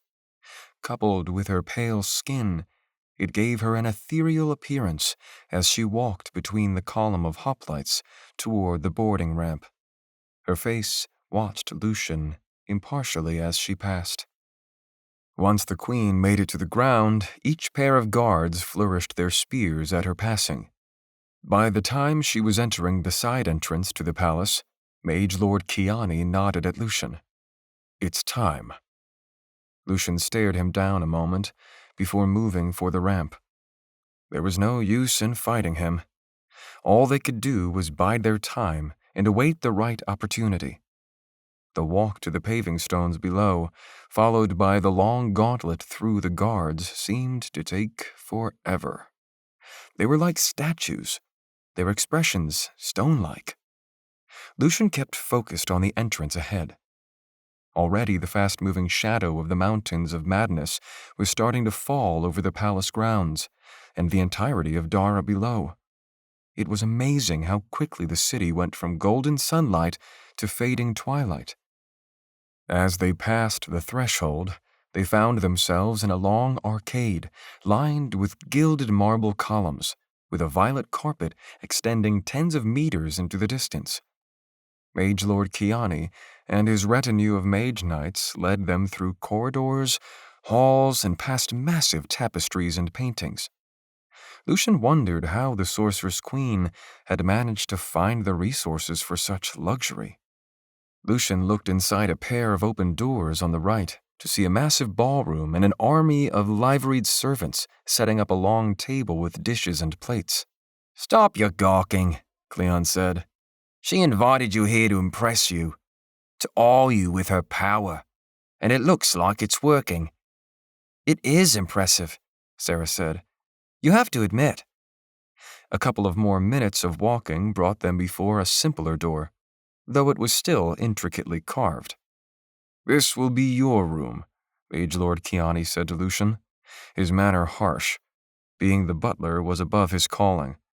A man named Jarvis should be by soon to tend to your needs. Thanks, Cleon said. If I'm hungry, should I put in an order with you or Jarvis? The Mage Lord's mouth curled in distaste. I'll have the last laugh, traitor. All 4 of you are to wait within for Jarvis's arrival. The Mage Lord departed, along with his retinue of Mage Knights. Not a single person was left behind to watch over them. Either the Queen was confident in her security, or she had made a deadly lapse in judgment. Well, now is a golden opportunity to escape if we ever had it, Cleon said. Fool, Fergus said. Can you not feel all the wards around here? Not even my strongest counter-wards will see us escaping this place without tipping her off. We've been hooked. Fergus is right about that, Sarah said. The question is, do we go along with this charade? Yes, if we value our lives, Fergus said. We've no choice but to play along. You're right about that, I guess. Cleon shook his head, his expression darkening. Besides, I couldn't leave my sister behind. I have to fix the past if I'm ever to live with myself. Is there anything we can do? Lucian asked. This is my own problem. I got her into this mess, so I have to get her out. Cleon, Sarah said, don't do anything stupid. We're here to find the orb, remember? That's right, Fergus said. Our mission has not failed yet, but it could if you get us into trouble with the Queen. Are you kidding me? Cleon asked. We already are in trouble with the Queen. We should get inside the room, Lucian said. Anyone could be listening out here. They went inside, and Lucian saw immediately that it was no mere room. It was an entire apartment, and a sizable one at that. They stood in a marbled entry hall. A set of stairs ascended to the right, leading to some upper rooms, while the lower floor held a parlor with cozy couches and a fireplace. A door at the back led into what looked like a bathroom, while on the right was a richly appointed bedroom with a 4-post king-size bed. Everything inside was warmly lit by a fire in the hearth and hanging lights, the source of the light seeming to be some sort of oil. Wide windows in the parlor also admitted a small amount of light. It was all the afternoon twilight outside was capable of. All Lucian could do was wonder whether that bathroom had a shower in it. He ran forward and opened the door, finding a large tub with a copper faucet. When he turned the knob, warm water came out. Hot damn! They have hot water here! Fergus followed from behind and reached his hand into the water. I haven't felt hot running water since Irion, I guess. In the hotel the night before they took me to the academy. A thermal brand, maybe? Sarah said. Or perhaps a furnace heating it somewhere. Either way, I call dibs. Are you crazy? Cleon asked. Keep your guard up. This could all be a trap. Well, I haven't had a real bath in months, Sarah said. If I die, at least I'll be clean. You boys have 5 seconds to get out of here. Come on, give her some space, Fergus said. Thanks, Fergie, she said.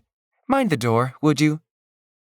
Fergus closed the door, leaving the 3 men standing awkwardly in the parlor. Sarah's splashing was the only thing breaking the silence. Well, at least she was enjoying herself. They went to the couches and sat, since it seemed there was nothing else to do. We need to come up with a plan, Cleon said. A plan for what? Fergus asked. In case they come to murder us all. The tone of his voice seemed to say this outcome was inevitable. No one's going to be killing us, Cleon, Lucian said. At least, not unless we give them a reason to. You're on her side now, aren't you? I should have known. The witch has gotten into your head. I'm not sure which head, but probably the smaller one. You can't be serious, Lucian said, indignant. I'm here for the orb, and like it or not, we need her help to find it. Are you sure she isn't using magic on you? That's the only reason you could be acting as you are. Calm down, you two, Fergus said. Lucian hasn't been branded by her. If she had, I would know it. It's the Sorceress-Queen, Cleon said. We've established that she's strong, so perhaps she has ways of branding that escape our notice. So why wouldn't she be able to control Lucian's mind while covering her tracks? Because successful mind control requires some complicity. He would have to agree to let her do it, on some level. Fergus looked at Lucian. Lucian would have never done that. And if she were to force it, it would be too draining on her faculties, leaving her vulnerable to other attacks. Could that have been why the Queen was trying to make him like her? To make him voluntarily give up control? The prospect almost made him shudder. Cleon was looking at him in a way that said he doubted his loyalty. I'm not on her side, Lucian said. I don't agree with her or her methods. But I know it's impossible to get the Orb of Psionics without her.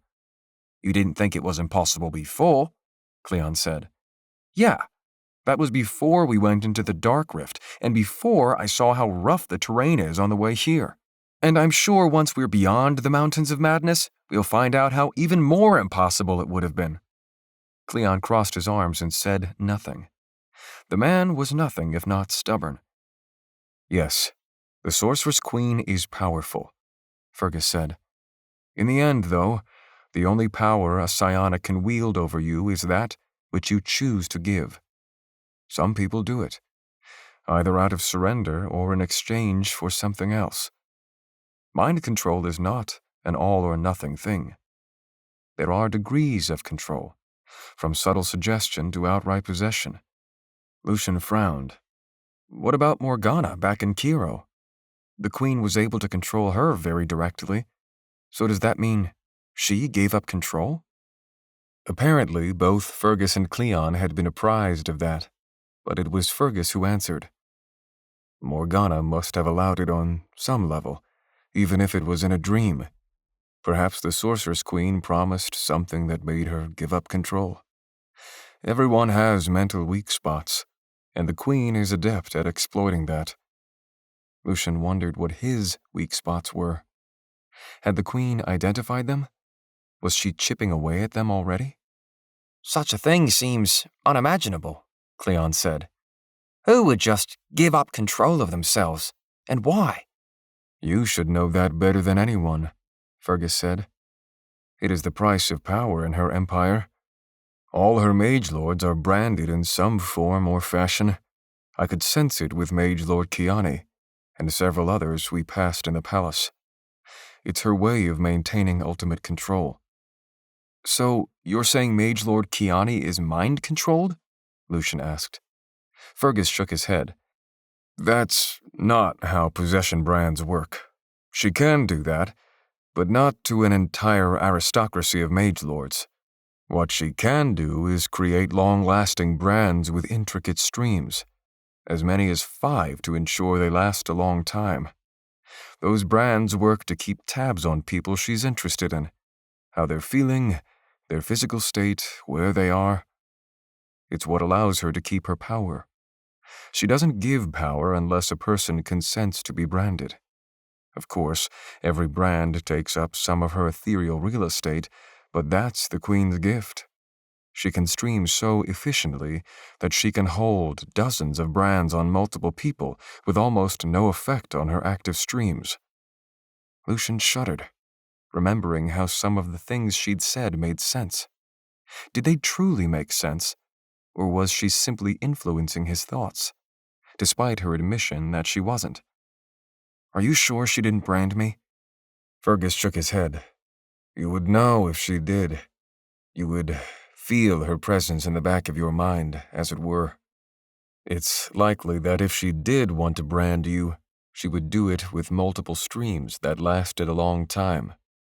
The streaming of a brand like that would take a lot of effort, but once done, maintaining it would take little effort. It should be noted, branding someone psionically is not always a bad thing. Friends can use it to keep tabs on each other, for example, and anyone you've psionically linked with already can be spoken to again. Although, of course, distance, stream power, and strength of relationship are all factors. Strength of relationship? Cleon asked. How well you know the person. It would be easier to communicate with a spouse across a few kilometers than someone you've met once just down the street, for example.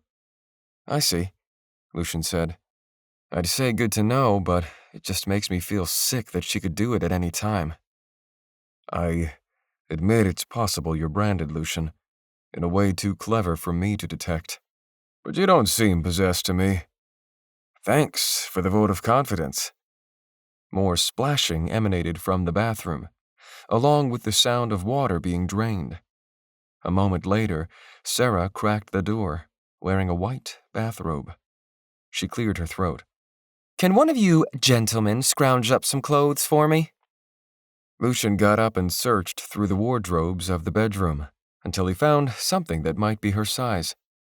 A silvery, shimmering dress with a long skirt with frilly patterns. Embarrassed, he also grabbed what appeared to be undergarments, wrapping them in the dress so that they would remain hidden. He avoided the red ones. Sarah might get the wrong idea, or worse, roast him mercilessly.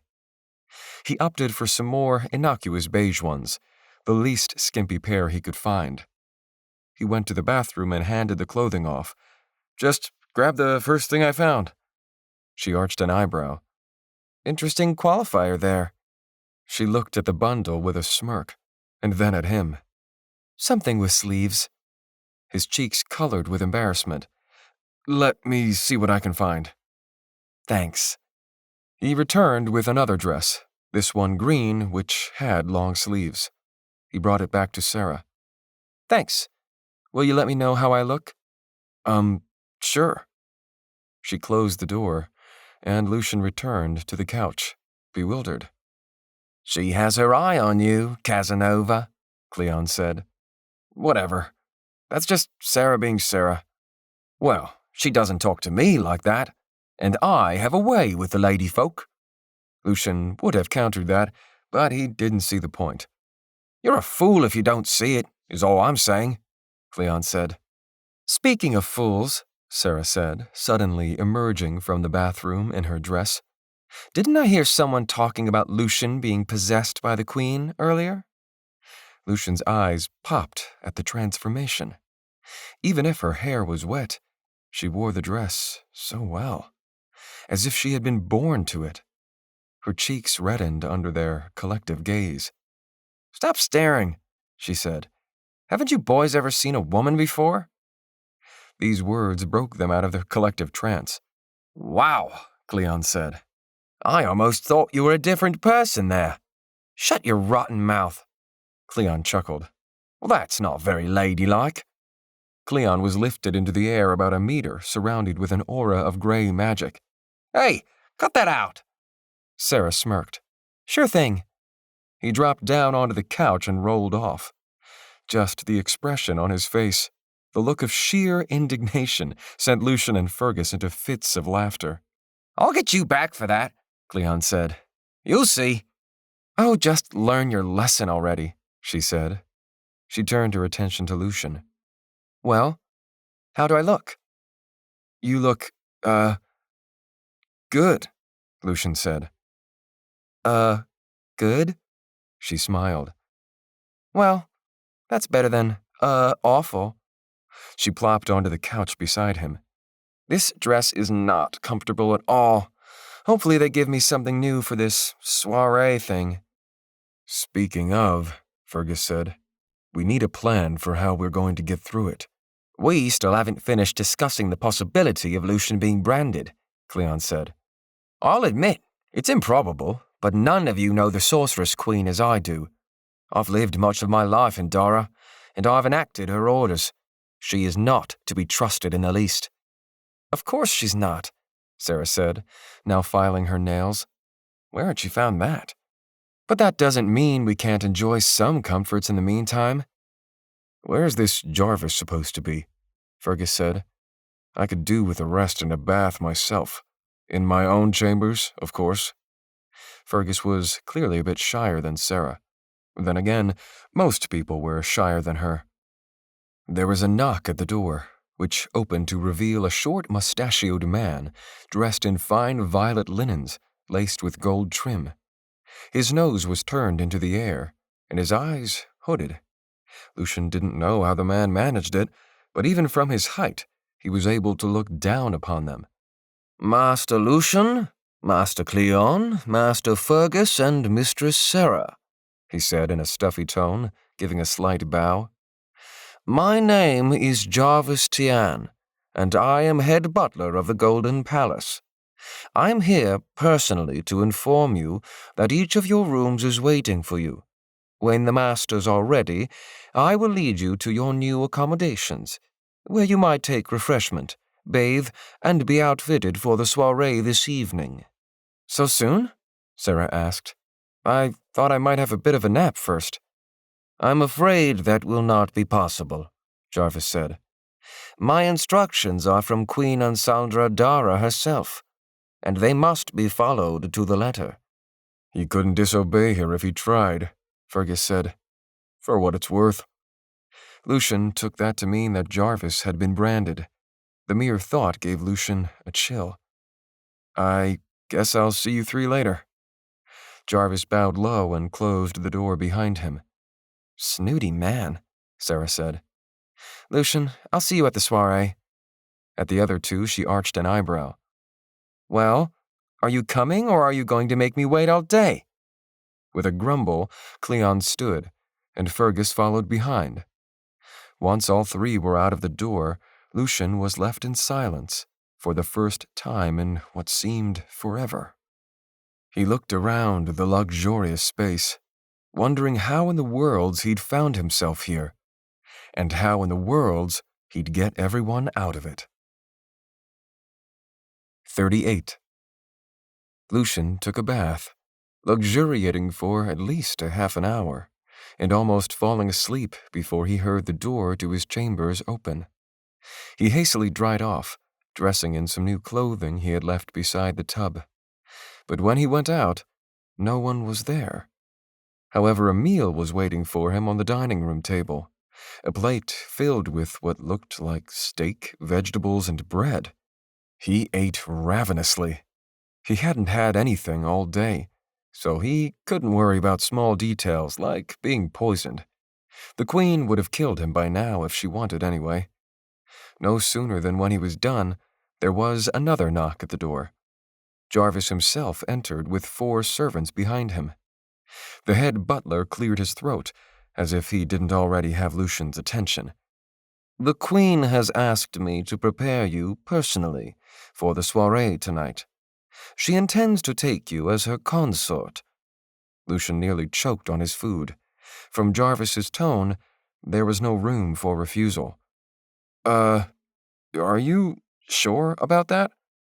"Quite. It is an honor usually reserved for the highest and most handsome, I might add, mage lords of the Empire. I'm sure you are quite pleased." Well, this certainly would not go over well with his friends. Was this the Queen's way of driving a larger wedge between them?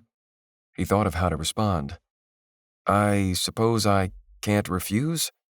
Jarvis's face paled, clearly horrified. The Queen would probably have his head if he returned with that news. "All right then," Lucian said. "Let's get this over with." "I'm pleased, sir. When the gentleman has finished eating, please come to the mirror, that we might attend to you." Lucian put his fork down. Better to get this over and done with. Jarvis and his servants attended to him immediately, with Jarvis whistling a merry tune. Lucian was dressed in vestments worthy of a king. First, they measured him efficiently and, within moments, found him a black dress shirt and black pants, of quality as fine as anything on earth, even finer. Over the shirt went a tunic of red, with gold trim with a septagon of 7 colored jewels on the breast. Ruby, spessartite, citrine, emerald, sapphire, amethyst, and diamond. Lucian's eyes popped as the gems sparkled at him from the mirror. He wondered whether they had been mined or created atomically. such were the size and purity. The tunic was cinched with a black belt with a silver buckle, studded with diamonds and rubies. Black leather boots were fitted to his feet, his hair cut, combed, pasted, and his face shaved. The face staring back at him from the mirror was shocking. It belonged to a man 10 years older than the one who had left Earth.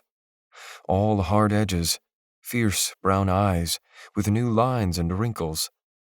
He even had a few scars he hadn't known were there, one on his head just below his hairline, and the other on the right side of his jaw, about 2 centimeters long. In short, he was unrecognizable. When he had left Earth, he was all of 20 years old, and on Volsung he had turned 21. If enough months had passed on the prison barge, he might very well be 22 now. But the man in the mirror looked 32, and he felt much older than that after the events of the past 2 years. And he looked tired, so very tired. But there was still a determination in those eyes. He hadn't given up, despite everything that had happened. He could never let that fire die. Despite the fine clothing, something seemed to be missing, and Lucian realized what it was when it was brought to him. Jarvis himself handed Lucian his shock spear, fitting a sheath for it on his back. "It is not proper for the Queen's consort to go without shock spear to any social gathering," Jarvis said, watching him neutrally. "It is for you to protect her, should the unthinkable happen. She has placed a great deal of trust in you, sir." All Lucian could think was she couldn't have chosen a worse person. "I see." The other servants worked at his clothing, fixing minor details Lucian couldn't even see, adding a kerchief to his breast pocket. They even added a dash of cologne before he could tell them to hold off. The sharp aroma made him cough. "When is the soiree, anyway?" "In less than an hour. It will be a small gathering. No more than 50 of the Queen's most trusted lords and ladies. Quite exclusive." "The last thing I want is to play politics. What's her game?" Lucian had mostly been speaking to himself, something that the butler must have sensed because he remained silent. It was not for him to speak against his queen. Lucian had better be quiet himself. Every word he said, Jarvis would certainly faithfully report. "That shall do it," Jarvis said with a final bow. "I shall fetch you when the Queen has called. Until then, Master Lucian." With that, he left, leaving Lucian alone in his chambers with his shock spear. Immediately, he unsheathed and extended it. What kind of damage could he expect to do? Could he find the others in time and escape? Could he ever hope to outrun the Queen and the Zephyr? The answers to that question were almost no damage, they couldn't escape in time, and even if they did, the Zephyr would hunt them down within the hour. The Queen already knew where he planned to go, so all of it was useless. Lucian reached for his focus, streaming dynamism along the shock spear's length. The spear crackled as he practiced his footwork, creating the space to deal with an imaginary foe. He poked and jabbed, swinging the spear in a wide arc to cut down multiple enemies, dancing away to create space again. He lost himself in the movements and sequences taught to him at the academy, enough to work up something of a sweat. It was probably the opposite of what he should be doing, but he didn't care. He branded the dynamistic magic to the tip of his spear, allowing it to last all the longer. By the time the brand petered out half an hour later, Jarvis had returned with a retinue of bronze-armored guards, each with their own spear and rounded shield. Lucian knew these were to be his escort, probably some honor he was due as the Queen's consort, but it certainly didn't seem an honor. Jarvis's eyes widened upon seeing Lucian's state, but Lucian kept his spear out, feeling a flash of irritation at the interruption. "Yes?" "It is time," Master Lucian. Reluctantly, Lucian sheathed his spear with a flourish. Lead the way. Jarvis took a minute to straighten out Lucian's appearance. The man wouldn't let Lucian do it himself. Once done, the butler led the way as the guards formed a box around them. For minutes, they walked through lamplit halls filled with sculptures, paintings, and rich carpets. The darkness outside was nearly absolute. Hours had passed since their arrival. Any time they passed a servant, they bowed as if Lucian were a mage lord himself. He didn't know what was going on until he realized he probably looked like one. At last, they came to the final entry hall, a grand space with 3 floors with twin spiral staircases. It was in this reception area that Lucian was greeted to the sight of several dozen mage lords and mage ladies, all dressed richly in gold, red, blue, violet, and every color of the spectrum of the septagon. At once, each group and conversation stilled as Lucian stumbled inside. The mage lord's eyes narrowed as if in challenge, while the lady's eyes went wide at the sight of him. Lucian reached for his focus to steady his nerves while he resisted the urge to reach for his spear. He noticed some of the other mage lords had armaments too, spears, rapiers, and even some hand axes. Lucian knew from one look that he was in a room full of jackals. The oldest ones might have been in the Mage War, surviving until this day by wile and magic. The middle-aged ones might be their children, or those Psyche-born who had the spark of magic in them. There were few mages about Lucian's age. This seemed to be an older crowd, and he could feel them calculating his strength of position, their minds mechanizing on how Lucian might be used to their advantage. It was a good 5 seconds before they returned to their conversations, though they cast plenty of surreptitious glances his way. Lucian just wondered where his friends were. Please wait here, Jarvis said. The Sorceress-Queen of Dara will arrive soon. Jarvis withdrew, weaving through the lords and ladies with many a bow before entering the banquet hall beyond. Lucian stood alone, doing his best not to feel like meat at a market. Though none would talk to him, that certainly didn't stop them from talking about him. He deepened his focus and was relieved to see that his magic waited for him beyond. He refreshed his psionic ward, knowing he couldn't be too careful. That should keep him at least somewhat safe. At last, their voices stilled. From the 3rd level above, a pair of doors opened, revealing the Sorceress Queen, in a black dress festooned so thickly with red rubies that it might as well have been a red dress, a color of red that perfectly matched Lucian's vest. The dress had a bejeweled septagon emblazoned on the front. It was similar to Lucian's, only the gems were much larger. The queen was not to be outdone. His throat clamped, not at her magnificence or beauty, but at the fact that they wore matching clothing. He knew what kind of signal she was trying to display, and if he had seen it coming, he might have put up more of a resistance. The crowd of lords and ladies oohed as she descended the stairs, like an angel descending from heaven.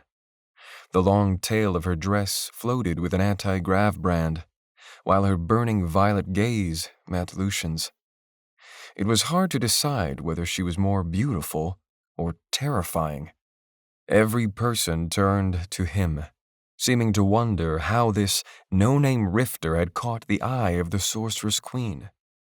Eyes reweighed, recalculated, and presumed a new balance of power. Half of the lords and ladies now offered gracious smiles, as if they hadn't completely snubbed him moments ago.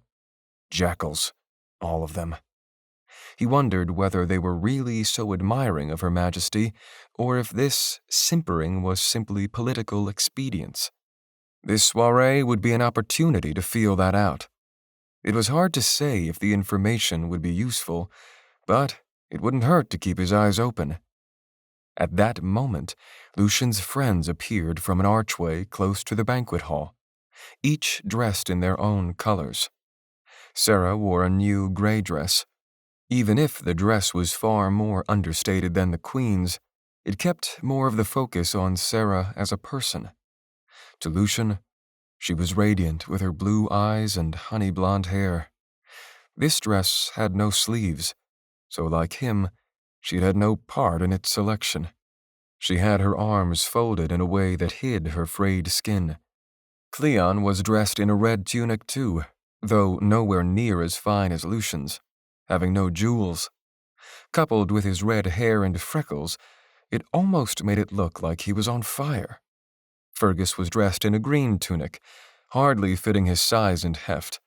To Lucian's surprise, the Queen had allowed Fergus and Cleon to carry their own spears. Sarah was without one, but none of the other mage ladies had weapons. She could not have been happy about that. His friends gazed at him with the same shock as everyone else. But eventually, the attention refocused on the Queen, who was gliding down the last few steps of the staircase. She seemed to float toward him, the levitating hem and train of her dress giving her ghostly grace. The lords and ladies parted, all smiles and manners, with looks of approval even sent Lucian's way. Lucian couldn't get out of here fast enough. When she stood before him, Lucian had to keep icy concentration on his focus. She lifted a hand toward him. This required delicacy, and he had to play her game and beat her at it. As impossible as that would be, he had to make it through this in one piece.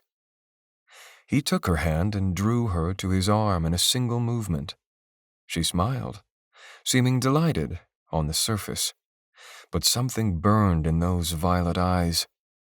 She pulled him somewhat roughly, despite the fact he had taken the leading position, which elicited some chuckles from the nobles. From his peripheral vision, her pale cheeks colored ever so slightly. It felt good to embarrass her for once. He stumbled over something on the floor, but when he looked down, nothing was there. He glanced in her direction, her eyes glinting with mischief. He kept his gaze forward and his expression stoic. Her message was clear. Push me, and I'll push you back twice as hard. He kept his face placid, his mannerisms cool. He forced himself to nod at a couple of mage lords as he and the Sorceress-Queen strolled toward the open doors of the banquet hall. The massive Lord Kiani, wearing an emerald surcoat over his bronze armor, stood by the door. The beautiful woman hanging on his arm was at least half his age and half his size. Could this be Cleon's sister, Lynn? Lucian didn't see much of a resemblance, and he had to suppress the urge to search for Cleon. The woman wore a shimmering white and blue dress that left her delicate shoulders bare.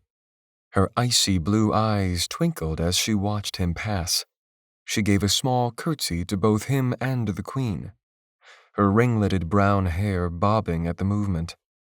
For some reason, Lucian got the feeling this woman wasn't Cleon's sister. She seemed to be in her early 30s at least. The Sorceress-Queen and Lucian entered the banquet hall first, where a long table was filled to the brim with food. Meats, plates of bread and sweet treats, trays of hors d'oeuvres with meats, pastries, and glassware filled with bubbly, colorful drinks. In the corner, a small orchestra began to play a lively tune on stringed instruments, each of them wearing white, puffy tunics. It was as if he had stepped backward in time to the Renaissance. "This way," the Queen said. They didn't make for the food, but a pedestal across from it. She led him to the top, and Lucian couldn't help but feel like a dog whose leash was getting yanked. He had to lay down his pride, as difficult as it was, and keep playing the game. He made his way to the podium in his own time and faced out to the rest of the banquet hall. Couple by couple, the lords and ladies filed in, each standing before the Queen and Lucian. His friends entered last of all, hanging at the periphery. From their blank expressions, It was hard to tell what they were thinking. If they didn't think him possessed by the Queen's magic before, they almost certainly did now. By the time all had gathered, the Queen shifted beside him. Lucian noticed Cleon staring murderously at Lord Kiani, who seemed oblivious. His wife wasn't looking at Cleon, but at him and the Queen. No, she was not Cleon's sister. "Be welcome, mage lords and mage ladies," Queen Ansaldra said. "I thank you for attending my little soiree on such short notice." Little? If this were little, then Lucian didn't want to see what a big one looked like. "Tonight we have honored guests among us." She raised a hand toward Lucian's friends. "A delegation from the far Riftlands is here, who has agreed to accompany me to court and work with me on an important matter, one that stands to strengthen and unify all of Psyche. Tomorrow, the delegation will be setting sail aboard the Zephyr for the Westlands, as far as the border of the Burning Sands." This elicited excited murmurs from the crowd. It was either a high honor to fly with the Queen on her airship, or the Westlands of Psyche was as exotic as the Riftlands to these people. "As my very closest friends," she continued, with a winning smile, "I thought this delegation could regale you with tales of life in the dangerous rifts of Psyche. Cleon Coley, once a Mage-Knight, now fights for Kiro Village of the Deep Rift." At being mentioned, Cleon's face reddened, either in embarrassment or anger. "The beautiful Sarah O'Connor, an expert gravitist." Sarah's face paled at the mention of her name. "Fergus Madigan, captain of the Kiro Watchmen, a radiant of renown." Lucian wondered where she had learned all this information. Could she have sifted it from their minds? What else had she found out? At that moment, Lucian realized why she wasn't afraid of them turning on her, or of even allowing them weapons. She could probably read their intent long before even they realized what they were doing. How could you fight someone like that? Was she aware of his thoughts, even now? She gave him a sidelong glance. Lucian faced forward to keep those knowing eyes from seeing into him. "And last of all," she said, pausing for emphasis, "my consort for the evening, Lucian Abrantes, the most powerful binder in all the worlds." This got the biggest reaction, some even going so far as to applaud. What was he, her monkey? But it was best to play it cool. He tried not to let his anger show, nor let the Sorceress Queen know how she was grating at him. "So, my friends, eat, drink, and be merry," she said. "The Riftlands delegation is at your disposal." She clapped her hands once, and the orchestra began to play anew. Immediately, the nobles began to mingle as servants weaved in and out, serving drinks and hors d'oeuvres. "Stay near me and you'll be fine," she said. Without waiting for a response, she strolled into the crowd, engaging a group of nobles with a charming smile. She immediately had them under her spell.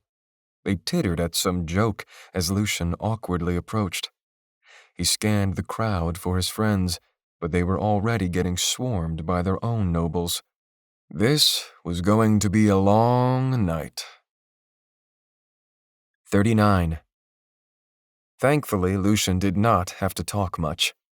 He did have to answer questions and tried some of the food offered by servants, more to blend in than anything else. He held a drink in his hand but intended to nurse it all evening. His goal was to not stick out. But of course, that was impossible when he was the object of attention, and the best binder in the worlds. The Queen had needed some justification to take him as her consort. He hadn't liked the sound of that at all, and hoped this companionship did not extend beyond this evening. He answered questions about Earth, which no one had visited save the Queen and some of the older mage lords. He spoke of the Volsung Academy, but didn't volunteer information beyond what was asked. The Queen's eyes weighed him with every word he spoke, so it was best to speak as little as possible.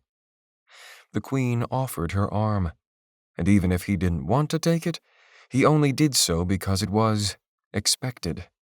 The last thing he wanted was for her to take offense and have every mage lord and lady come down on him in her defense. It was easier to pretend. This night would be temporary. If he had to make concessions to reach the orb of psionics, he would. What was his pride in the grand scheme of the galaxy? They were approaching Lord Kiani and his wife. Lord Kiani, who Cleon had called the Butcher of the Westlands. From his size alone, he could do a lot of damage, notwithstanding his magic. Standing with his beautiful wife in her pearlescent dress, Lucian felt something was off as he and the Queen entered their space. "Mage Lord Kiani," the Sorceress-Queen said. "I'm pleased to see you once again."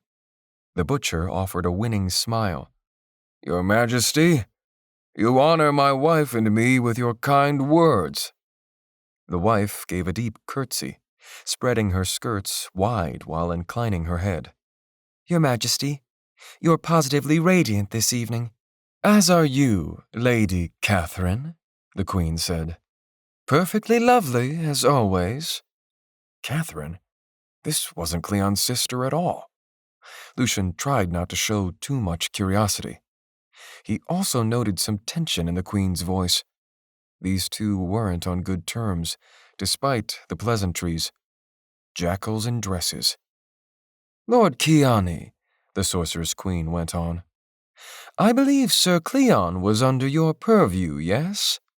She already knew that, so Lucian didn't understand why she was pretending. Just some game she was playing, he supposed. Lord Kiani's smile strained. "Yes, quite so. His was a troubling case. Of course, he is no longer Sir Cleon." Catherine's face reddened. Lucian was now positive she wasn't Cleon's sister.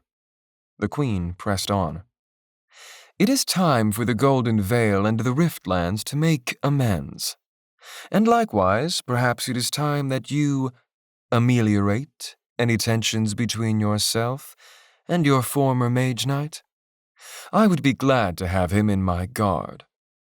Any man who survived the Dark Rift has a welcome place in the Daran Empire." Lord Kiani smiled, though the smile didn't reach his eyes. "If he survived the Dark Rift, perhaps I underestimated him. Of course, I would doubt the loyalty of any man who abandons his post." "His poor sister," the Queen said sadly. "But I suppose some things cannot be helped." The Queen watched Lady Catherine, whose blue eyes were icy. "Farewell," she said. "Enjoy the party." The Queen flashed a toothy smile as she led Lucian to the next group. Lucian couldn't get out of there fast enough. There was some sort of rivalry between the Queen and this Lady Catherine, whoever she was. He leaned over to the Queen once they were out of earshot.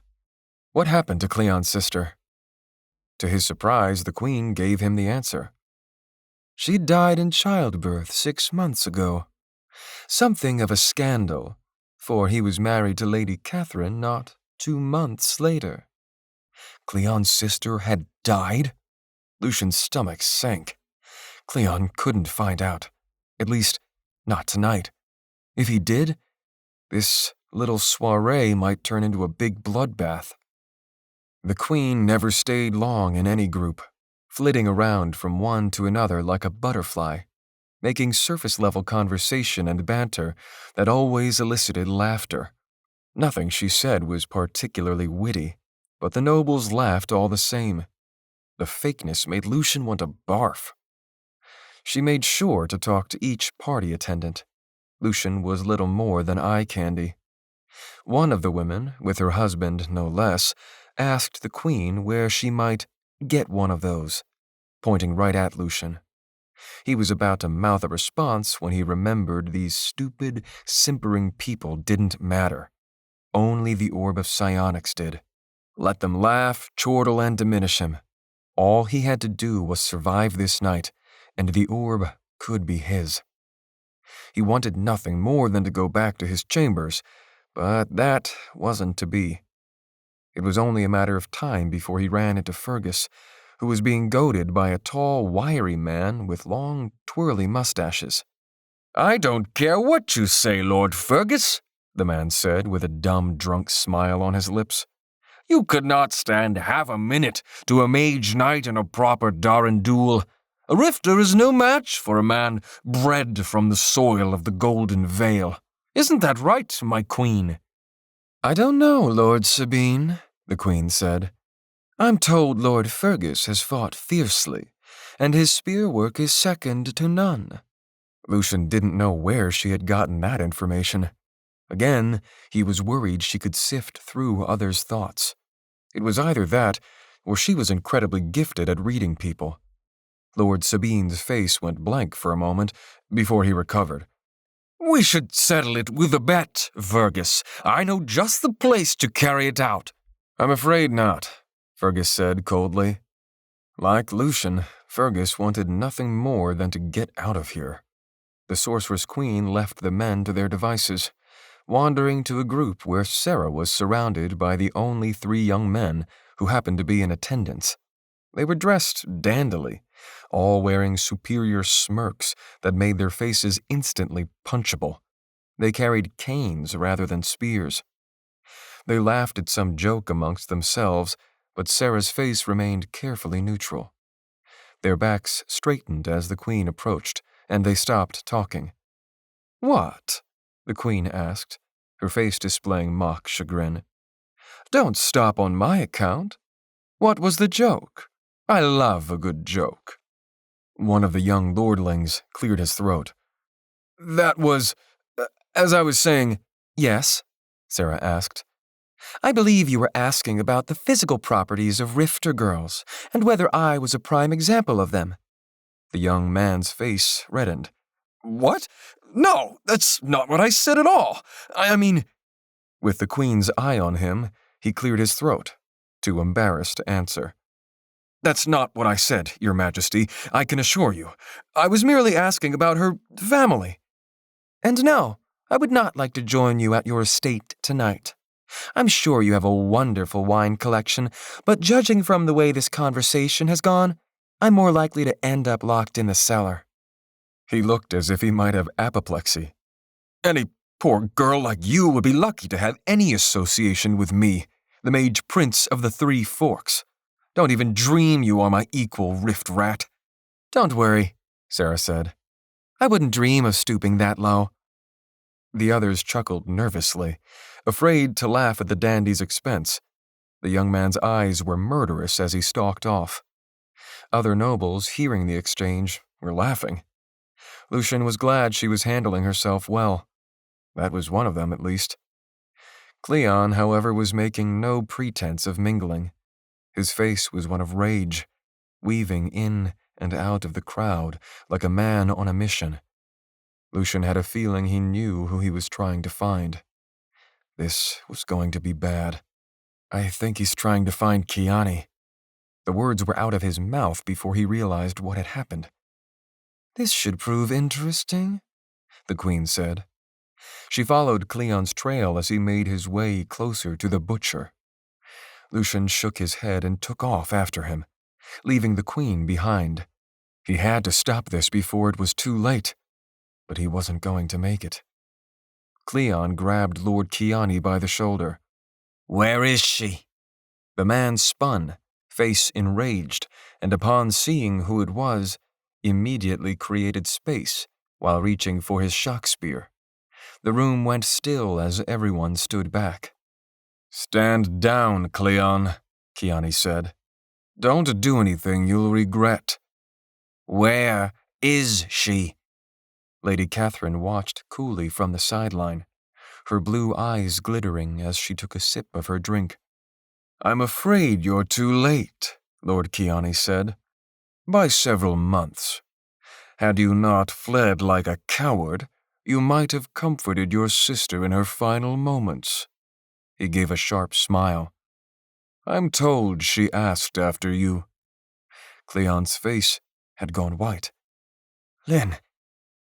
Her life was not in vain, Kiani went on mercilessly.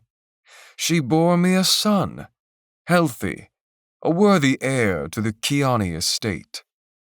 Catherine's face darkened at this, but Kiani seemed blind to it. Cleon reached for his spear.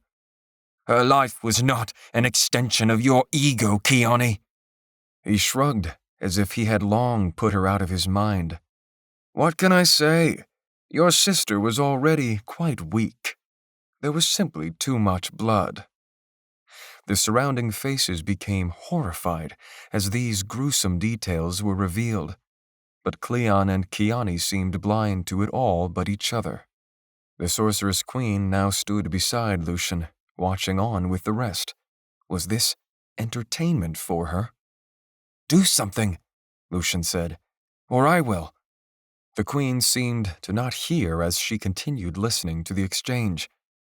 I will not rest until I have satisfaction, Cleon said. Lord Kiani, Butcher of the Westlands, I challenge you to a duel. Your blood or my blood, for hers. A collective gasp went through the crowd, even as the butcher examined his fingernails. Cleon, set aside these childish games. I haven't the time for them. Coward, this is no game. I will spill your blood before the night is out. Not at my soiree, the Sorceress-Queen said, finally stepping in. I haven't a ring set up because the table is in the way. There were several nervous laughs, but not enough to diffuse the tension. Lord Kiani released his hold on his spear, at least. Cleon had yet to let go of his. At that moment, Cleon's eyes suddenly widened, while his body went stiff. Fergus and Sarah stepped at his side, pulling him back and away. Lucian went to help them. This soiree was designed to ease tensions, not inflame them, the Sorceress-Queen finally said. Guards, stand back. There will be no trouble tonight. And if there is, let it fall on me to resolve it. When he reached the others, Lucian was surprised to see that Cleon was calm, his eyes becoming hooded as he sheathed his spear. Lord Kiani watched him with smug satisfaction. What was going on? That was when Lucian noticed that Cleon's eyes had a violet sheen to them. I think it's time the entire delegation went back to their rooms, she said. Lucian, can you see it done? Her manner was cold, as if he had disappointed her in some way. Had she expected him to step in and stop Cleon from challenging Lord Kiani? That was probably why she had waited so long to do anything. We'll take him back. The Queen nodded, and that was all the permission he needed. They escorted Cleon away from the banquet hall. 40. Once they were back in Lucian's rooms, Cleon was still in a stupor, as if drunk. But Lucian knew his state had nothing to do with alcohol. She calmed him, Fergus said. Quite brutally, too, I might add.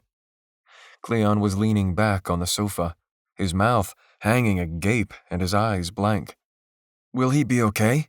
Lucian asked. Fergus nodded. It'll take time for him to snap out of it, but yeah, he'll be fine. What's her game? Sarah asked, kicking off her sequined stilettos and putting her feet on the coffee table. From the way she had balanced herself at the soiree, it was as if she had worn shoes like that her whole life. Is she with us or against us? No one had an answer for that. Cleon was just drooling now, his back swaying. Fergus kept him supported. Why would he make a scene like that? Lucian asked. I mean, I understand why, but so much is at stake. His mission is not our mission, Lucian, Fergus said. He wants revenge on this butcher fellow. Cleon groaned, seemingly trying to agree. We have to figure out our game plan, Sarah said. What happens if we get to the orb? Does she expect us to keep going along with her willingly? How does she force that, and what do we do when she does? Fergus shook his head. I don't know. I never expected us to make it this far, much more for the Sorceress Queen to play this part. She has her own plans for the orb, and for us, Sarah pointed out. Lucian, she's trying to soften you up with all these clothes, soirees, and parading you around like some pet. She gave him a pointed look. And you better not be falling for it. I'm not, Lucian said. I'm just playing along. You better be, Sarah said, looking somewhat doubtful. We can't let her drive a wedge between us, Lucian said. Can't you guys see that's what she's trying to do? She's testing us. Okay then, she said. So what's the plan? Keep kissing her ass, then stab her in the back? Cleon groaned. I didn't think the plan was that bad. It's not a plan, Lucian said. It's just a gamble. We somehow need to get the orb and get off Psyche altogether. Fergus and Sarah looked at him blankly. But no one leaves Psyche, Sarah said. I have a plan. I don't know if it'll work, but it's the only thing I've got. I'm all ears, Fergus said. There's someone I know who I've spoken with psionically before. If she is who I think she is, then the orb might give me enough power to reach her, even if she's far away. And if I am who she thinks I am, she will do everything she can to reach me. Sarah and Fergus stared at him blankly. That makes absolutely no sense, Sarah said. Lucian then reminded them of Vera, of what she had told him aboard the interstellar liner, that he had been marked by the manifold, and that she had foreseen that he was to become her scion. If she believed that prophecy was true, then it also meant that Lucian could not stay on Psyche. It was a long shot, but if Vera were truly the most powerful mage in the galaxy, then she might be capable of pulling it off. Once done explaining, both of them watched him, their expressions worried. Cleon groaned again. To sum it up, Lucian said, we can't find the orb without the Queen. We may have to work with her, temporarily. But from my short conversations with Queen and Saldra, she and Vera are not on the same page. If we can somehow get Vera here, then she would offer us a way off this world, and she would most likely challenge the Sorceress Queen directly. After a long, considering silence, Fergus was the first to speak. How do you know this Vera is any better than the Sorceress Queen? It was something Lucian hadn't even considered. Emma and the Transcends had certainly thought she was dangerous. But if Lucian had to make a choice, it was easy. Even if she is more dangerous, she would have a way off this world. That's something we need if we are going to continue finding the orbs. That wasn't the plan, Fergus said. You were to find the orb and use it against the Sorceress Queen. I can't abandon Psyche. That isn't the oath I swore. The Queen wouldn't have a reason to target the Riftlands with me gone, Lucian said. I'd rather avoid a fight, because I don't think we would win. This isn't your home, Sarah said. It's just another stop for you while you add to your alien artifact collection. Why am I even helping you? Lucian threw up his hands in the air. I don't know. I told you that you could leave if you wanted. What you don't seem to understand is, I can't save Psyche. Even if we killed her, which you're suggesting, it would throw everything into chaos. Tens of thousands could die in the upheaval. But she would be gone, she said. Don't you see? Lucian asked. What we are doing is so much bigger than that. This fight will go beyond Psyche. I need you guys to come with me when the opportunity presents itself. Both of them were quiet for a while. It wasn't a conversation Lucian wanted to have. Asking for help was always hard. Sarah's blue eyes weighed him carefully. So you need our help? Lucian almost didn't want to admit it. The old him certainly wouldn't have, but he had come too far, risked too much. I can't do this alone. I need the three of you, not just for Psyche, but the future. I'm still weak and untrained. I have one orb, but it isn't listening to me. I have a queen who is trying to manipulate me, and there's this damn voice in my head. Voice? Sarah asked. What voice? He hadn't told them that part yet. He was afraid they would think he was fraying. I hear it sometimes in my dreams. I haven't for a while, but this voice wants me to find the orbs. The queen's telling me it's... He trailed off, then shook his head. Well, it's quite unbelievable who she says it is, and who the Oracle of Binding says it is, but I have no reason to think either is lying. We're listening, Fergus said. Lucian took a moment to collect himself. Remember everything I told you about the Immortal? The one who gathered all the orbs during the time of Starsea? At their nods, he continued. Well, apparently, when he died, he didn't exactly die. Being immortal tends to do that, Sarah said. Lucian ignored the joke. Something about him fused with the manifold, and he's somehow survived all this time and is speaking to me from there. He's the one who has chosen me, to find the orbs and bring them to him. At least that's what I think. Both of them went quiet as they considered that. Sarah's face had gone pale, while Fergus simply looked sick. I don't like the sound of that, Fergus said. Sarah's expression tightened with worry. You're not fraying, are you? That can be one of the signs. Hearing voices. I don't think I am. But then again, I've been using far more magic than I should be. When I wake up in the mornings, sometimes I feel this fire beneath my skin. Not as bad as a few nights ago, but it's there. Burning. Sarah nodded, her expression solemn. That's how it starts. You have time still. Time enough, maybe, to find these orbs. The whole part about giving them to this immortal guy? That sounds a bit iffier. That about summed it up. I don't know what to make of any of it. I'm not even sure how I would do that, or how what the Oracle of Binding told me fits into all of that. He sighed. I'm in way over my head. I will help you, even if it was not my original oath, Fergus said. Feels bad to say that to someone 20 years younger than me, but this is bigger than me, bigger than my pride, and I've always felt like my life was missing something. This is a chance to do something big, something that matters. That's all I ever wanted as the mage captain of Kiro. What about the elders? Lucian asked. He waved his hand. I'm swept up in this now. I don't think I could get back there even if I tried. Me neither, Sarah said.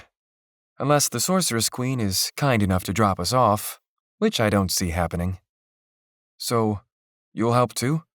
Lucian asked. Her eyes softened, and there was something in her face that seemed to feel pity for him. From that one look, he already knew her answer. Well, someone has to stop you from doing something stupid, and you've done plenty of stupid so far. Thanks a lot. But, to your credit, you've also saved my ass a bunch of times, which is more than I expected from a soft-bellied Earth boy. Cleon grunted and drooled a bit. Is that a yes? Sarah asked. Cleon moved his head and would have lost control if not for Fergus holding him up. He'll let us know tomorrow, Sarah said. I have to say, all this sounds so far-fetched and impossible. Just to go over it one more time, your plan depends on getting the Orb of Psionics in the first place, and trusting that the Queen isn't just using you to get to it. All that rot about prophecy and you being the chosen is just a distraction. Anyone can claim prophecy. It doesn't prove anything. She needs you compliant for as long as it takes for her to get the orb. Lucian had to admit that was a likely outcome, even if his gut said that the Queen had plans for him that went beyond the orb of psionics. That's why we need to figure out a way to grab it before her. What way? Fergus asked. We're going on her airship surrounded by her Mage-Knights and hoplites. I don't know, Lucian said. I'm just laying out what needs to happen.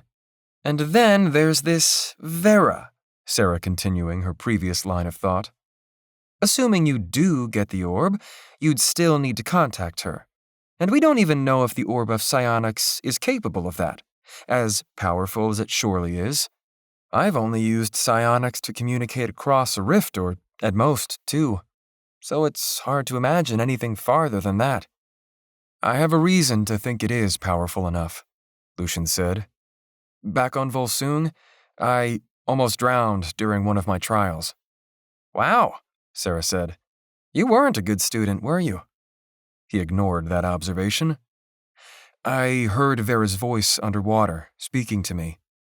At the time, she was light years away.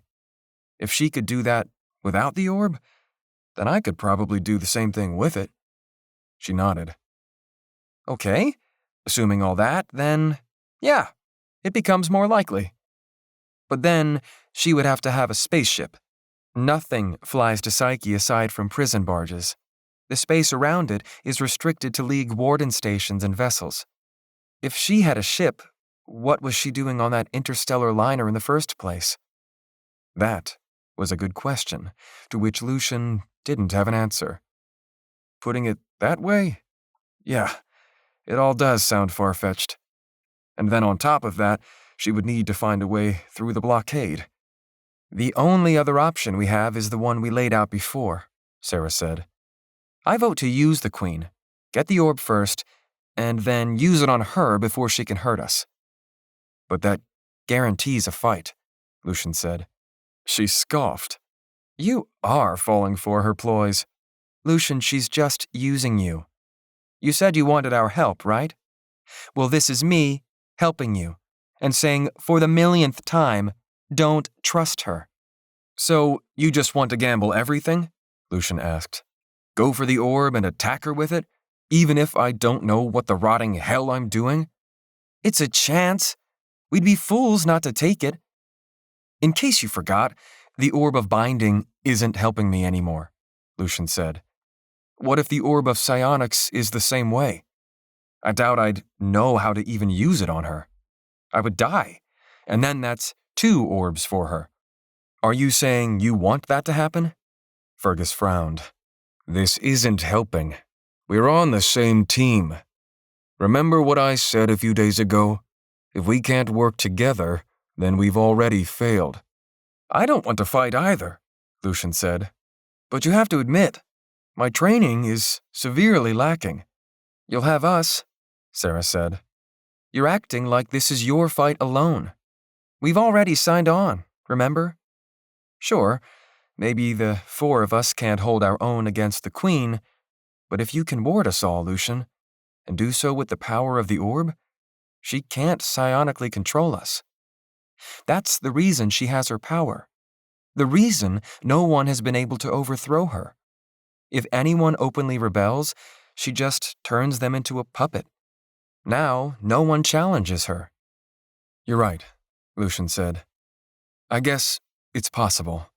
But if you're counting on the orbs to come through, all I'm saying is not to expect it. We almost died falling down that shaft in the Dark Rift. The orb didn't want to work. Whatever we were doing down there, we weren't on the right path. The Queen said, as soon as I start doing what the orb wants me to do, it'll start working again. Let me guess. What she wants to do just so happens to be what the orb wants you to do? That's convenient. What if she's right? The others had no answer for him. He wished they did. It would make things so much easier. There's too much at stake to risk our lives and 2 orbs, Lucian said. We're at a severe disadvantage and don't have enough information. If you don't risk something, you can't gain anything, Sarah said. You have to be bold, Lucian. What other chance will we have? I can wait until I become stronger. But by then, the Sorceress-Queen will have you fully convinced she has the right of it. You'll be completely turned against us. I'm sorry, he said. I don't know what to do. What's right? What's wrong? I don't know how to get the Orb of Binding working again. I've fallen off the right path. Following the Queen doesn't seem right, but I don't see any other option. I'm in over my head. Sarah reached across and touched his hand, a move that surprised him, especially after her earlier harshness. Who isn't here? We're all still alive, which is amazing in itself. What's the next thing we can do? Don't think about the Orb of Psionics. What's something we can do right now to better our situation? I mean, we're doing it, Lucian said. Trying to talk and plan. We need agency, but that's impossible when we're inside the Queen's palace. He looked around the room. And for all we know, she has someone in the walls listening to every word we say. I have us warded, Fergus said. And if someone were trying to dismantle that ward, I'd be the first to know. Lucian nodded gratefully. Good to know. We have a choice to make, as I see it, Fergus said. Abandon our original mission and join forces with her. Or the other option. Trying to get the orb first, and then do what we originally planned. Or, as Lucian said, work with her and wait for this Vera to come and settle the score. I don't much like that one because it depends on too many unknowns. Cleon's mouth opened and he leaned forward as if to say something. He started to fall, but Lucian caught him in time. Lucian sighed. It's hard not to feel like we're just going right into the jaws of doom, so to speak. That's an apt way to put it, Sarah said. Well, rest assured, Fergie and I won't leave you to this spidery bitch. We've been through too much, have come too far, the stakes are too high, etc. Thanks, Lucian said. She looked down at the frayed skin on her arm, drawing Lucian's attention to it also. Was it his imagination, or had that marring grown since he'd met her? I've only got a little time left, Sarah said. It would be nice to find all these orbs before this does its work. She nodded down at the frayed skin. And it's not like I have much to live for here. I know this isn't easy, Lucian said. The last thing I want is to work with her. But she does have resources, an airship, and an entire empire at her disposal. We have to use it, but we'll always be looking out for the first opportunity to go our own way. I'm not sure if it'll come down to a fight at the end. I hope not. I believe an answer will reveal itself. We just have to watch for the right opportunity. We're doing this then, Fergus said. I see no other way forward. Cleon gave an angry grunt, but was unable to form words. Are you sure he's okay? Lucian asked. She calmed him hard, Sarah said. I'll have to get her to show me how she did it. Seems like a good trick. Cleon grunted again. We should stick together, in any case, Lucian said. There's no reason for us to sleep separated tonight. We've got 2 couches here, plus the bed. The floor's fine for me, Sarah said. I can't sleep on anything soft anymore. Let's let Cleon have the bed, Fergus said. All of us should sleep now. We will need our wits to survive tomorrow. Lucian dreamed of the Orb of Psionics. It shone violet in the darkness, thrumming with power. It was as if he could sense he was getting close. Find them, the voice said. Bring them to me. Just hearing that voice again, after so many months and after just talking about it, sent a chill down his spine. But this time, he wasn't a scared child stunned into silence. He intended to find answers, despite his fear. "Who are you?" The voice was quiet. So quiet that Lucian was sure that it had gone. The violet orb continued to pulse with power. "I am the voice of the manifold. I have chosen you to fulfill my purpose." "You mean you are the immortal?" The voice was silent for a long time. It was as if it were watching, waiting. "I am all that is immortal. I am the unmoved mover, the reality that casts the shadow. Anything immortal is me. But I am not a particular person or place. The immortal is part of me, but I am not the immortal." So, the immortal, the chosen of Starsea, who last held all the orbs, was now a part of the manifold, but he wasn't the manifold itself. "As I have chosen you, the manifold has chosen me to speak for its sake. The manifold wishes for you to find the orbs and return them to the heart of creation. The balance must be restored." "The balance? What do you mean by that?" "The Starsea cycle must end, and it will end when the orbs have been returned to the manifold." "To the heart of creation?" "Yes," the voice said. "The heart of creation." "How?" "The first gate beyond the dark space. It will take you there. Find the orbs. Bring them to me." "And destroy them?" "No. Not destroy. Never destroy. Magic itself would end. Your species would be left stranded, desolate. The gates would go dark, and travel between them impossible. That would be apocalyptic for your society. Almost as bad as the fraying." Of course, that would be one of the effects of ending magic, besides countless others. It was not something the Oracle of Binding had mentioned, nor something that had even crossed his mind.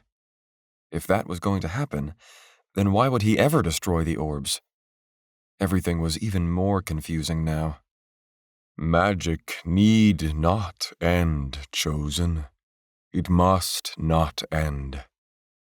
It has always been, just as it always must be. The Starsea cycle can end, and you need not carry the burden of the orbs. Not forever. Return the orbs to the manifold, to me. That is all I require of you."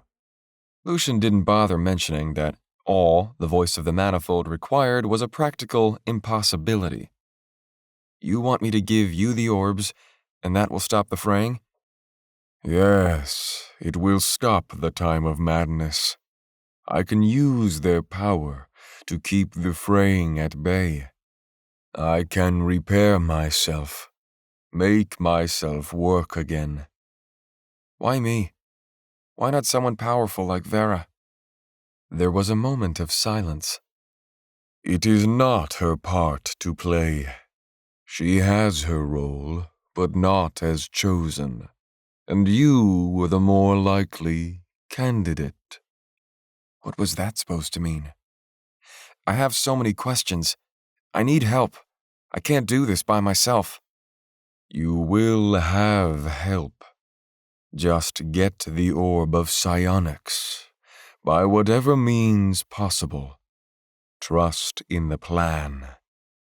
"The plan? What plan?" "Follow your purpose, and everything will be as it was meant. You are chosen, Lucian. It is your destiny, You will become the most powerful mage in the galaxy, mastering magic even the ancients believed impossible.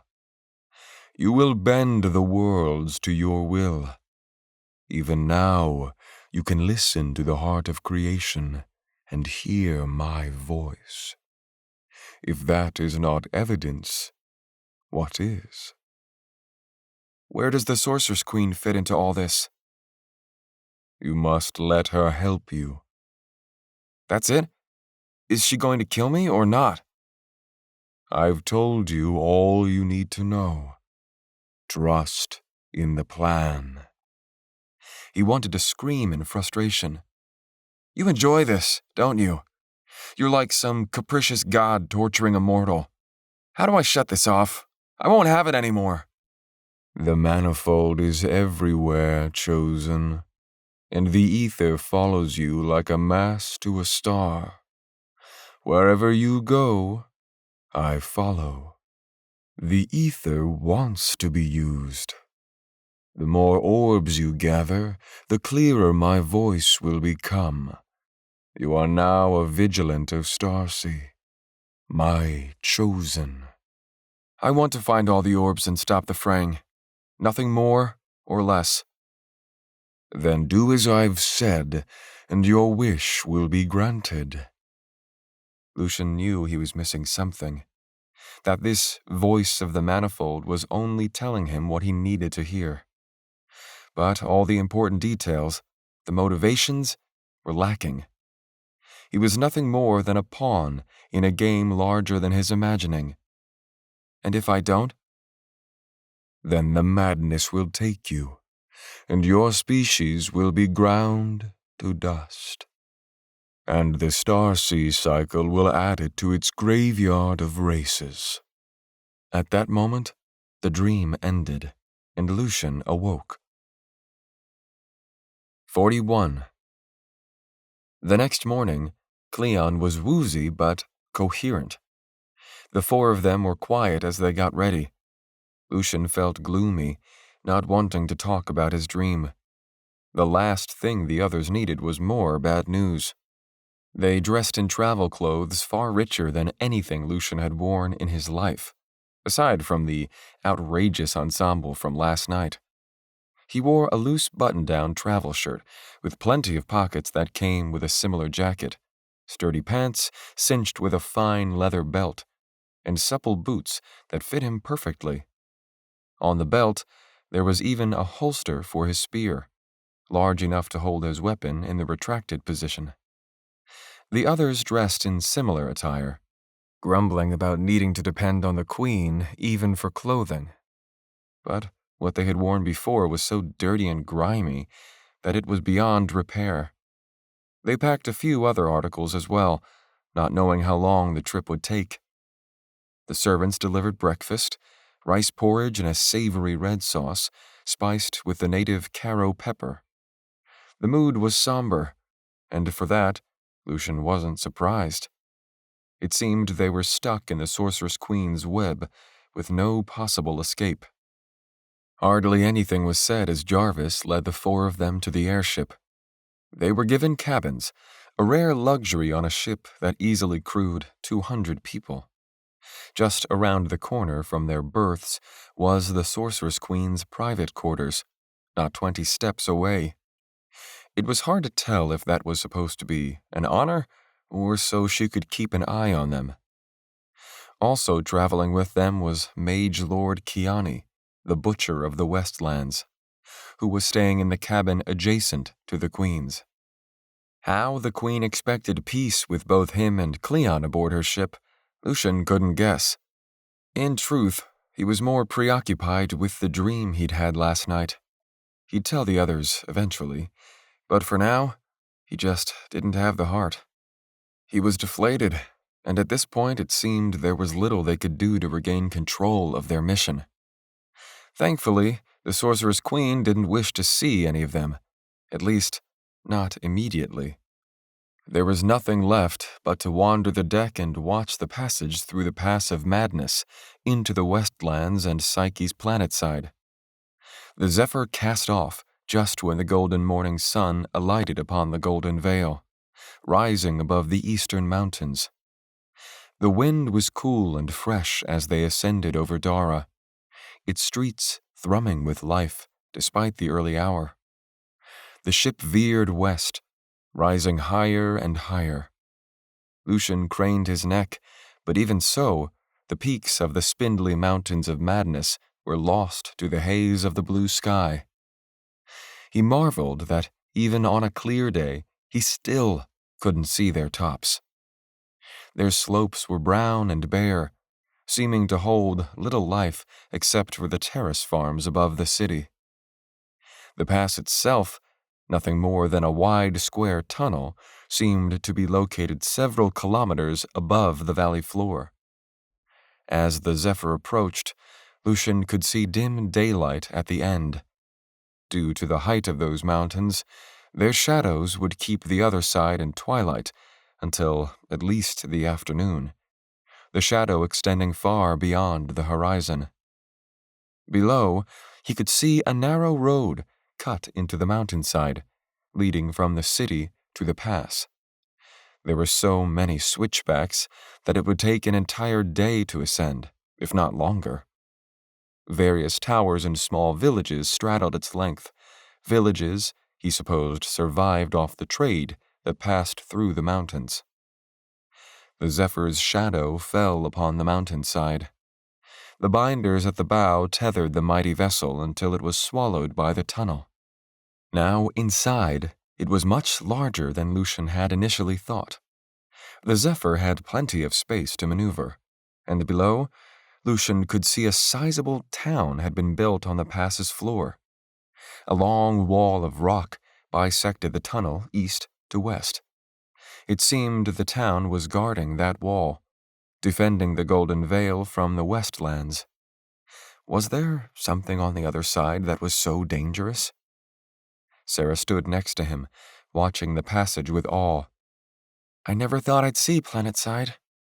They say it's a wasteland, full of terrible monsters and the roughest people on all Psyche. Planetside. Lucian remembered the gas giant Cupid could only be seen from one side of Psyche, since the moon was tidally locked. And because of the extra light supplied by Cupid, along with its tidal forces, Planetside was said to be much warmer than Voidside. But Lucian supposed he would be seeing for himself soon enough. It didn't take long for the Zephyr to pass through. Lucian's breath caught at the sheer change of scenery. Beyond the mountains of madness stretched a shadowed, barren wasteland. Rugged hills, empty of vegetation, stretched as far as the eye could see, broken only by a wide river running from the lower slopes of the mountains from somewhere in the north. For the first time since his arrival on Psyche, the terrain was flat enough for Lucian to notice the nearness of that horizon. And being so high up, it was all the more evident. It felt as if they would fall off the edge of the world. But just beyond the horizon was what appeared to be a long white hill. What in the worlds is that? Lucian asked. Don't you know? That's Cupid. It was huge, dominating the majority of the horizon. And Lucian knew that every day it would only grow larger until it took up most of the sky. By that point, they would be in the burning sands, and close to the orb of psionics, wherever it happened to be in that vast expanse. A modestly sized city clung to both sides of the wide brown river they were approaching. The city's buildings were short, squat, and made from mud brick.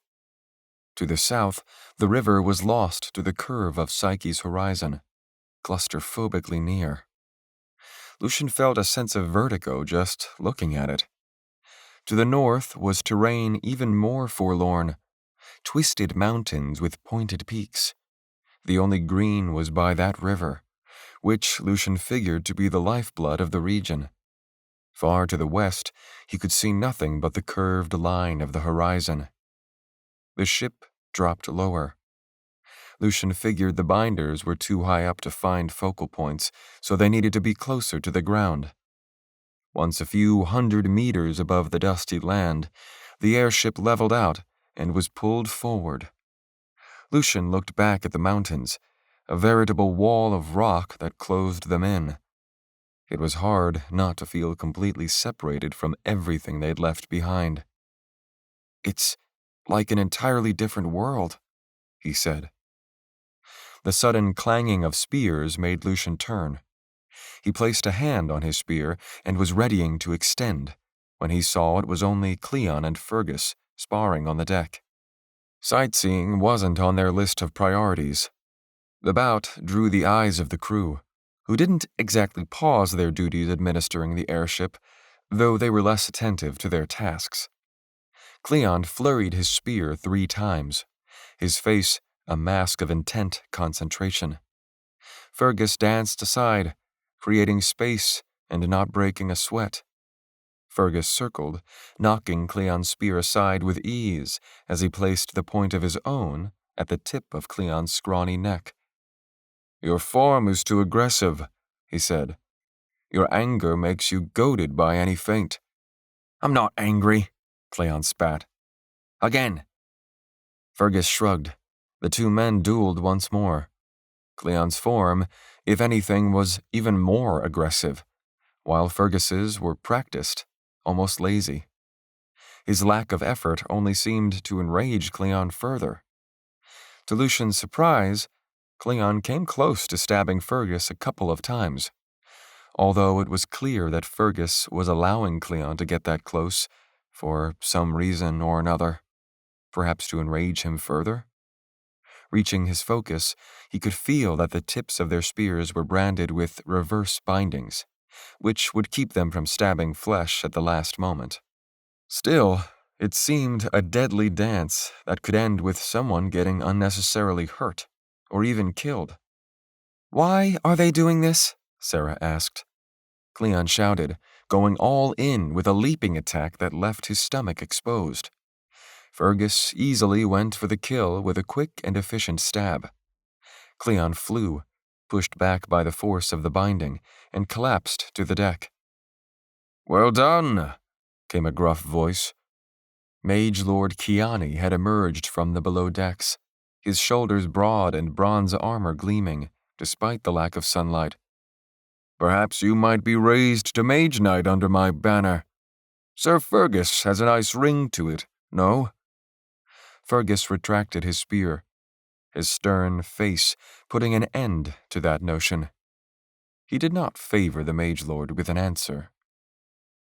Cleon, by this point, was scrambling up, his spear at the ready. "My challenge stands, Kiani. Your life or mine?" Lord Kiani guffawed. "Please, after that display, you'd only be forfeiting your life. And what would be the fun of that?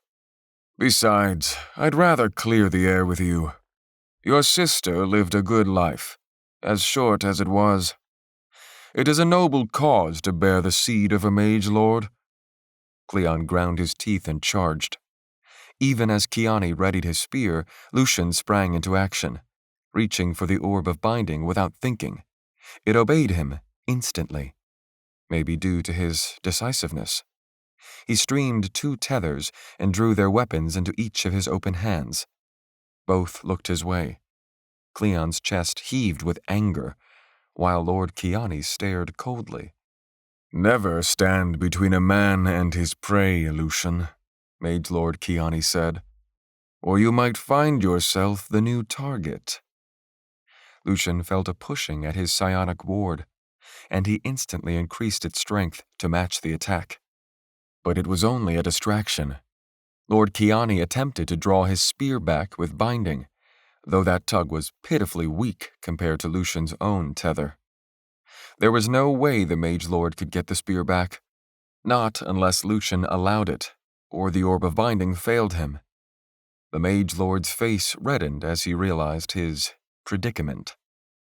Nonetheless, Lord Kiani streamed harder, not wanting to be shown up. At last, he relented, and a dangerous smile spread across his face. I guess Her Majesty wasn't lying when she said you were the best binder in the worlds. I wasn't. All turned to focus on that melodic voice. The queen glided forward, today wearing a violet dress and cape, with a laced bodice with an opening that left little to the imagination. Your Majesty, Lord Kiani said, giving a graceful bow, you honor us with your presence. And you are attempting to honor me by killing each other? How manly. Lord Kiani gave an embarrassed cough. No, Your Majesty, merely practicing our forms. Rifters against Darans, as it were. Indeed? Her droll voice told Lucian that she doubted that very much. Well, if you were truly practicing, don't stop on my account. Lord Kiani cleared his throat, turning back to face Cleon and arching an eyebrow. I think I'm spent, Cleon said. I'm not your dancing monkey.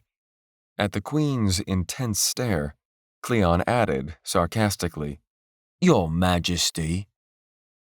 What about you? She asked, looking at Lucian. Were you a part of this impromptu tournament? It wasn't a bad idea. It could be quite diverting. I wasn't, Your Majesty, Lucian said. He didn't like acknowledging her as queen, but Cleon had done it. If Cleon, of all people, could play along, then so could he. Then again, his tone communicated in no terms was he going to put on a show for her. And from the queen's icy stare, she fully got the message. Very well, the queen said, all but giving an exasperated sigh. She left them there, her face pale as she retreated below decks. Once she was gone, Sarah whistled. Damn, the ball's on you. That was a mistake, wasn't it? You bet your ass it was. Lucian sighed. Well, she doesn't deserve any better. A tournament? Has she lost her mind? That rejection was almost enough for me to feel bad for her, Sarah said. Almost. She and Lucian were no longer the focus of attention. Instead, most were on the starboard side of the Zephyr, looking north across the cracked Badlands at the brown mountain range to the north. A great cloud of dust was rising at the foot of those mountains.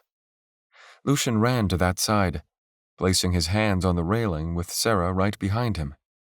The wind was blowing harder now, enough for the wooden hull to creak under the increased force. What is that? Lucian asked. That would be our doom if we don't shift course, Cleon said, coming to join them. Not much for the binders to grab onto out here, even streaming together. Another 5 minutes passed, and the wind had picked up even more, enough to make the great hull of the Zephyr sway uncomfortably. Lucian had trouble keeping his feet, and the turbulence almost made him feel like he was trying to water walk. Particles of sand stung his face, though the bulk of the storm was minutes away. As insane as the thought was, he wondered if the Sorceress-Queen had conjured this storm because he had pissed her off. Doesn't look good, Sarah said. The ship needs to find shelter, and fast. The crew was scurrying about, following the orders barked by Captain Raleigh. The sails, which were usually furled, were let loose, and they filled with wind from the north. The ship veered south, but Lucian knew there was no way they could escape the storm entirely. Better get below decks, Sarah said. Won't take much of a gust to send you flying. Lucian imagined she was right. Before he took shelter, he noticed many of the sailors were donning metal boots, which he imagined would help them remain rooted in place, though it greatly slowed their movement on the deck. By now, though, most were in a position to brace for impact. Lucian watched the oncoming storm one last time, no more than 100 meters distant. It was advancing fast. He and Sarah ducked below decks, the last of the non-sailors, right before the wall of wind pummeled the Zephyr's starboard side. 42. Lucian lost his footing and flew into the air, crashing against the wooden wall, He was tossed about the heaving corridor, only to be thrown down a staircase leading to the crew cabins. Lucian found his feet, finding himself alone in the darkness. He streamed a light sphere, the aura pushing back the shadows. "Sarah?" His voice was barely audible above the din of wind outside. Shouts emanated from below decks as the ship heaved to and fro. The deck was angled, the ship sinking sideways. He had to find Sarah and the others. If this ship was crashing, then they needed to save themselves. He clawed his way up the deck, tethering himself to a doorframe at the top of the stairs. Lucian surged forward, just in time to see the double doors of the Queen's cabin burst open with psionic force. The Queen herself emerged, staying rooted to the deck with a gravitonic stream. She cast him a short glance before climbing the stairs and going out into the storm. What in the worlds was she doing? Lucian followed, but not easily. He tethered himself toward the exit, peering down the dark corridor. He saw no signs of Sarah. Could she have taken shelter in one of the cabins? The ship heaved yet again. This time, however, the deck was leveled out, rather than pitching downward. Lucian pushed his way toward the deck, thinking Sarah might have come out this way. When he pulled himself outside, there was no crosswind, no blinding sand. That sand, instead, fell like gentle rain, with nothing but Psyche's light gravity pulling it down. The ship was surrounded by a violet protective shield, outside which the storm still raged. And at the center of the deck, with her feet rooted to the surface with gravitonic magic, stood the Sorceress-Queen, with her arms outspread, her entire form bathed in violet light. Her posture was one of defiance, of power. All the crewmen watched in awe, and it wasn't a moment later that Sarah stumbled out from the forecastle, joining Lucian at his side. The Zephyr, now on an even keel, descended toward a high mesa, which the captain probably meant to use as protection from the wind. Was the Queen powerful enough to hold the shield that long? It wasn't even a question. The shield held over the next 2 minutes as the ship took shelter behind the rock formation. The binders kept the ship steady, long enough for the crew to lower the anchor. The deck became a hive of activity, the crew working to resecure the lines and furl the sails. Even back here, there was still enough wind to push the Zephyr back into the storm, sweeping around the mesa's sides. Only once all was secured, the Queen released her stream. There was no sign of stress on her face. The crew watched in awe, even as the wind whipped across the deck. The lee of the mesa was not a perfect shelter, but it was enough to ride out the storm. Her eyes went to Lucian before she returned below decks. "Rotting hell," Sarah breathed. He knew why she'd said it. Attacking the Queen, at least directly, simply wasn't an option. For the first time, they had seen her power. How could a mage be so powerful without the benefit of an orb? Sarah joined him at the bow, and the two stood silently for a while. The Zephyr stayed behind the mesa for hours, enough for the afternoon sun to rise across the mountains of madness. When the dust settled, Lucian looked toward the west, noting the outline of Cupid, taking up the entirety of the horizon. "We could have never crossed this on our own," Lucian said. "It would have been a challenge, for sure. I wonder what happens if we go through all this fuss, only to find Ariane's prophecy was a lie, or that there is no orb of psionics." "It's getting closer," Lucian said. "I can feel it." She looked at him. "You think you can find it, don't you?" "I can't think of anything else I have besides this mission." "Really?" she asked, amused. "You can't think of one other thing you might have? Or even could have?" What was she getting at? "Be serious. You know what I mean." "You never struck me as the noble type." Being the chosen, finding all the orbs, all that rot. It's not rot. If it is, then I've wasted everyone's time. She shook her head. And why should it be your burden? Why don't you take that nice orb you have and retire? Find a nice girl and all that? Lucian saw immediately where she was going with that, and the way she was looking at him made him unsure of how to answer. The feeling wasn't unwelcome, but it did make him feel conflicted.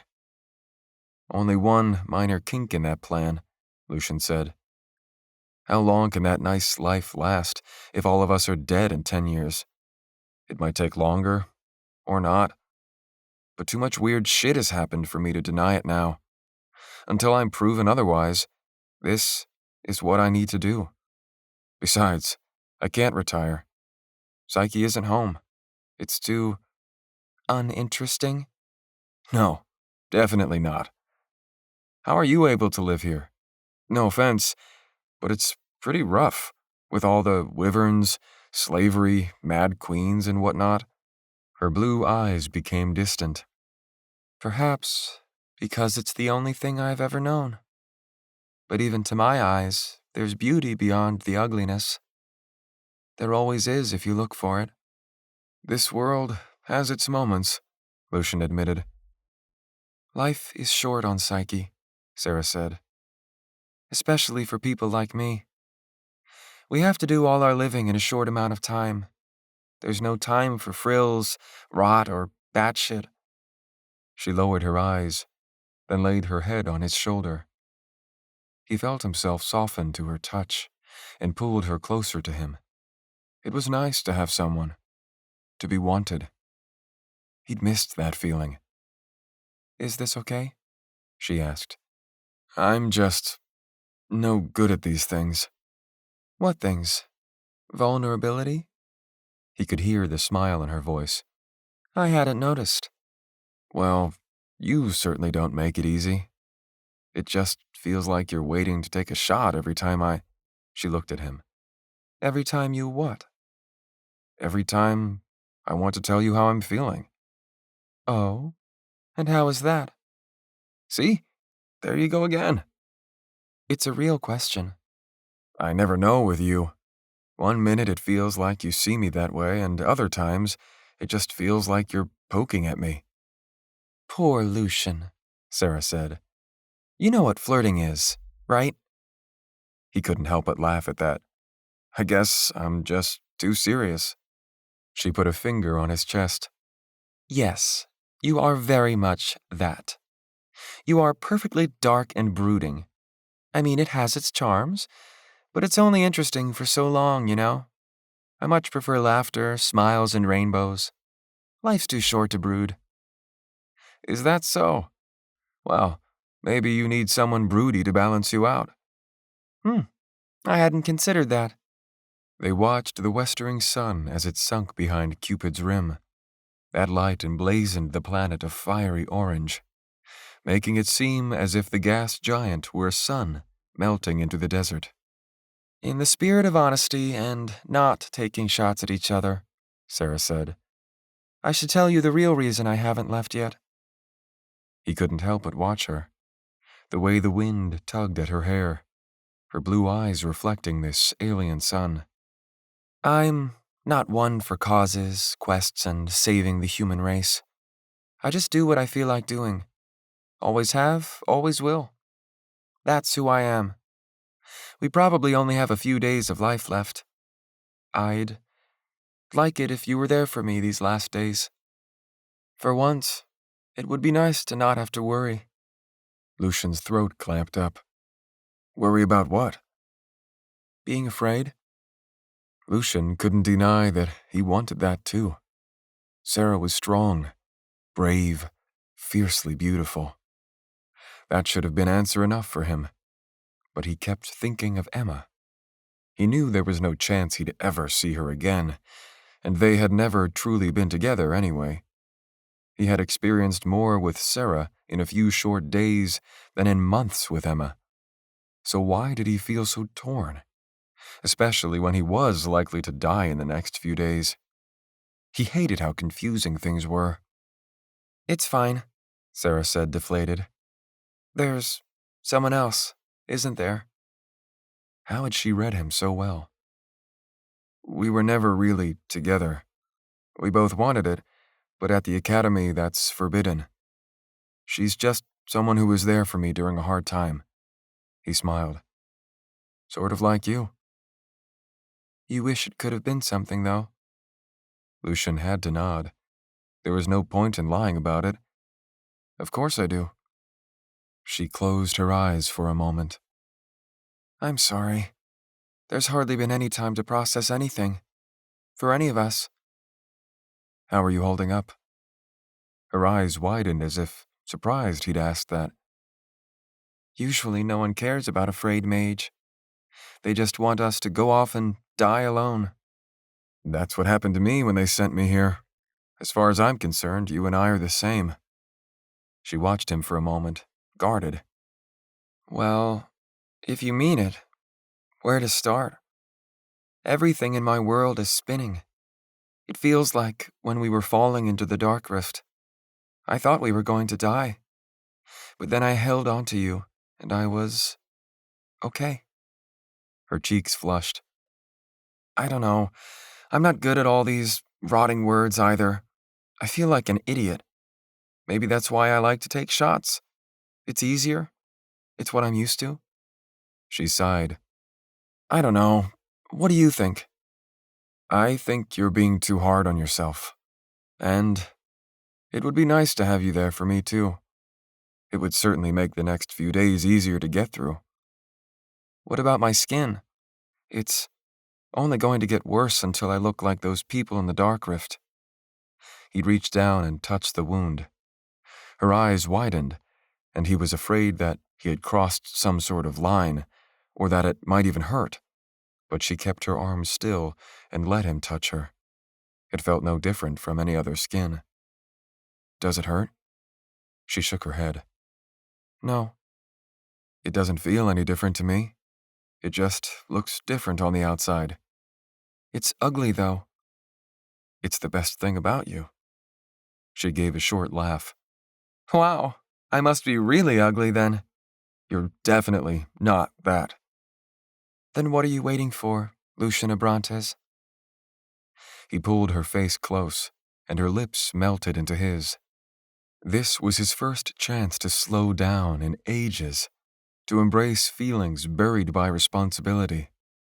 His heart pounded as he gave himself to the moment, and she responded in kind. Why couldn't they have something more? Something to give them the strength to face everything in the coming days. There were no naysayers, no transcends or talents looking over his shoulder. It was just him, her, and what they wanted. When they parted, he was grateful for the mast blocking them from view, but that was no guarantee of privacy. They were on the Queen's airship after all, and she would almost certainly not look favorably on this. What was that look in your eyes just now? Sarah asked. I don't like it. I don't either. It's just... He didn't have to finish his sentence. Rot that bitch, Sarah said. She doesn't own you. Don't you want to prove that? What do you mean? She smiled and pulled him across the deck, mischief glinting in her eyes. Sarah, what are you doing? Oh, you'll see in a minute. Lucian knew instantly what she meant. Part of him wanted to protest, but who is he kidding? He wanted it, and needed it. And for Sarah's part, well, she was doing exactly as she'd said. She did what felt right to her at the moment. She might feel differently tomorrow, or the next day, but for now, he was content to be caught up in her storm. The truth was, it felt good to be pushed by something else other than destiny for once. To be human instead of chosen. They had fallen asleep embracing. For the first time in months, maybe in years, Lucian allowed himself to relax. All the sensations he had forgotten, all the reasons life was worth living, he'd experienced anew. He watched her back, which bore scars from he knew not where, as the last of the golden sunlight set below the window. He watched as she slept, her breaths even and calm. He wanted her to sleep like that as long as she needed, to experience peace and forget fear, at least for another moment. But it was not to be. She suddenly thrashed in her sleep, her body twisting and throat whimpering. When her eyes opened, they were wide and fearful. Her chest rose and fell madly, and she only calmed when he held her close. She buried her face in his chest, where she nestled warm and soft. "Bad dream?" She nodded against him. "You're not the only one having nightmares." "What happened?" "I'd rather not say. Nightmares are common with frays, but mine have been getting darker lately. I try to forget them. What else can I do?" He held her closer. "I'm here for you." She parted from him, then wiped her eyes. "I'll manage. I always have." She looked out the window, noting the evening light. "We should probably get back out there. We're probably missed." "I don't want to go back out there. That's the real world, and the real world sucks." She smiled. "All right. Not that I needed much convincing." Her face suddenly became dark and contemplative, like a cloud passing over the sun. "Another bad thought?" She sighed. "Nothing we can fix. I was just thinking that whatever's behind magic is not a good thing. Just look at what's happening to me." She looked down at her arm. "It's larger now, twice as big as when we met a few days ago." Lucian felt guilty about that. If she'd never met him, that likely wouldn't have been the case.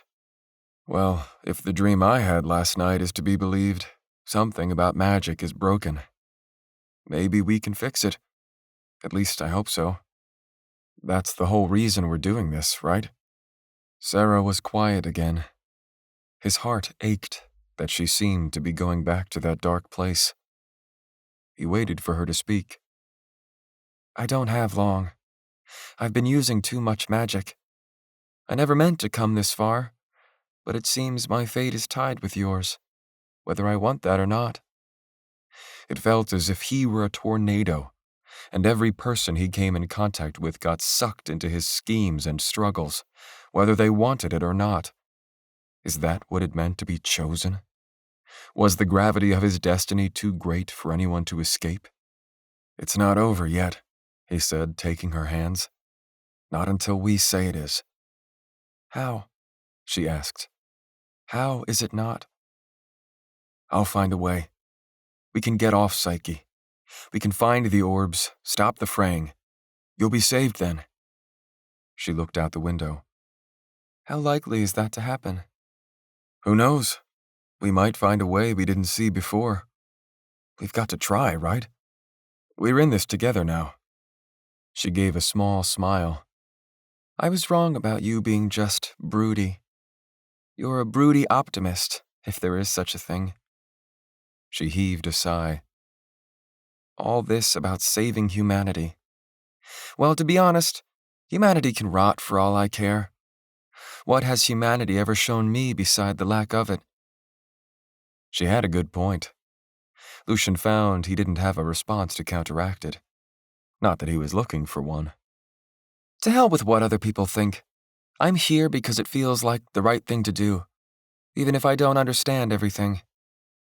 But this has grown to be so much more than I thought. I can't make sense of anything anymore. And worse." Above came the creaks of footfalls on wooden planks and shouted orders. The ship was getting ready to depart. Sarah broke away from him, and Lucian watched her dress. She went to the small vanity in the corner and straightened her long, honey-blonde hair. Lucian took that as his cue, dressing and straightening his appearance. She took his hands and looked at him seriously.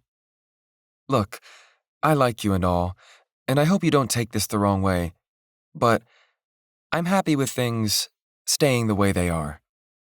"You mean the way they were before we committed these unspeakable acts?" She didn't smile. Come on, be serious. Not to say we can't do this again. It was nice. She watched him closely. I don't know. I just don't want you to think it was something more than it was. What was it to you? She bit her lip nervously. Two friends comforting each other during a dark moment? Can we agree on that? Yeah. I mean, sure. What was all that about sharing feelings then? I mean, can't we do all that without making things weird? Sorry, I'm shit at explaining things. Let's put it this way. Yes, it meant something. Yes, it was good. And yes, I like you. Just don't get all lovey-dovey on me, okay? Lucian laughed. Is that what you're worried about? Maybe? I don't know. Let's just let this be what it is. We already have enough going on without more feelings to complicate it. Well, I agree. She blinked. Oh. Well, that was simple. She let out a sigh of relief. As long as we're on the same page, I think we can put this awkward conversation to bed. She opened the door slowly and peered both ways down the corridor. She nodded, the signal that the coast was clear. Just before he slid into the dark corridor, she grabbed his arm with surprising strength. Remember, this never happened. What happened? She patted him on the chest. Good boy. Now get out of here. With a final slap on the rump, she sent him on his way. 43. Thankfully, the days passed without incident. It was hard to pretend things were normal with Sarah, but it seemed no one was the wiser to what had happened. She was incredibly good at pretending, which made Lucian think the whole thing did mean nothing to her. He wasn't sure how he felt about that. Despite their conversation, he needed more clarification on where they stood. He'd been hoping it had meant at least something, but from her behavior, it seemed it was just comfort for a single night and nothing more. Because of their previous conversation, he didn't want to bring anything up. That would just make things weirder. In the end, though, he figured Sarah was right. It was something they both needed at the time, and they had bigger things to worry about than feelings. Although Lucian had to admit, feelings had a certain way of gumming up the works, sliding into every nook and crevice of thought and action. So, he did his best to put it out of his mind, even if it was difficult. What few times Lucian saw the Queen was for training. She treated him no differently than before, evidence that perhaps she didn't have a spy following him around everywhere. That was, she treated him as a teacher who was somewhat annoyed at her students' lack of progress.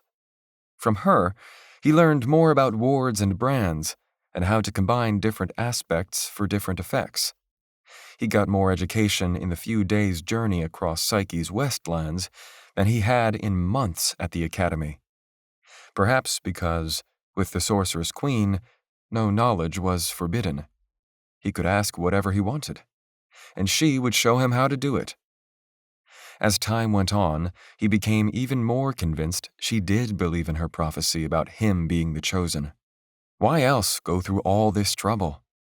That left Lucian in a bind, too, because it naturally meant she might be right about things. What if he did have to work with her, for years on end, for the orbs to work? What if he had to become the kind of person that could stand to work with her, to have no qualms about ruling a stratified society with slavery? Either now, or in the future, there would be a conflict with the Sorceress Queen, and he was nowhere near ready for that. With Fergus, he trained his spear work, while Cleon showed him some tricks with thermal magic. He showed Lucian how to stream fireballs, both stationary and moving. Stationary fireballs were no different than branded sphere light. It was just heat combined with some gravitonic magic to hold its shape. The trick to get it moving was a flash of binding, or alternately a second gravitonic stream, though that method was less common. Cleon also showed him how to make ice spikes, which can be shot like projectiles using the same principle. And Cleon also taught Lucian something he always wanted to learn: creating a psionic brand powerful enough to cut off a mage's magic at their source. It's not easy, Cleon said. It involves creating a brand around another mage's focus, and trust me, no mage in their right mind will let you do that if they know how to defend against it. And almost every mage will be expecting you to try if they know you're gifted at psionic magic. So how is it done? 2 ways, Cleon said. You can do it sneakily, or you can do it with sheer power. But the problem is, it takes so much magic to do it right that if you fail, you'll be left weak and at the mercy of the other mage, who can just come right back at you and surround your focus with a psionic brand. Makes sense, Lucian said. So basically, he could kiss his prospects of cutting off the Sorceress-Queen goodbye. You need at least a dual stream, as with any brand, Cleon said. Ideally, a tri-stream if the mage you happen to be branding has a particular gifting for psionic magic. Both of them looked at each other, knowing full well who they were talking about. The streaming of a psionic brand is similar to that of a psionic ward, but since you're streaming it around another mage's focus, it will take much more magic. And the more powerful the focus of the mage you're dealing with, the more powerful the magic. Any focus outside your own repels the magic of another mage if it gets too close, if that makes sense. So the brand has to hold together strong, even considering that repelling force. It sounded complicated. Okay. When can we practice? Now, if you want. It's all for good cause, right? Cleon was right. It did take a lot of magic. Lucian could only make 3 or so attempts before being completely spent of his naturally accrued ether. He chose to create his brand with psionic and binding magic. And even if his binding magic was unlimited, it was still draining. Lucian practiced with Cleon every chance he got. He wanted to be ready for anything, to know how to do something to another mage that had made him feel so powerless. The days passed like that, watching, waiting, and training.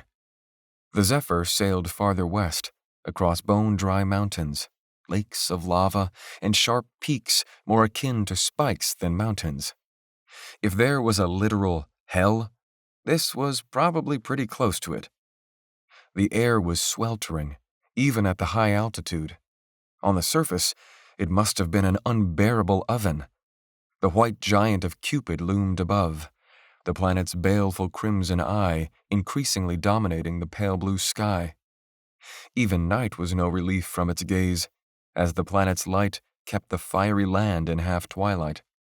And then, one day, the mountains and lava flows ended, and what lay before them was a vast desert of shifting dunes riven with cracks. It stretched for hundreds of kilometers, north, south, east, and west, a seemingly endless expanse. On the 4th day, with the white giant of Cupid dominating the sky above, the Sorceress-Queen summoned Lucian to her stateroom. When the doors were opened for him, she stood looking out the glass windows. She wore a glimmering dress set with pearls that almost blended with her creamy skin. Her violet eyes seemed to peer deep into Lucian's thoughts. "Stand beside me," she instructed. "There is much we have to speak of." There was nothing but to humor her. He stood at her side, looking out the window at the passing desert below. Those red dunes, some almost as tall as mountains, stretched toward the far eastern horizon. "Something we must address," she said. "As a man, I understand you have certain needs. I also understand if you need to act upon them, but you must never let it become more than that. Your destiny is greater, and you must always be mindful of that destiny. Your focus should always be the orbs. All else is secondary. You are the chosen, and few women will be a match for you in strength." Lucian kept his face forward, and when he answered, he did his best to keep his voice under control. "That's not for you to decide, and whatever I do on my own time is not your business." "There we beg to differ. Too much is at stake, Lucian. I have a mind to forbid you from such future meetings. They are a distraction." He wanted to defend himself, but it would be a waste of breath. Better to change the subject entirely. "Is this all you wanted to talk about?" Her eyes refocused on the expanse of dunes before him. "Tell me, do you feel anything?" "What do you mean?" "We should be close to the orb now. And this is the first time I've been this far into the burning sands without being forced to turn back due to a storm. An auspicious sign. Access your focus, Lucian. Feel what you can." "As you wish." He held his focus, and the image of the septagon formed clearly in his mind. He reached out, trying to feel something out there in the sands. He shook his head. "Nothing." Her gaze went above, to the planet and its malevolent red storm. "At any moment we will be directly under the planet's eye. The planet's eye shifts over time. It's a tempest, after all, prone to movement. That means the orb could be anywhere in these deep sands, really. So I'm waiting for some sort of sign that we're close." She faced him. "How is it you found the orb of binding?" "I stumbled upon it." "You stumbled upon it?" Her expression registered disbelief. "This mighty artifact of the Starsea Empire that hundreds of mages have sought with great patience and study, including Zara Malus herself, and you just stumbled upon it?" Lucian cleared his throat. "That's right." She shook her head and gave a little laugh. "What a joke. Let's hope that your luck still holds on Psyche." There was a knock at the door. The Sorceress-Queen's delicate brows lowered in annoyance. "Yes?" The door opened, revealing the broad-shouldered Captain Raleigh, who gave a slight bow. "We are directly underneath the eye, Your Majesty." "So soon?" At the captain's nod, she sighed. "Very well. Drop anchor. Prepare the away team. I intend to go down myself, along with Lucian and his companions." "Your Majesty, the sands today are treacherous. Perhaps it would be better if you remained here, where it's safe." "You dare question me? Begone, Captain. I'm not to be trifled with today." He bowed so quickly that Lucian thought he'd keel over. "Yes, of course. At once, Your Majesty." He shut the door softly while the Queen rolled her eyes and sighed. "Imbecile." Within the minute, the ship began lowering over the sands beneath. The landscape was warbled through the undulating heat waves. It looked like hell and a half down there. And this was where he was going. There was nothing but to be mentally prepared for it, if such a thing was even possible. The surface was like standing in an oven. Lucian had no real way to tell the temperature, but it was certainly far hotter than anywhere on the surface of Earth. It was so hot that the Queen's thermalists were forced to combine streams to create a ward powerful enough to protect the party of 30 or so mages. The surrounding ward shimmered red with radiated heat. It only served to cool the air somewhat. And of course, it would do nothing to steady their footing in the loosely packed sand. "Reach for your focus," the Queen told Lucian. Her face seemed to not feel the heat, not to break in a sweat at the slightest. Not even this harsh terrain could steal her dignity. "The eye of Cupid is directly above us. I would see the prophecy fulfilled before the day is out." Well, she was going to be sorely disappointed. Lucian had no other choice. He reached for his focus, expanding its reach until it encompassed the surrounding environment. Anything at all? The Queen asked. He shook his head. I'm afraid not. Are you certain? Yes, Lucian said with forced patience. She huffed as if she didn't believe him. Well, let us at least scale this dune in front of us. We may see something from the top. As good as her word, the party climbed the dune ahead, a veritable mountain of sand. Everyone walked, but the Queen used a moving gravity disk to speed her ascent, while the two gravitists in the party did so as well, the capes attached to their gray robes streaming behind. Well, let them. Lucian wasn't going to waste his ether on frivolities. It took half an hour, but he made it up with the rest of the party, huffing and puffing. Despite the lowered gravity of Psyche, the dune was high, and the sands beneath his boots treacherous. He turned in a wide circle, scanning everything in sight. Just dune, dune, and more dune, all with that same reddish tinge that was only amplified by the thermal ward. Everyone was looking at him, only adding to the pressure. It all looks the same, he said. It all feels the same. I did not come here for excuses, the Sorceress Queen said. The orb is out here, somewhere. It's your job to find it. Perhaps it is buried, Lord Keone said, wiping his brow with a kerchief. It's said the burning sands are as deep as any ocean in the worlds. Cleon stared at him balefully, but did not say anything.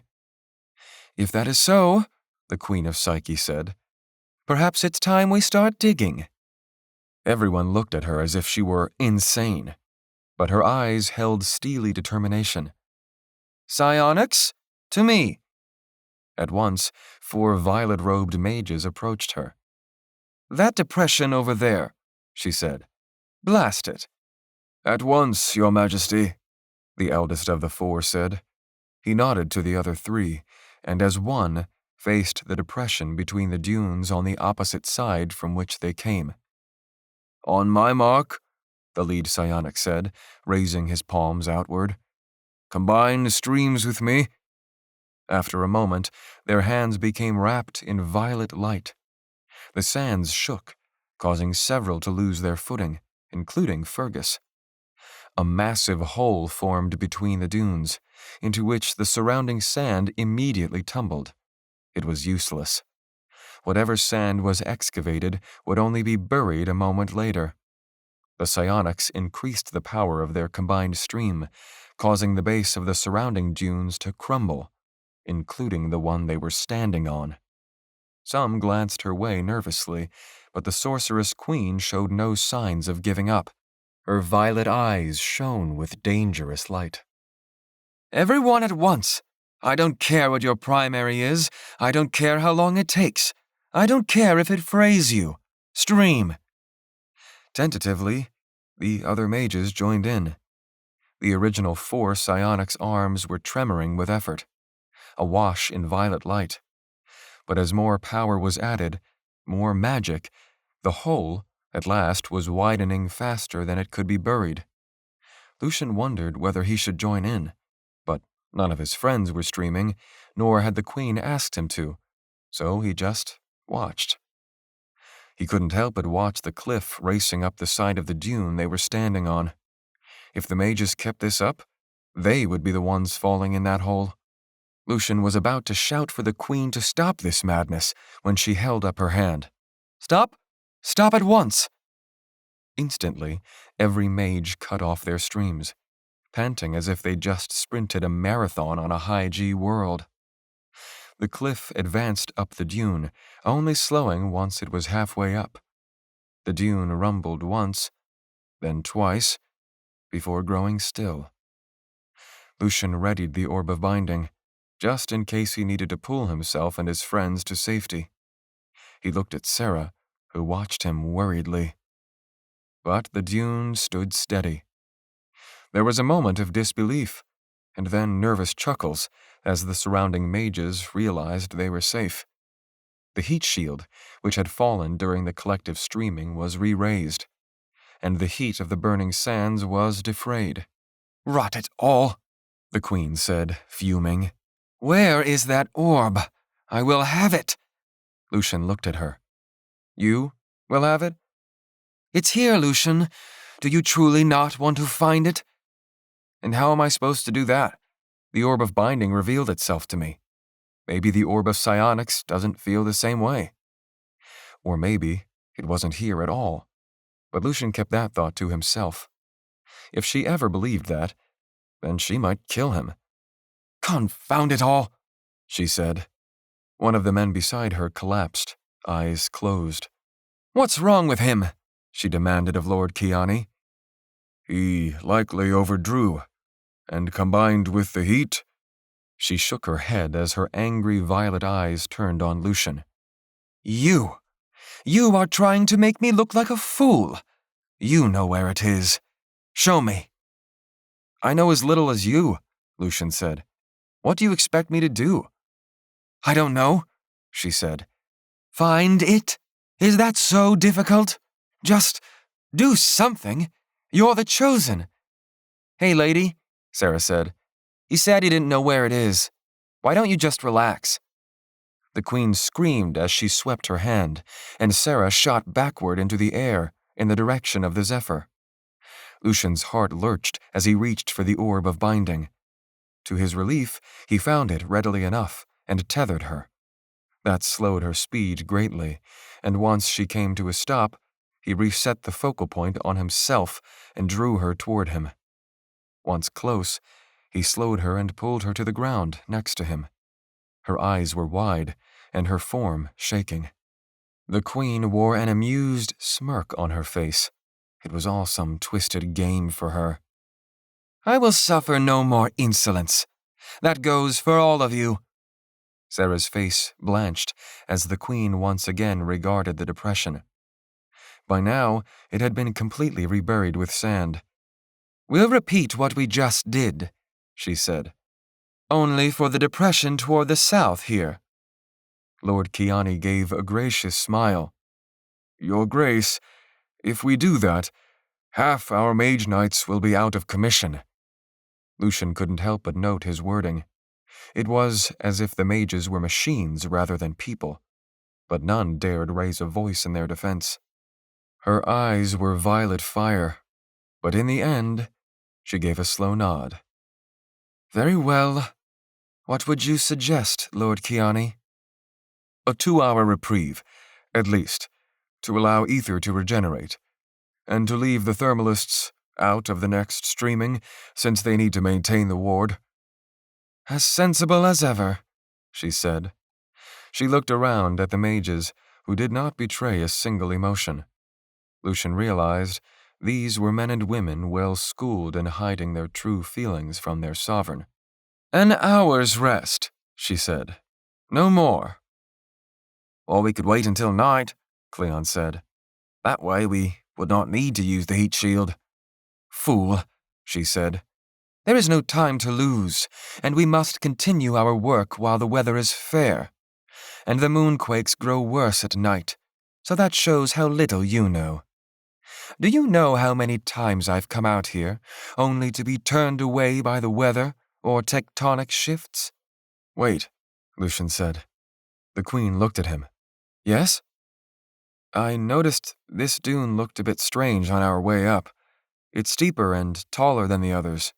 That's why we climbed it." "Your point?" "There must be something beneath it that's causing it to hold its shape." "How could a tiny orb do that?" Lord Kiani asked. Lucian shook his head. "Not the orb itself, but maybe the building the orb is kept in. The orb of binding was inside this sort of shrine, and this dune seems about the right size to bury something that size." The Queen's eyes widened in realization. "Of course. And you're only mentioning this now?" "It just occurred to me. We should return to the ship, get the ship close enough by air, and then stream from there." The Queen watched, as if suspecting some trick. But in the end, she turned from him and faced the others. "You heard him. Back to the Zephyr. When she turned back, she added, "This had better not be a delaying tactic." "It's not," he said. "I want to find that orb just as much as you do. And probably more, but he kept that to himself. In truth, he didn't know if his theory held water, but it would get them off the ground and give him time to think of what to do. He was out of ideas, but if he was patient, the right opportunity would come. He had nothing else. 44. Within the hour, the entire party had returned to the main deck of the Zephyr. All had gathered near the bow, where Lucian stood at the fore, just a meter from the bowsprit carved in the likeness of a wyvern's skull. From the sky, the strange shape of the dune was even more apparent, so much so that Lucian couldn't see how they'd failed to notice it before. The only question was, what came next? "Can your mages blast that sand away, Your Majesty?" he asked the Queen. The Queen shook her head. "It's too far. That was the reason I wanted us on the surface. And we can't pull the ship any closer? Not without risking losing it to shifting sands." It was as he had feared. It would be on him to peel back the sand from this dune. He didn't know if it were possible, and he didn't even know if he was right about the orb of psionics being down there in the first place. But there was only one way to find out.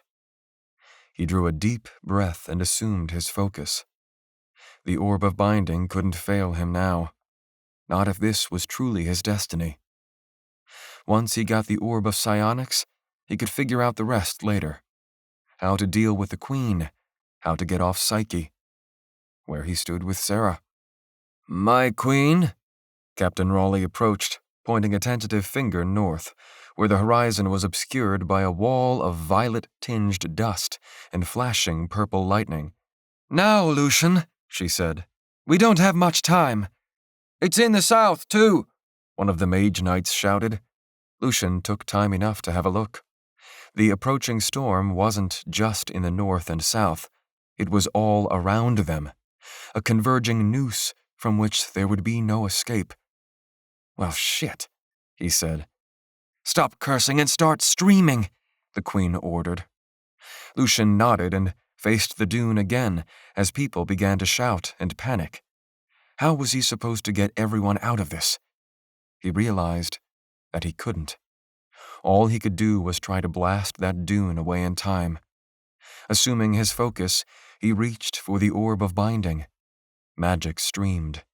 It was a trickle at first, but its intensity picked up as he created an anchor point that covered the entirety of the side of the dune. In his deep shell of meditative silence, he barely registered the chaos outside his focus. He was doing something that should have been impossible, and he had yet to set the focal point toward which all that sand would go. He did so, streaming a focal point off to the south. At once, a layer of sand at least a meter thick was stripped away, flying toward the dune on their left. "It's getting closer," Sarah said. "Faster," the Sorceress Queen said. Lucian restreamed, stripping away another layer of sand. Binding magic burned through him in a torrent. The first wave of dust was already hitting them, and the surrounding mages put on masks to keep the grit out of their noses and mouths.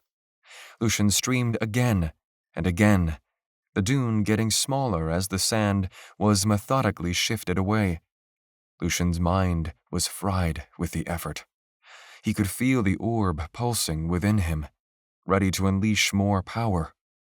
He could see ether swirling around him, as if his consciousness had partly shifted into the ethereal background. Streams of blue magic drawn by the orb infused into his body, only to be streamed outward toward the dune. His mind was heady with vertigo, and the job was nowhere near finished. He had to believe this was possible. He had to believe in his reasons. The orb of psionics was in there somewhere, and he would unearth it. Lucian stripped away another layer when a sudden force pushed him from the direction of the dune, as well as every person on the ship. Lucian's stream was cut off. His vision blackened. For a moment, he believed himself blind as an unholy roar surrounded the ship. The storm was upon them, but through the darkness was a violet glow in the distance. "The orb! Captain Raleigh, put us down!" Despite the buffeting winds and shifting sands, the good captain gave the order, shouting above the din of wind. Loyal unto death itself, the crew obeyed. The Zephyr dipped down, even as it heaved to and fro due to the deadly dust-filled wind. And all the while, the purple radiance that had once been the dune extended outward. It was some sort of ward or shield, but when Lucian reached for it, he found the complexity of the stream confounding, and its rate of expansion only grew faster. Whatever it was, it would hit them soon. "It's a kinetic wave," the Queen said, with growing trepidation. "Turn around. A head full. Binders, get us out of here."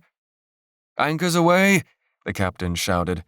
"You heard Her Majesty. Bring her around." But the wave would catch them long before they got moving, and from the Queen's wide eyes, it seemed she realized that too. The ship gave a sudden heave, causing the Queen and a good number of Mage-Knights to lose their feet. Lucian just barely managed to remain standing. As the Queen struggled to rise under the pressure of the maelstrom, he realized that this might be their only chance. In the chaos, the four of them could get off the ship and down to the orb before the Queen got the same idea. The ship would be lost anyway. The only concern was getting through that kinetic wave without getting ripped to shreds. With luck, the Sorceress-Queen wouldn't realize what was happening until it was too late and would go down with the ship. Masked by the storm, Lucian immediately abandoned his post and searched for his friends. He found Sarah first, whose blonde hair was easy to pick out. "Where's Fergus? And Cleon?" "I'm here," Cleon said, stepping forward. "Fergus is more sternward. That blast sent him reeling back pretty far. We have to find him and get out of here before the ship goes down." More screams emanated from the direction of the bow, as the roar of the storm only increased in volume. The darkness of the storm, combined with the incredible brightness of that violet light, threatened to overwhelm all. Getting to the orb before the Queen was no longer the top priority. Survival was. "Run!" Lucian shouted. The three of them ran sternward, finding that they were not the only ones fleeing. Mage-Knights and sailors had abandoned their posts, seeking refuge from the advancing kinetic wave. The ship heaved as the front of the wave reached the bow, splitting timbers as it punctured the helium-filled envelope above them. "Sarah, gravity aura! On it! Fergus!" He was dead ahead and running toward them. Sarah streamed her aura, and instantly Lucian was light on his feet, lifting off from the deck below them. Were they going up, or was the ship sinking? It was impossible to tell. But all four of them were together now, clasping to each other and borne by the wind, sharing the aura streamed by Sarah. She would not be able to maintain this magic for long, and worse, they would fly right into the disintegrating envelope above, unless Lucian found something of sufficient mass to tether themselves toward. But that was impossible to do in a storm where he couldn't see more than 5 meters ahead of him. Fergus's eyes shone vibrantly green, and not a moment later, something was shining in the direction of the orb. What looked like a pillar or a column. It was beyond the kinetic wave, the only visible thing of mass onto which to tether himself and his friends. Still streaming the orb of binding, he tethered the four of them to that pillar, shining like a beacon in the darkness. From before, he knew doing this would require an insane amount of ether, and he knew if the orb failed to supply it, all of them were as good as dead. "Don't fail me now. I'm either chosen or I'm dead. You decide." As if in answer to those words, magic roared out of him, and every limb shook with that power. Lucian streamed power into all 4 tethers. Just as Sarah's gravity aura dissipated, all 4 of them rocketed forward, past the falling deck of the Zephyr, and before the collapsing envelope above could ensnare them. A rope nicked at Lucian's shoulder, sending him into a spin, but the tether set him straight as he continued on his path forward. But there was still the expanding kinetic wave. It was mere seconds away. "Stream with me!" he shouted. "Psionic shield!" As a single unit, they joined his stream, entrusting their focuses to him. Sarah was the first to add her psionic magic to Lucian's. Soon after, Fergus and Cleon added their strength. Each of those streams weaker than Sarah's. Every little bit of magic would matter. For the first time in his life, Lucian was controlling 4 streams from 4 people. The sheer amount of magic ripping through him made him want to faint with euphoria. Anything felt possible. Despite the excruciating inferno beneath his skin, the sheer bliss of that amount of magic made it all worth it. He streamed the shield, directing every bit of ether he could into making it strong enough to withstand the wave. But despite that amount of magic, it might not be enough. Their shield winked out as soon as contact was made, but that split second was all they needed. Lucian felt faint at having that amount of magic suddenly extinguished, but he refocused and maintained his binding streams on the pillar. They could still die if he lost his concentration. A fall from this height would kill them just as surely as the kinetic wave. Lucian had just enough energy to look over his shoulder and see the wave tearing the rest of the Zephyr asunder. Men and women were jumping overboard, flying into the air, screaming, and dying. Sarah pinched him. "Focus!" Lucian turned back around. They were almost there. He kept the binding stream steady. Fergus's eyes were still green, his face strained with the effort of keeping the pillar lit. He had to keep it up long enough for them to make it. "Almost there," Sarah said. "Don't give up." He felt her hand reach his. It was enough motivation to continue. He couldn't give up on her, nor Fergus and Cleon.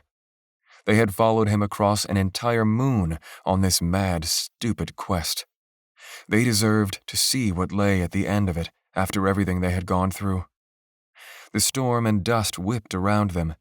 It was just the 4 of them floating down in the maelstrom, inching closer and closer toward that spire. Lucian could feel it now. The orb of psionics thrummed with power, with potential. And it was waiting. With the last of his strength, he sped the rate of their descent. Within seconds, they were landing on an ancient floor of stone, which must have been buried under all that sand. Lucian almost wanted to kiss the ground, but he didn't have the strength. His vision was dark at the sides, and it was a struggle to look up, to see an ancient spire stretching at least 200 meters above them. A building of clearly non-human origin. Sarah and Fergus helped him stand, both of whom had their shock spears at the ready. A tornado of sand surrounded them, swirling with violet psionic magic. It surrounded the entirety of the spire, protecting it from the outside. Lucian watched in awe. He felt as if he were in a trance looking at it. "We can't stop and gawk," Fergus said. "We're here. Let's get the orb. We don't know if that wave got the queen. If we reach it first—" A blinding violet light shimmered from the direction of the psionic storm. It could only mean one thing. The queen was coming, and her psionic magic was surely strong enough to endure the psionic wall, just as theirs had been. A blue tether bound itself to the base of the spire just 50 meters away. "They're coming," Sarah said. The 4 of them ran.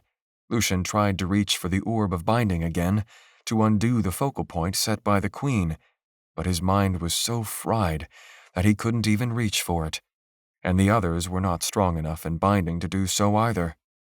Their only hope was to outrun the Sorceress-Queen and reach the orb of psionics first.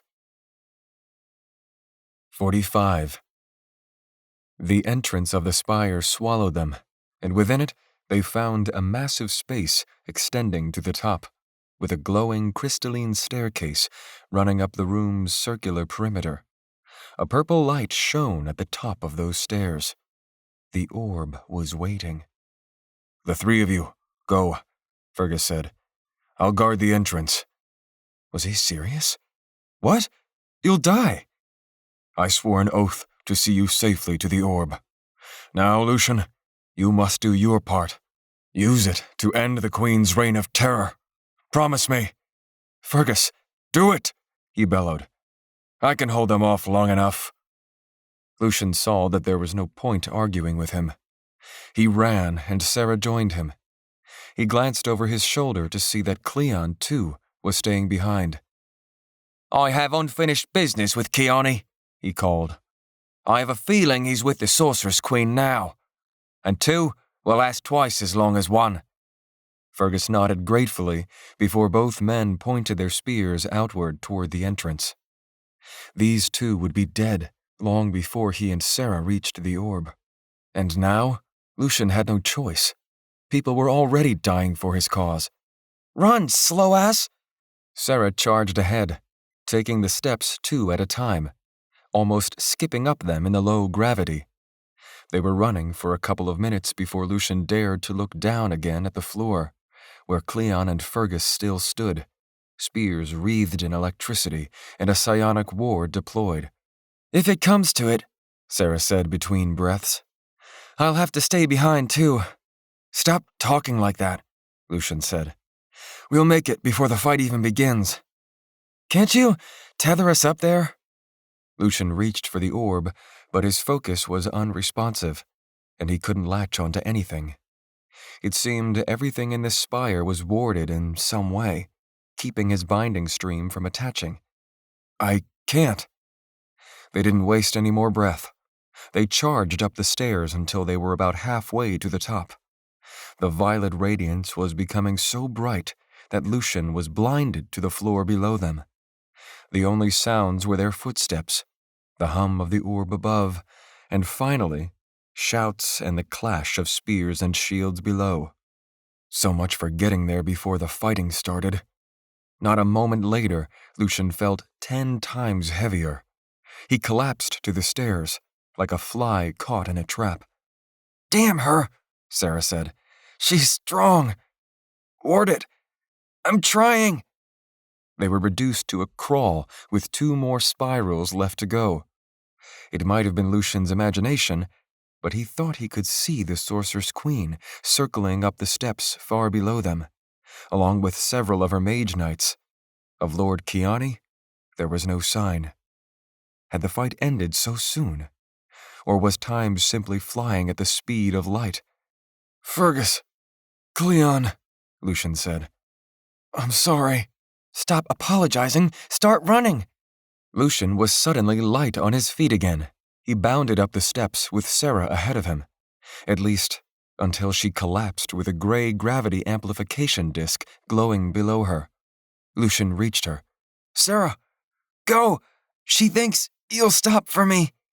No, I won't leave you here. You idiot! Get the orb. If you can get it, you can save me. She was right. As bad as it felt, he had to leave her behind and go for the orb. He felt his legs being pulled. Someone was trying to tether him. He reached for the orb of binding, which he used to shield himself. Instantly, the tether disintegrated. He continued to run, keeping the binding shield alive, a shell of blue surrounding him.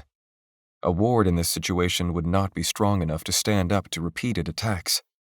Multiple tethers grabbed at his back, his legs, his feet. They slowed him down, but he only streamed his shield stronger to dislodge them. He looked down to see the Sorceress-Queen advancing at incredible speed, no longer walking, but gliding. She was just meters from reaching Sarah. Her voice entered his head. Stop running, you fool! You can't use the orb of psionics without me. He ignored her, and instead drew deeply from the orb of binding. What he was about to do would take a lot of magic, and he was already near the breaking point, but he simply couldn't leave Sarah to her fate. He'd learned little enough about brands, but he saw no other option. Using the orb of binding, he redirected the stream, protecting himself, to Sarah, surrounding her with her own branded binding shield. He somehow knew the effect would only be temporary, but it should help her last a few more seconds. To reach her physically, they would have to break the shield first. He was making the final spiral. Now directly above the Queen and her Mage Knights, he was lost to sight and safe from direct magic attacks. The violet light emanating from the orb was blinding, but there was no time to wonder at it. He ran toward that blindness, and he couldn't think about the consequences.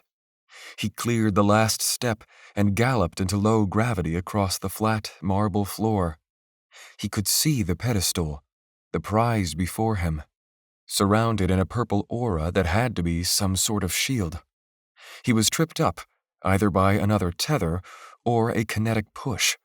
He crawled across the floor, entering the psionic aura, feeling a curious coolness overwhelm him. A pedestal stood before him, holding the glowing, violet orb of psionics, just as the orb of binding had been on Volsung. Standing directly behind it was a bearded, hooded figure, arms folded, with completely white eyes set in a wrinkled face. The old man raised a hand, and the purple motes of light swirling around the orb went still in the air. All sound ceased, save for Lucian's heavy breaths and the slight breeze that swirled around the orb. Looking back at the stairs, he stood alone. No one was chasing him any longer. And peering through the open ceiling above them, even the psionic storm had come to a dead stop. Somehow, time itself had stilled for this moment. All that was left was Lucian and the old man. He could be none other than Shantazar, the Oracle of Psionics. 46. Lucian watched the floating violet motes streaming from the orb. He stood about 5 meters away. With just a few more steps, it could be in his hands. But if this were anything like the orb of binding, he could not simply walk up and take it. He had to prove himself worthy. "You must be Shantazar," Lucian said. "Unless I miss my guess." Shantazar nodded. "That is certainly the name Ariane gave me for his prophecy, and that name will suffice." "Did you speak with Ariane?" The oracle watched him carefully. "Not as you and I are speaking now, but we had conversations. And those conversations formed much of the basis of his prophecy of the Seven. As the Oracle of Psionics, it was easier for me to communicate with him, and perhaps I had more motivation to." "What do you mean by that?" Shantazar gave a rueful smile. "You are not ready for that knowledge, aspirant for the orbs.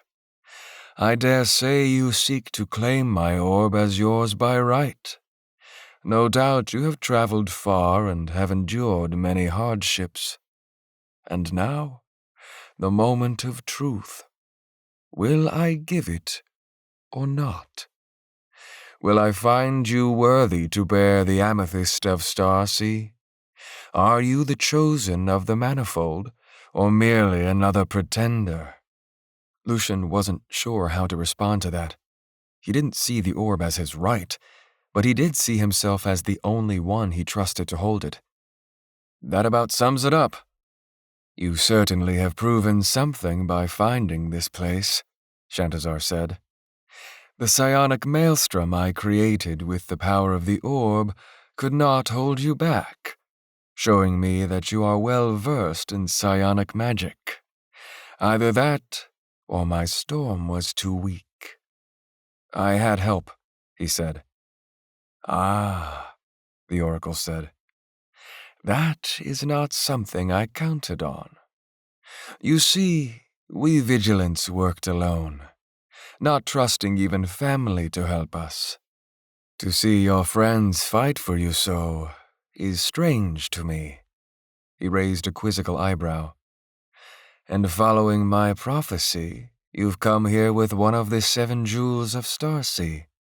Lucian nodded. "Yes, the orb of binding." The vigilant of that orb's name might roughly translate as Rana in your tongue, he said. She was a warrior of great beauty. He smiled in reminiscence. And my bitter rival. Lucian looked over his shoulder.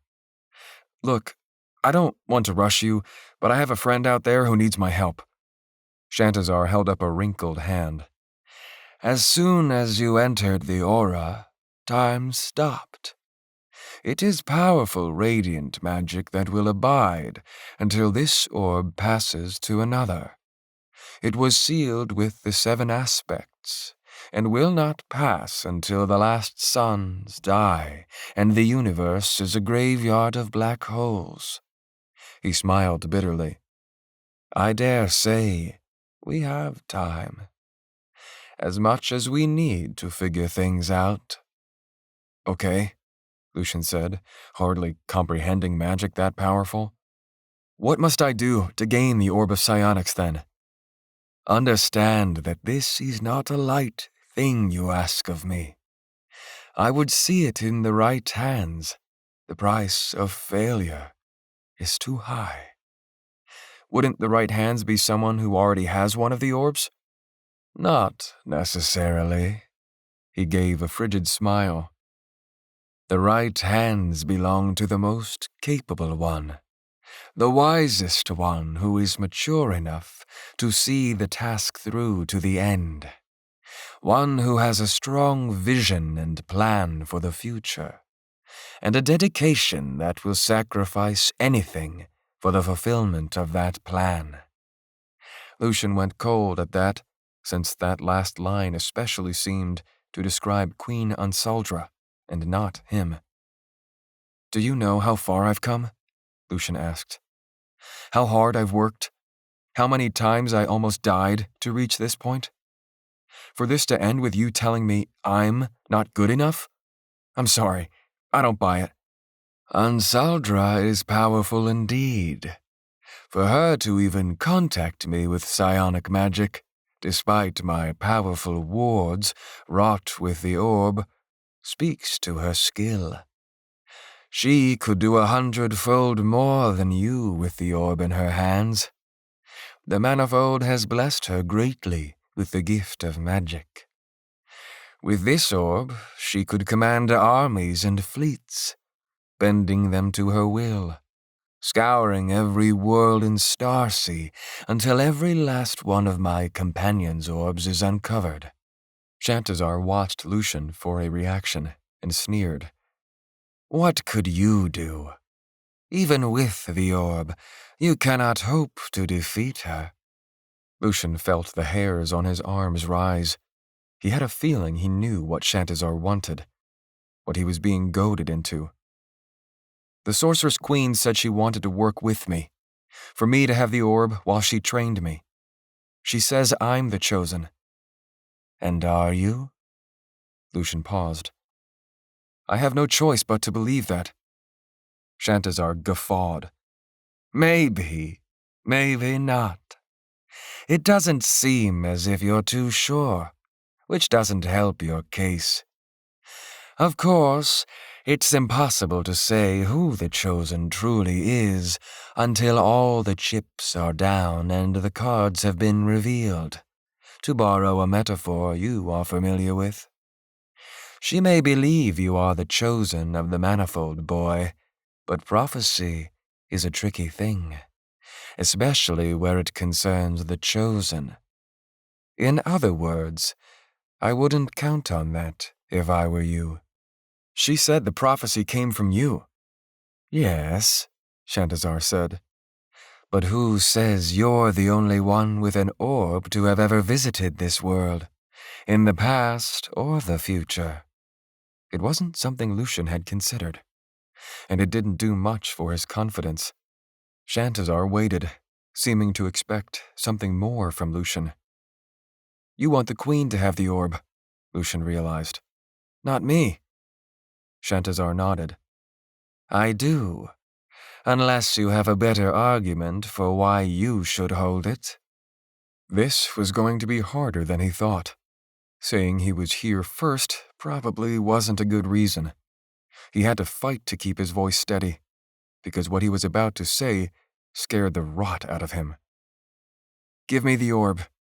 If I defeat the Sorceress Queen with it, I will prove myself worthy. If I die, well, then it only proves you right, and she will not only gain the orb of psionics, but the orb of binding too. Shantazar's wrinkled eyes widened ever so slightly, the only sign of his surprise. You can't be serious. You will surely die. I'm dead either way, Lucian said. And if I am the chosen, maybe I have a chance. Shantazar scoffed.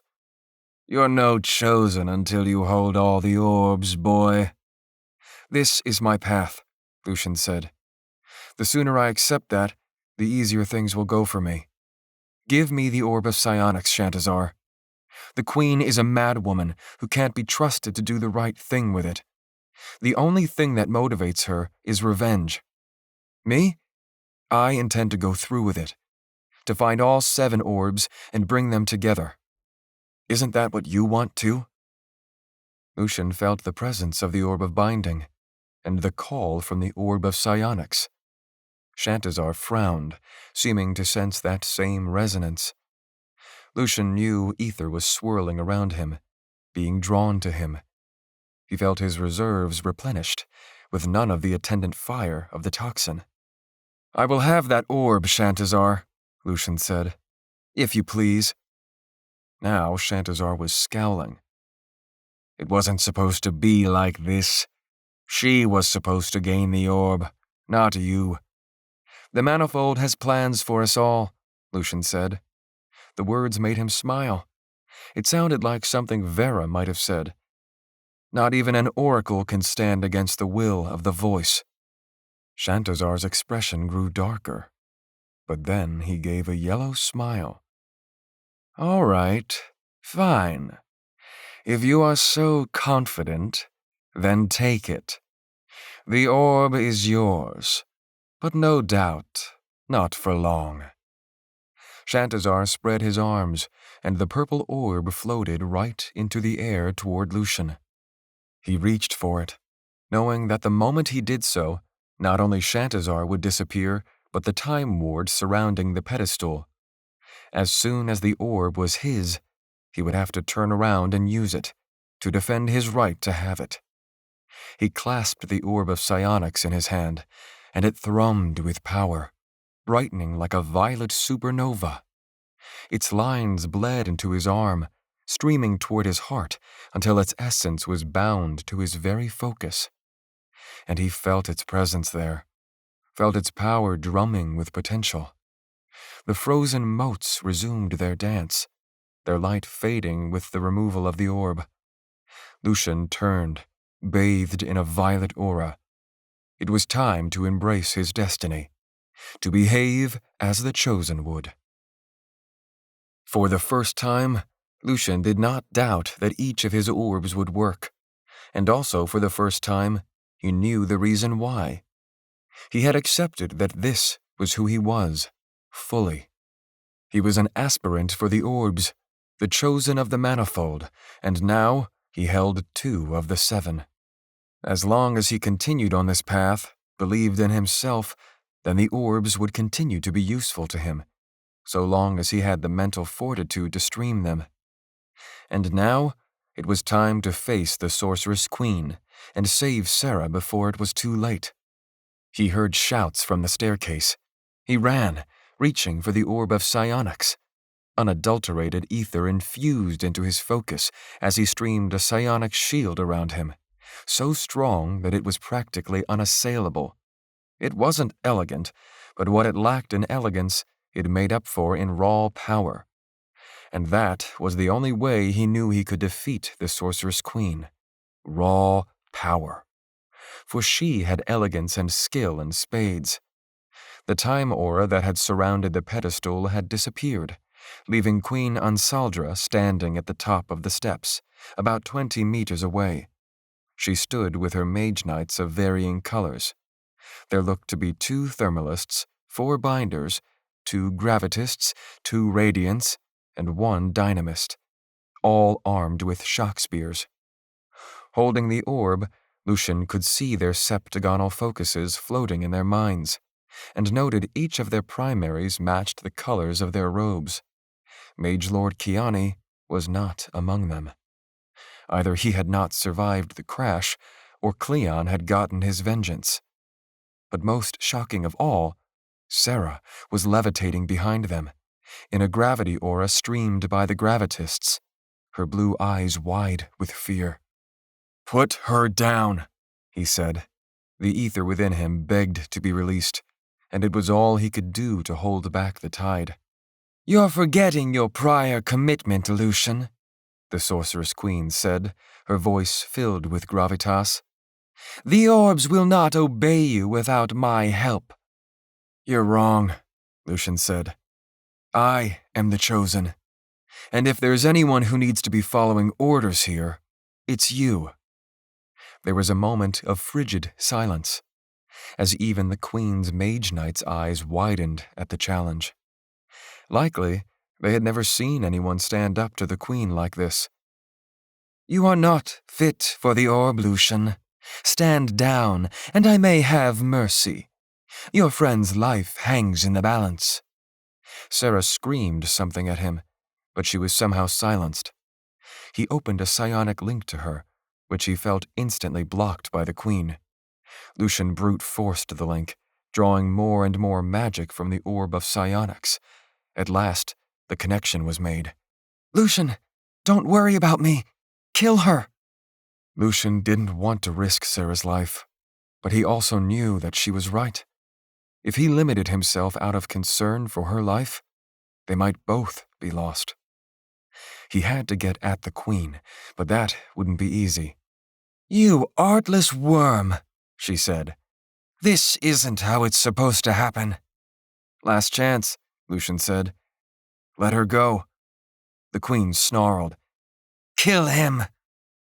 Instantly, he streamed the orb of psionics with all its power, sending out a kinetic wave aimed precisely at every Mage Knight that stood before him, along with the Queen. Before they could even let off a single volley of magic, the Mage Knights flew backward at incredible speed, smashing into the interior walls of the spire. Only the Queen was able to block the wave's power with her shield, but even she was struggling under its force. Lucian blinked in surprise, unable to believe the amount of power he had unleashed. With no more Mage Knight gravitists streaming, Sarah's gravity aura dissipated, and she sunk to the floor, landing with a thud. Her eyes remained closed, but there was nothing Lucian could do to help her, for now. The Queen, with a scream, streamed her counter, a kinetic wave of great power that rippled against Lucian's shield. Lucian's breath caught, fully expecting it to tear him to shreds, but it didn't make so much as a dent. The Queen's eyes widened, and then narrowed in anger as she streamed another wave, this one more powerful. Lucian streamed his shield stronger to match, and there was yet more power to bear from the orb. "You can't touch me," he said. "The orb won't allow it." "It obeys you?" she said, fear creeping into her voice. "Why does it obey you?" Lucian now stood a few meters from her. "You said it yourself. Because I am the chosen." He reached inside the Queen's mind, where he saw her in her true state, an old, shriveled woman with yellowed skin and long, greasy hair. That husk of a woman was not here in this spire. Only her mind was. Instantly, Lucian realized why the Sorceress Queen appeared so young, and he could only see the truth due to the power of the orb. The woman standing before him wasn't truly the Sorceress Queen. The violet eyes should have been his clue. This young woman, whoever she was possessed. A powerful brand surrounded this woman's focus, a brand that allowed the Sorceress Queen to control her from elsewhere, probably the Golden Palace in Dara. But for all purposes, the Manifold was treating this woman as if she were the Queen, with all her attendant power. In short, killing this woman would kill the queen too, her mind and her focus. But it would also mean killing the woman being controlled by her. She gave a cruel smile, a smile that seemed to realize what Lucian knew. "You rotting bitch!" Lucian sent out another kinetic shockwave, but it was easily countered by the queen with a shield. She smiled. "A one-trick pony, aren't you?" She chuckled coldly. "It's over, Lucian." He kept his shield up, a flood of ether keeping it powered. Her various attacks against him were deflected, attacks against his mind and body. She couldn't touch him, as far as psionics was concerned. But Lucian had trouble attacking her with the same intensity, knowing the truth. There had to be a way to save the woman possessed by the queen. But how? It would not only take brute force, but delicacy. The mind was a fragile thing, and forcing the queen out in one ruthless blow might destroy the helpless person she was controlling. A lance of blue light shot from the queen's right palm, latching onto Lucian's leg. Lucian quickly countered, but the queen's binding stream was only a feint. A gravity disk bloomed below him, and immediately he was forced to his knees. His shock spear felt as if it weighed 100 kilos, and it dropped to the floor. Lucian knew he couldn't match her gravitonic stream. It was only a matter of time until he was crushed like a bug underfoot. He had to stop her at the source. He wasn't even sure the orb of psionics could handle blocking her focus. No mage in their right mind would ever allow access to that most vital aspect of themselves, and would defend it to their very deaths. But perhaps the Sorceress Queen would not anticipate a move so bold. But the window of opportunity would soon close. He had to make one final attack. Even now, the force of the gravity pulling him down was relentlessly increasing. He drew as much ether from the orb of psionics as he could. Untold power that kept collecting in him, growing and growing while demanding release. He was half tempted to unleash another kinetic wave, one so powerful that it would rip her to shreds. But that would kill Sarah too, not to mention the woman the queen's mind was occupying. There was only one solution that was acceptable to Lucian: cut off her magic entirely. He let the ether manifest into magic and directed it right at her focus. Her eyes widened at the incursion, the violation, and what Lucian found was that her focus was a weapon tempered over decades of practice and meditation. Even with the orb, it wouldn't be an easy thing to create a brand around. The queen screamed as she pushed back, hard. Gravity pressed down on Lucian more intensely, until his vision darkened and his muscles shook. Lucian could hardly draw breath, as if a 10-ton stone were pressing into him from above. It was as he feared. Even with the orb, the magic was still not enough to overcome the queen's focus. She smiled in triumph. He would be crushed long before he could overwhelm her. Hope was draining faster than his consciousness. Shantazar had been right in the end. His last image before his death would be of the queen's gloating face as she became the owner of 2 orbs of Starsea. But from nowhere, the gravity pushing him down became less intense. He didn't understand why at first. Was the queen weakening? But it wasn't that.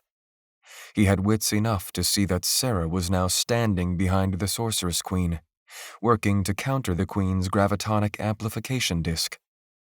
The queen shrieked in fury, but she couldn't afford to switch her attention on Sarah. If she did so, it might give Lucian the opening he needed to break through the last of her shield. Lucian gasped for breath as his vision returned. The gravity was still intense, but at least he could concentrate now. At that moment, he remembered something Vera had told him. With the manifold, magic stemmed from belief. He had to believe it was possible, and the orb would supply the rest. The rush of magic increased until the purple stream emanating from Lucian's hands was blinding in its brilliance, entering the queen's mind. It intensified until that light was everything, until the world itself faded and was replaced with a matrix of purple streams. All those streams were converging on the queen's focus. Lucian knew what those streams were. Ether itself. He was so deep in his focus that the manifold itself was manifesting before him, the ethereal background that formed the bridge between manifold and reality. Slowly but surely, the Sorceress Queen's focus was shattering. Her shield collapsed, and she screamed as he gained access to the vital core of who she was, her focus. He controlled it now, as if it were his own. He set a brand over it, preventing any magic from entering or leaving. And to secure it, he reached for the orb of binding, cohering it with the magic from the orb of psionics, creating a brand so powerful that even the Sorceress-Queen of Psyche could never hope to break it. With that final stream, the real world returned as the magic from both orbs petered out.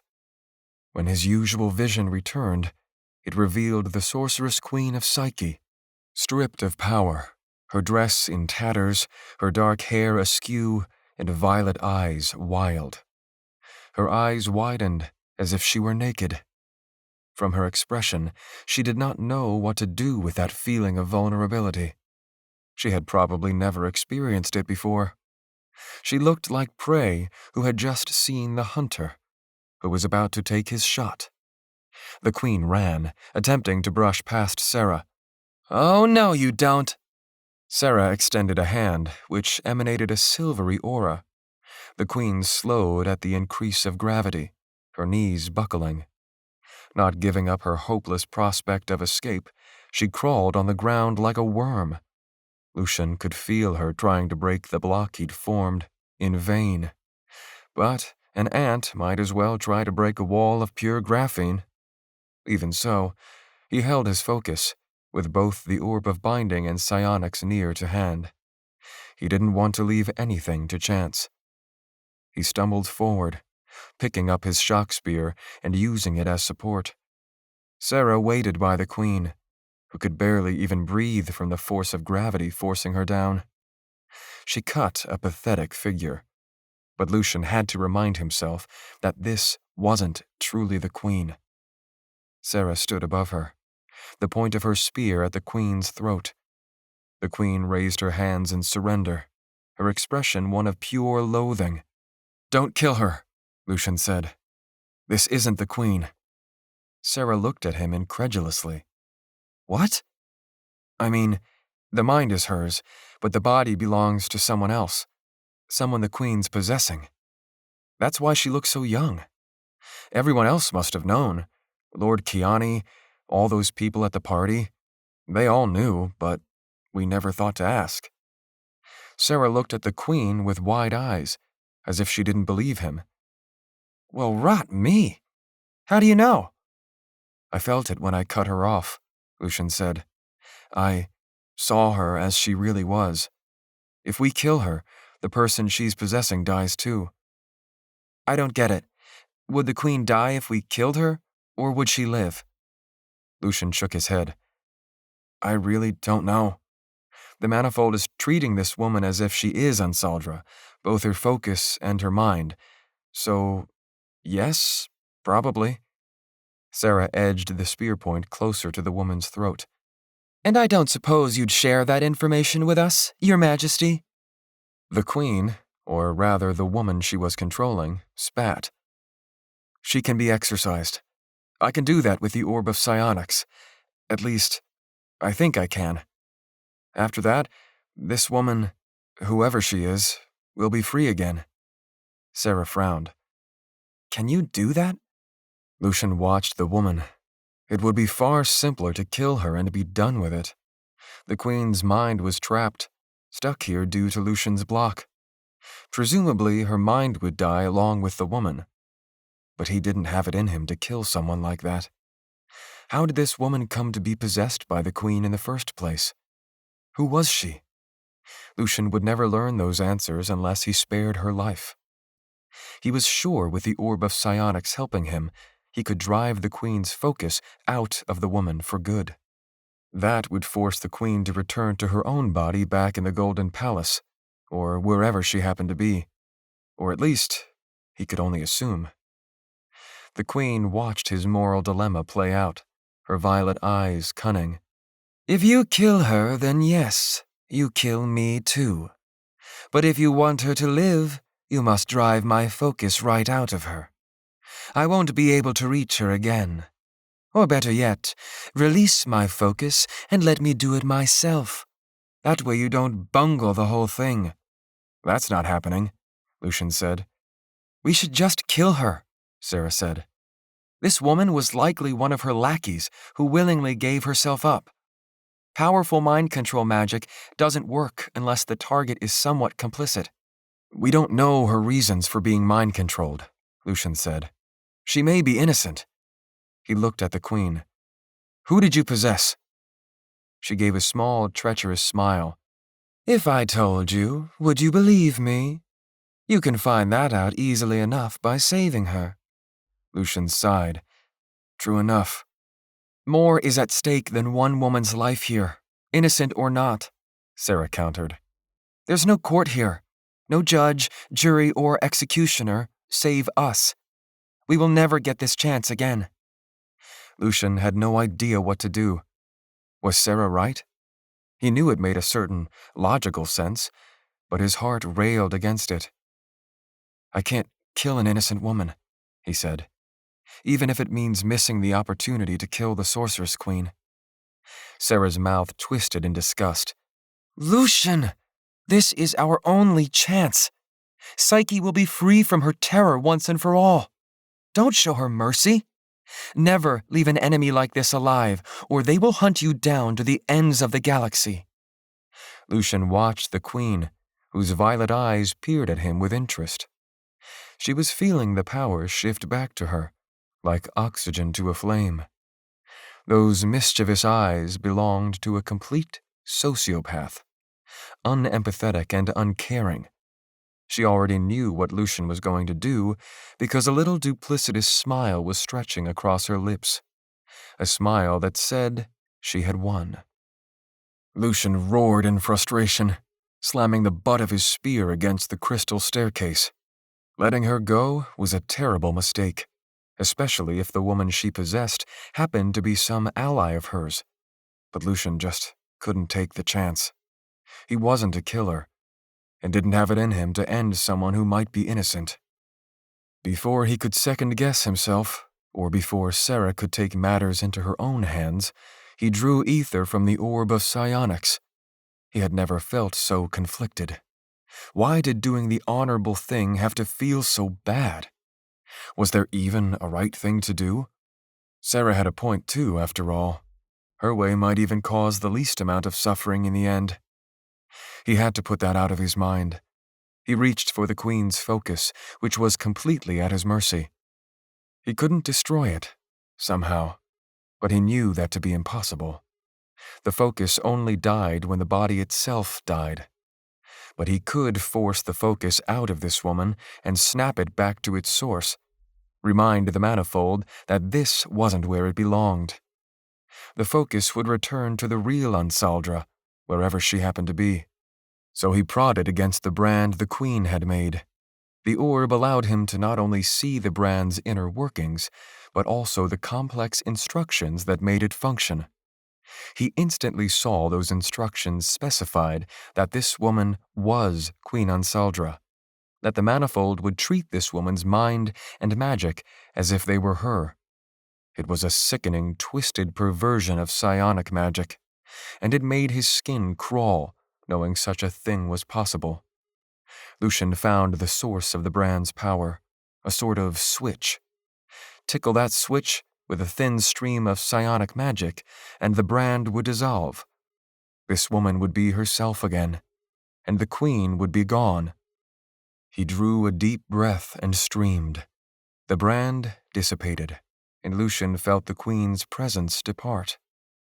Queen Ansaldra's eyes, no, This young woman's eyes became lucid, their color shifting from violet to green. Sarah released her gravitonic stream, mouthing a curse. The unknown woman immediately stood and backed away from them, her eyes wide and fearful, and her breaths panicked. It was hard not to see her as the queen, but there was something about her posture that was different. It was hard for Lucian to place a finger on it, but the way she stood was more solid and less airy. The young woman's hands were clenched into fists as if she expected a fight at any moment. "Who are you?" she asked, her voice tremulous. "Where am I?" This would be a long story indeed, but it wasn't one Lucian had the energy to tell right now. He reached into the woman's focus, using the power of the orb, just to be sure the Sorceress Queen was gone. It was only her, whoever she was. Queen Ansaldra was thousands of kilometers away from here, with no way to reach them without her airship, which was gone anyway. They were safe, at least for the time being. Lucian fell to one knee, only supporting his weight from his shock spear. He was tired. So very tired. He fell forward. Sarah grabbed him by the torso just in time to catch him before he descended into darkness. 47. Snow was falling. Lucian looked into the star-studded night sky, seeing a molten moon providing light. Ahead stood a village of wooden cabins, windows lit with smoke rising from chimneys. It was a cozy scene, and the memory of it was returning. Vale, on the planet Aurora. This was from the simulation, the place Emma had grown up. What was he doing here? He ran until he was inside the village, his heart thundering. The streets were empty, and no sounds were coming from within the buildings. He felt pulled by a familiar force, and saw the great tree that overshadowed the village's entirety. Standing before it was the woman he thought he would never see again. Emma turned as his boots crunched over the snow toward her. She was as stunning as he remembered, even more so. The year or more since he had seen her had added maturity to her face that only enhanced her beauty. Her dark hair and heavy coat were laden with snow, but her brown eyes were the same, warm, sad, and happy, all at the same time as she looked at him. A smile spread across her face, like the memory of the sun long forgotten. He drew her close and almost cried to be holding her in his arms. He questioned for a moment whether he was somehow dead, but he knew that wasn't so. Somehow. This was a dream, and Emma was far away on Volsung, while he was on Psyche. But just because it was a dream didn't mean it wasn't real. Certainly the bittersweet happiness he felt at seeing her was real enough. When she pulled back, there were tears in her eyes. "I knew you were still alive." "This is real, then?"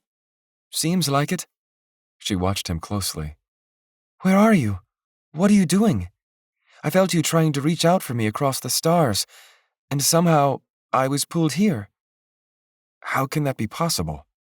She shrugged. "Who cares? It's good to see you, Lucian. So much has changed, but at the same time, a lot is still the same. Time stands still here." "Are you at the academy?" She nodded. "I'm a talent now. Technically, I have another half year to decide my aspect, but I already know I'm going to be a Radiant." "Seriously?"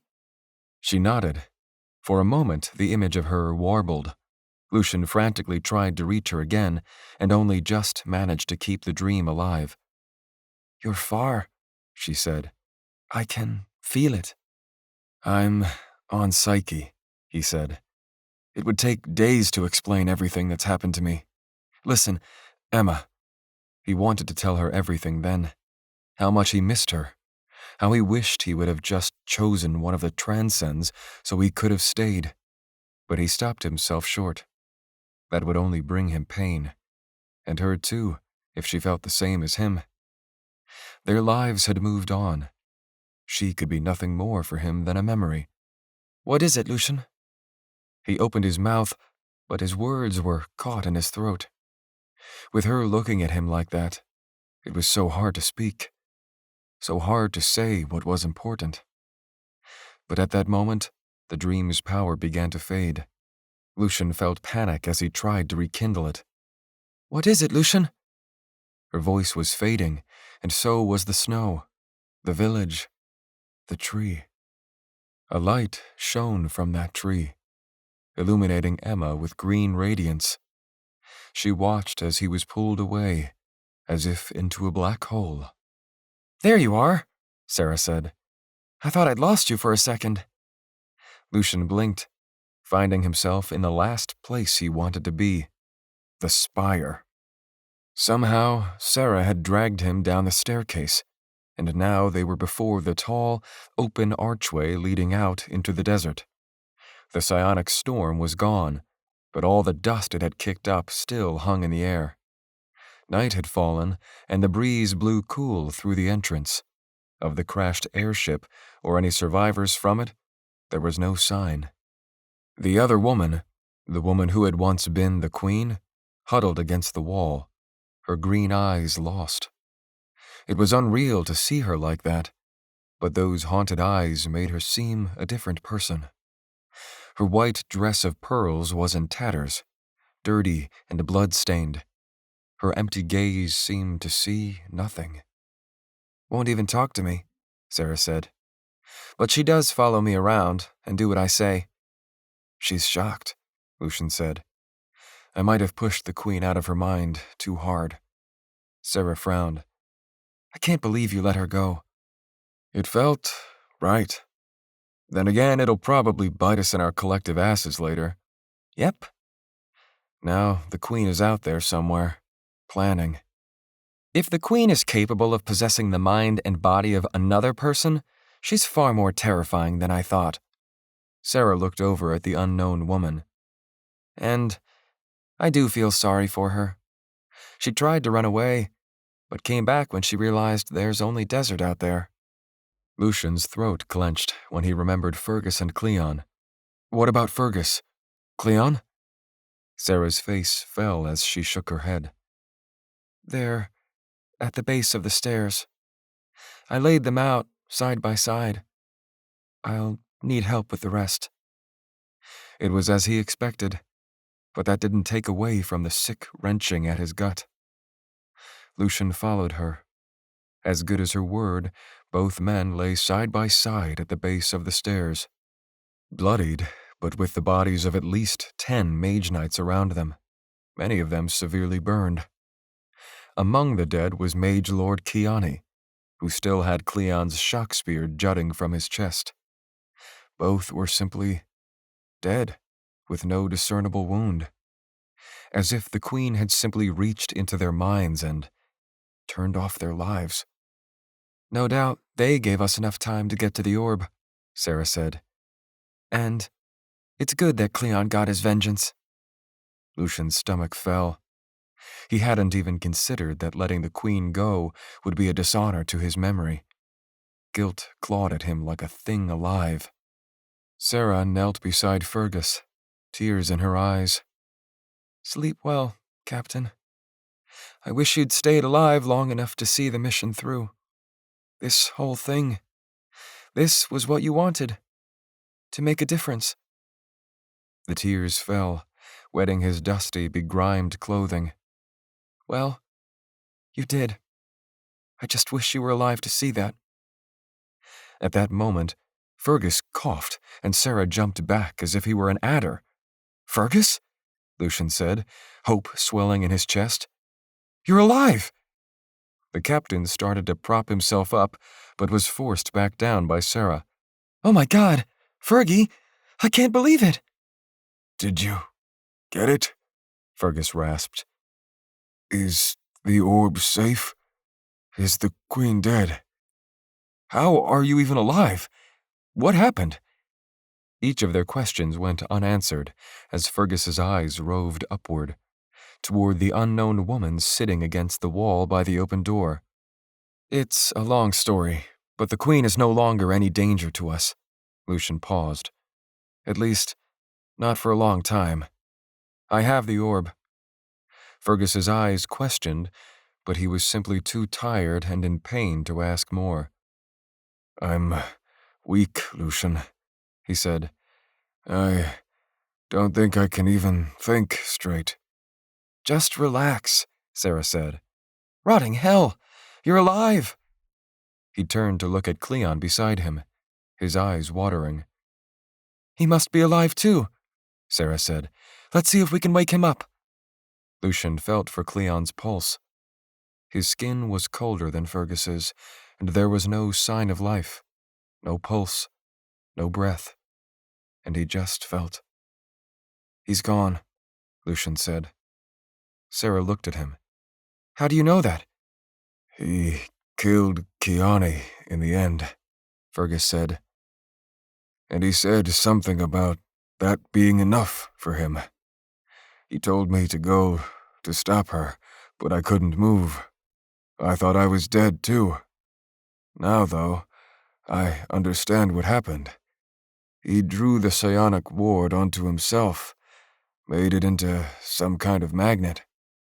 It drew most of the power of the Queen's attack, and I got something of an aftershock, which I survived. Lucian saw what he meant. Cleon had sacrificed himself. That at least one of them might live. It just deepened the sorrow he felt. He was a hero after all, Sarah said. I underestimated him, and freely admit that I was wrong about him. It seemed so amiss that the person who had never wanted to be here in the first place was the one to have died. Lucian wiped his tears, the heaviness in his heart making him sink to the floor. Thanks for everything, Cleon, he said, his voice thick. It's my fault this happened. But without you, without your actions, your lessons, your bravery, he shook his head. None of this could have happened. I won't let your sacrifice be in vain. Sarah and Fergus nodded at that.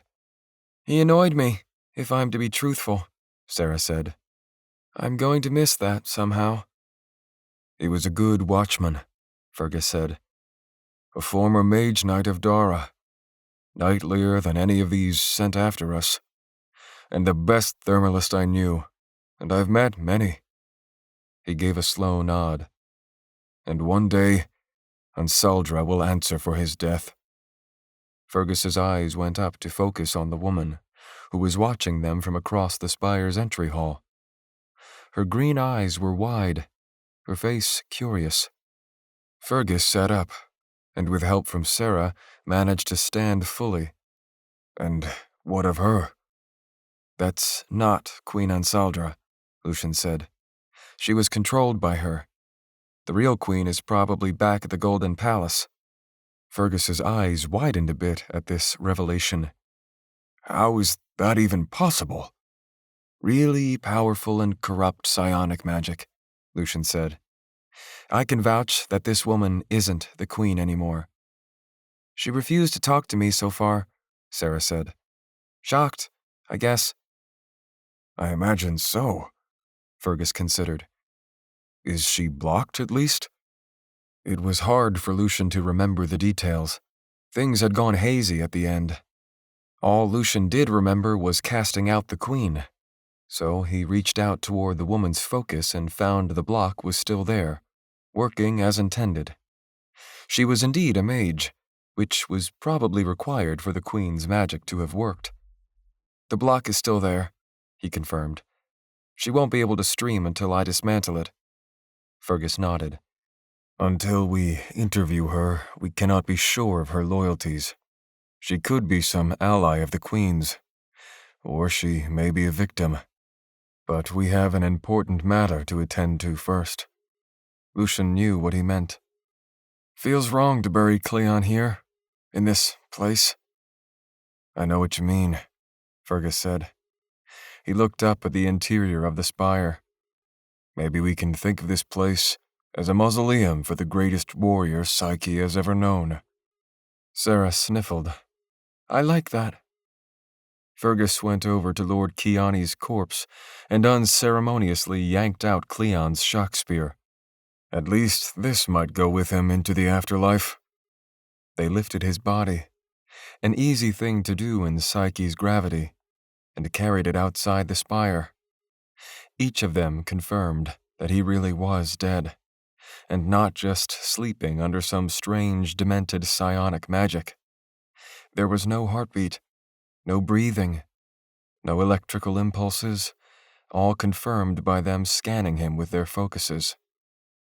So there, under the light of the gas giant Cupid, they buried him deep in the sands, along with his spear. There were no rocks or anything else to mark his grave, so they did the best they could to honor him, telling stories, conversations they'd had, the things they would remember most about him, and how they would carry him with them into the future. I'll always remember what he taught me, Lucian said. I won't ever be as good a thermalist as him, but he taught me about brands, and without his lesson, I would have never been able to block off the Queen's magic. This victory is more his than mine, and I will remember his loyalty, what it means to fight to the last breath for what you believe in. I'll never be the same because of his sacrifice. There was a moment's pause before Sarah stepped forward, reflective. He was a good man, cursed almost as good as me, and he knew how to call it like he saw it, despite what others thought. That's a good quality to have, and something I'll remember for myself in the future. Fergus watched for a moment, his tears drying quickly in the desert air. Rest in peace, great warrior. It looked as if he wanted to say more, but couldn't find the words. They stood there for a while, Sarah resting her head on Lucian's shoulder. He wrapped an arm around her, grateful for the comfort. Something had shifted between them. Just what, Lucian couldn't say. Fergus looked at them, a small smile on his lips. At least some good has come out of this whole thing. He glanced back at the spire. We should head back, find out who that woman is. Fergus was right. There was still work to be done. Together, they returned to the spire. 48. When they got back, the unknown woman was asleep, curled up behind a stone pillar on the opposite side of the entrance.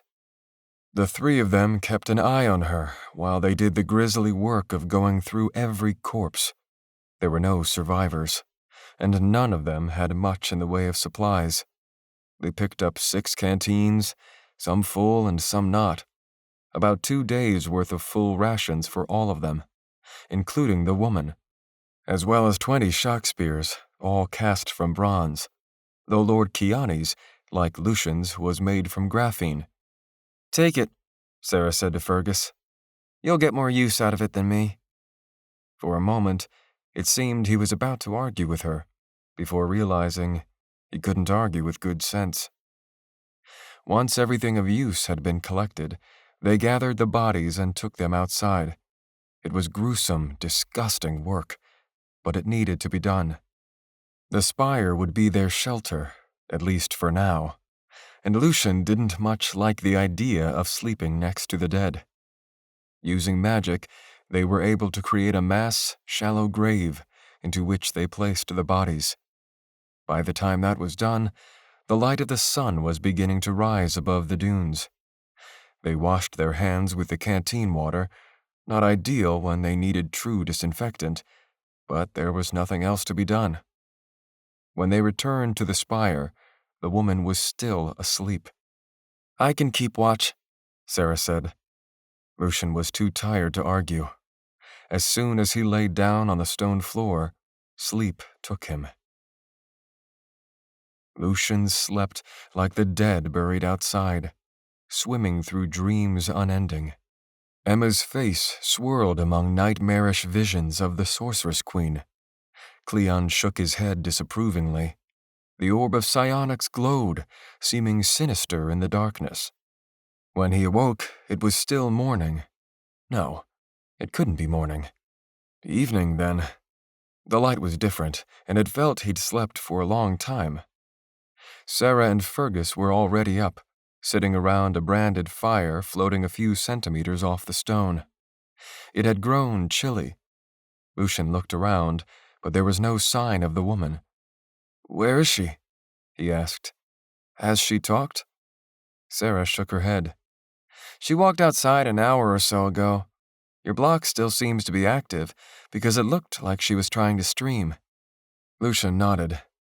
"Maybe I can try talking to her." Sarah shrugged. Lucian got the feeling she was still displeased he let the woman live. Fergus was drinking a bowl of soup, a blanket wrapped around his broad shoulders. He didn't seem in the mood for conversation. After everything, Lucian didn't blame him. Lucian went out into the night. He was surprised at the chill, considering how hot the desert was during the day. A long walkway of paving stones lined with broken columns led into the desert. At the end of that walkway stood the woman, her white dress shimmering under Cupid's reflected light. Lucian almost felt a chill watching her. It was as if the ghost of the queen were still among them. He had to remind himself that this wasn't her, and that the real queen was alive somewhere. But he couldn't lower his guard.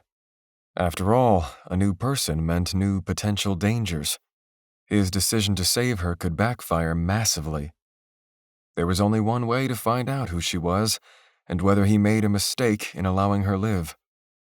Lucian cleared the distance in about 2 minutes. He stopped about 10 meters away from the woman, who gave no sign of knowing he was there. He was wondering how to break the silence when she turned. Her face was sorrowful, but only a little of the haughtiness of the queen remained. She looked Lucian up and down, her green eyes narrow and mistrustful. "Can I get you anything?" Lucian asked. "Food? Water?" She shook her head. "Can you speak?" Silence. "Is there anything I can do to help you? Anything I can tell you to clear up the confusion?" More silence. "Your mind was possessed by the Sorceress-Queen of Psyche. I don't know how much of that you remember, but that's over now. My name is Lucian. I'm the one who drove her out of your mind." He offered a hand. The woman looked at it for a moment, and then back at him. "What can I do to get you to talk? Do you want me to undo your block?" The woman at last nodded. At least they were getting somewhere. "Do you promise not to attack me? Will you at least talk to me? Tell me who you are? No one can survive alone out here." After some hesitation, she nodded. Lucian supposed it could all be a trick, but he was the one who had decided to save her after all. It was only fair he assumed the risk of unblocking her. With the orb of psionics at his disposal, he could recreate the block in an instant if he needed to. At least, that was what he hoped. Before he could second-guess himself, he unraveled the block. It was gone in an instant. The woman blinked a few times, a small smile coming to her face. "Thank you. Although perhaps I shouldn't be thanking you. Death would have probably been a kinder fate." Her accent was hard to place. The words were smooth, almost melting into one another. It reminded him somewhat of the way the queen spoke, as well as the nobles at the soiree. She was someone among Dara's upper classes then, further evidenced by her magical ability. From her age, she was likely born and raised here too. "What's your name?" She watched him closely, carefully. "Celine de Mordred." "Do you mind telling me what happened, Celine de Mordred?" Her expression became grave and pale. "Just call me Celine. It's easier." "Celine, then." After a moment of silence, Lucian realized he would be asking all the questions. "What do you remember?" She shook her head. "I don't want to talk about it. I don't trust you." "I suppose that's fair. I don't trust you either, which is why I'm trying to talk to you. Is she dead? Lucian shook his head. Unfortunately, no. I was only able to drive her out of your mind. She nodded as if she had expected that answer. That's what I thought you said. I was hoping I misinterpreted. She looked around. And where is this? We are in the burning sands, under the eye of Cupid. She laughed bitterly. I was afraid of that. I've just been staring at that planet above, thinking I'm in a nightmare. But after hearing it from you, I think it might have been better to die. Why do you say that? She looked at him as if he were stupid. Because we're in the burning sands with no way out. Yes, that was a good point. We're working on that. How are you associated with the Queen? Her lips curled in distaste, and the action didn't seem to be forced. That was a good sign. She hated the Queen, and that made her a potential ally. I'm the scion of the atomicist Nostra. Other than that, no association at all. We've barely spoken, at least until... She trailed off. So Selene was someone in Queen Ansaldra's circle, if only on the periphery. Perhaps she even had quarters in the palace. How did the Queen take control of you? Must we go over this? I barely even know you. I saved your life. Don't I deserve some answers? Perhaps my life wasn't yours to save. Was she serious? Most would be grateful to have their life saved. Not if you've just given me a worse fate. She shook her head. You should have just killed me along with the Queen. At least my life would have meant something then. Her too? It was hard not to throw up his hands in frustration, or to even agree with her.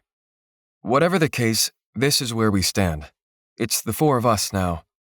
You probably noticed we had to bury our friend back there, unless you were sleeping through that. She nodded, seeming to look down her nose at him the entire time she did so.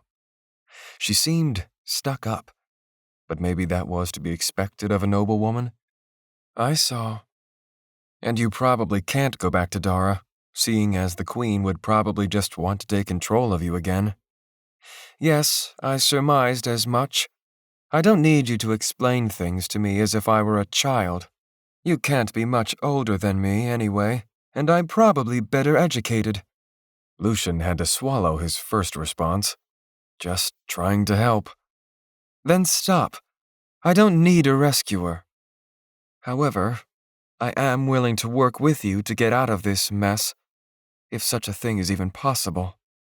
That was something, at least. We would be grateful. Well, you can't get out of here alive unless you or your friends understand basic atomicism, which most mages don't. She sighed. Even if I did get out of here, is there any point? Every option that matters has been taken from me. Don't you have family somewhere? She shook her head. Dead. That might have made her a target of the Queen. And if she were the scion of an atomicist, she must have had enough potential for the Queen's focus transferal to work. And of course, Selene was exceptionally beautiful. If the Queen had to pick someone to possess, beauty would have been requisite. Beauty was power, especially when power backed that beauty. Look, Lucian said, atomicism is the only aspect I have no experience with. And it probably means you're a fair dynamist and thermalist too. Those talents will be useful in getting out of here. Fergus is a radiant, and Sarah is a gravitist. Which would make you a psionic, she said with a secretive smile that said she knew more than he thought. And a damn good one at that, to challenge the Queen. Lucian decided a change of subject was in order. He wasn't ready to tell her about the orb of psionics, though if she knew anything about Ariane's prophecy, then she might figure it out anyway. I have a potential way of getting off Psyche for good. If that path ever comes, then you're welcome to join us. At least, until we find a decent-sized port for you to get off at. I'm sure you probably don't want to hang around any longer than you have to." "How generous of you," she said drolly. "And how do you plan to leave, exactly? Even assuming you do, your solution is just to throw me at the first port you come across? My blood means nothing beyond Psyche. I'd be fated to be some dockyard strumpet for as long as my looks lasted. And no doubt some mage hunter would detect me and send me right back here anyway." Lucian frowned. When he had saved her life, he certainly hadn't expected all these complications. He hated to admit that killing her would have been far simpler. But even so, Lucian could feel the truth. She was scared, and her contrary nature was just a shield. After what she'd been through with the Queen, well, that made sense. It would be best to give her the benefit of the doubt unless she did something substantial enough to lose that benefit. "Maybe we can find an academy to enroll you in. I don't know," he said. "This is all pointless unless my plan works anyway." "You still haven't shared your plan. Out with it." She was a woman used to getting what she wanted quickly, especially from those she deemed socially inferior. She knew nothing about the orbs he held, and until she proved herself in some way and stopped berating him, telling her would be supremely stupid. "I have a plan," he said. "I just can't tell you." "A secret plan," she smiled. "Aren't those the best kind?" His face flushed. "Well, I'm not going to just tell you. I don't know if you can be trusted yet." He looked back toward the spire entrance. "Look, would you at least come inside and meet the others? They helped me to rescue you." "Ah, so they are to blame as well." "If you choose to think of it that way, sure. It's your life. We have food, but not much. Maybe we can find some more where the Zephyr went down." "So that's how everyone got out here," she said. "Shame about that ship. We might have sailed it to the Riftlands. It wouldn't have been an easy life for me, but certainly better than drying out like a prune in the burning sands." Lucian had another dark thought about why the Queen might have selected Celine. As a disagreeable person, she might not have been much missed. "You can join us, or stay out here. We'll likely set out tomorrow at dawn." "That's ill-advised," Celine said. "The sun will burn you to a crisp, and I can't hold a thermal ward that long." Lucian nodded. "Fair enough. Tomorrow night, then." At that moment, the ground rumbled, causing the sands ahead of them to shift. It was a good half-minute before the moonquake had passed. The sudden movement made Celine grasp onto him like a life raft in a storm. As soon as the quake had passed, she let go of him as if he were toxic sludge. Lucian shook his head. "You're welcome." "And we have these wonderful quakes to look forward to, too," Celine said, behaving as if she hadn't offended Lucian in any way, as if his feelings didn't matter. "If you get me back to the Westlands, past the fire rifts, maybe then I will be glad you spared my life." Lucian scoffed. "Come inside and eat. Or not. But if you do, mind your manners. You're not in charge of anything out here, and you'll need us to survive just as much as we need you." He returned to the spire at a fast pace. Celine did not follow. 49. Over a bowl of watery soup that did little to satisfy his hunger, Lucian shared his conversation with Celine. Once done, Sarah nodded. "Yep, should have killed her." "Killing her would have done no good," Fergus said. "An atomicist would be incredibly useful. She can make water for us. Any atomicist worth their salt can do that, and we certainly don't have the water supplies to make it to the Westlands." "Can atomicists make food, too?" Sarah asked. Fergus frowned. "I'm not sure, but that seems a bit more complicated." "I might forgive her if she conjures us a full dinner here. Wyvern skewers, spiced with carrow, slathered with plenty of butter and herbs, Some roasted potatoes and cave mushrooms. Not helping, Fergus said.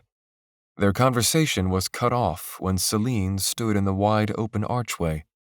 She joined them at their fire, warming her hands. I'm Celine. We know, Sarah said, somewhat coldly. Her green eyes watched Sarah, somewhat amused, but she said nothing more. Would you like something to eat? Fergus asked. Celine watched him a moment. If you please. Fergus passed her a bowl of soup, even throwing in a few extra chunks of meat.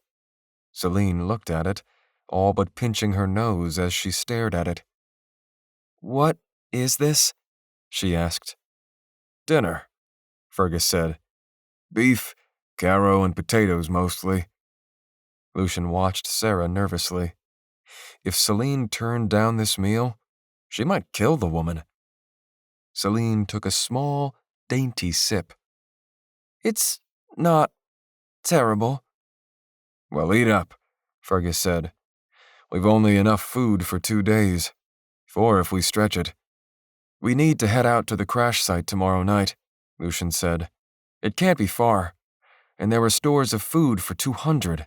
Some of it has to be intact. It's probably 5 meters deep in the sand by now, Sarah said. We'll find it. We have new tools at our disposal. That one vague line was enough to communicate to Fergus and Sarah that Lucian hadn't told Celine about his orbs. It's time for sleep, Fergus said. There are no monsters out here that can bother us, right? No wyverns, giant sandworms, anything of that nature? Nothing like that, Sarah said. The climate is what kills. No point setting a watch, then, Fergus said. Someone might have survived the crash, Celine pointed out. Sarah shook her head a little too vehemently. If they had, they would be here by now. Celine pursed her lips, but said nothing. Lucian supposed it was naive to think the drama would go away with the Queen's expulsion. There's one more thing I have to do, he said. I'll be back. Without waiting for an answer, Lucian went up the crystalline steps circling the interior of the spire. He realized then how high they rose. The 3 of them at the bottom looked small indeed, even halfway up. The top of the spire was certainly higher than the dune that had once covered it. Either it had grown after being unearthed, or it had risen from beneath the sand. The second option seemed more likely. Once he reached the room where he'd found the orb, he discovered it wasn't a room at all. The time aura had only made it seem like a room. It was the top of the tower, in the shape of a septagon with 7 sharp points, each denoting an aspect of magic. Each of those points had a carved line leading to the center of the roof, where the empty pedestal stood. Looming above was the gas giant Cupid, its bands pearlescent, its blood-red storm sinister. Several smaller moons were silhouetted against it, like moles on a face. Lucian reached for the orb of psionics, trying to impart his purpose onto it. Reach across light years, across stars. Find Vera wherever she is. Ether rushed into him as the command was enacted. His focus expanded outward, far beyond the atmosphere of the planet. It did not find Vera in the Cupid system, nor did it find her in the vast space beyond it. Lucian's focus spread farther and farther, stretching thin even as more magic streamed from the orb. Multiple stars entered its awareness, along with their planets. Thousands of millions of souls. The ethereal background thrummed before him, and though he could now see 1,000 stars, it was but a grain of sand in the context of the galaxy. It was all too much. An existential dread overwhelmed him of his smallness in the universe. All he could feel was that vast darkness, his insignificance against it. He needed to find Vera before it broke him. She was somewhere out there, If he could just get a message out. Then, there was a connection. He saw her form, huddled around a fire in what appeared to be some ancient ruins. As with every time he had seen her, her dark hood was thrown overhead, her eyes black as she stared into the flames. From this image, there was no telling what planet she was on. All Lucian knew was that she was far, far away. Just seeing her brought back all his misgivings, all his doubts about her. He almost cut off the link. But he had to go through with it. He saw no other option. Vera. When Vera looked up at him, her eyes widened, but she recovered quickly, as if his being there was the most natural thing in the world. Nothing could faze her for long. Lucian, I wondered when the manifold would make good on its promise to bring us together again. Her voice was the same, like the wind rustling over dead leaves. It sent a chill down his spine. Magic roared through him, a hurricane of ether. He could not keep this up for long, even with the orb of psionics. I need help, Vera. I'm on Psyche, and I need you to come and get me. She watched him closely, her eyes dark and seeming to hold many secrets. I dare say you do need help. This link you've forged is a clumsy thing. It should be impossible. I can show you how to do it better. I have the orb of psionics, and the orb of binding.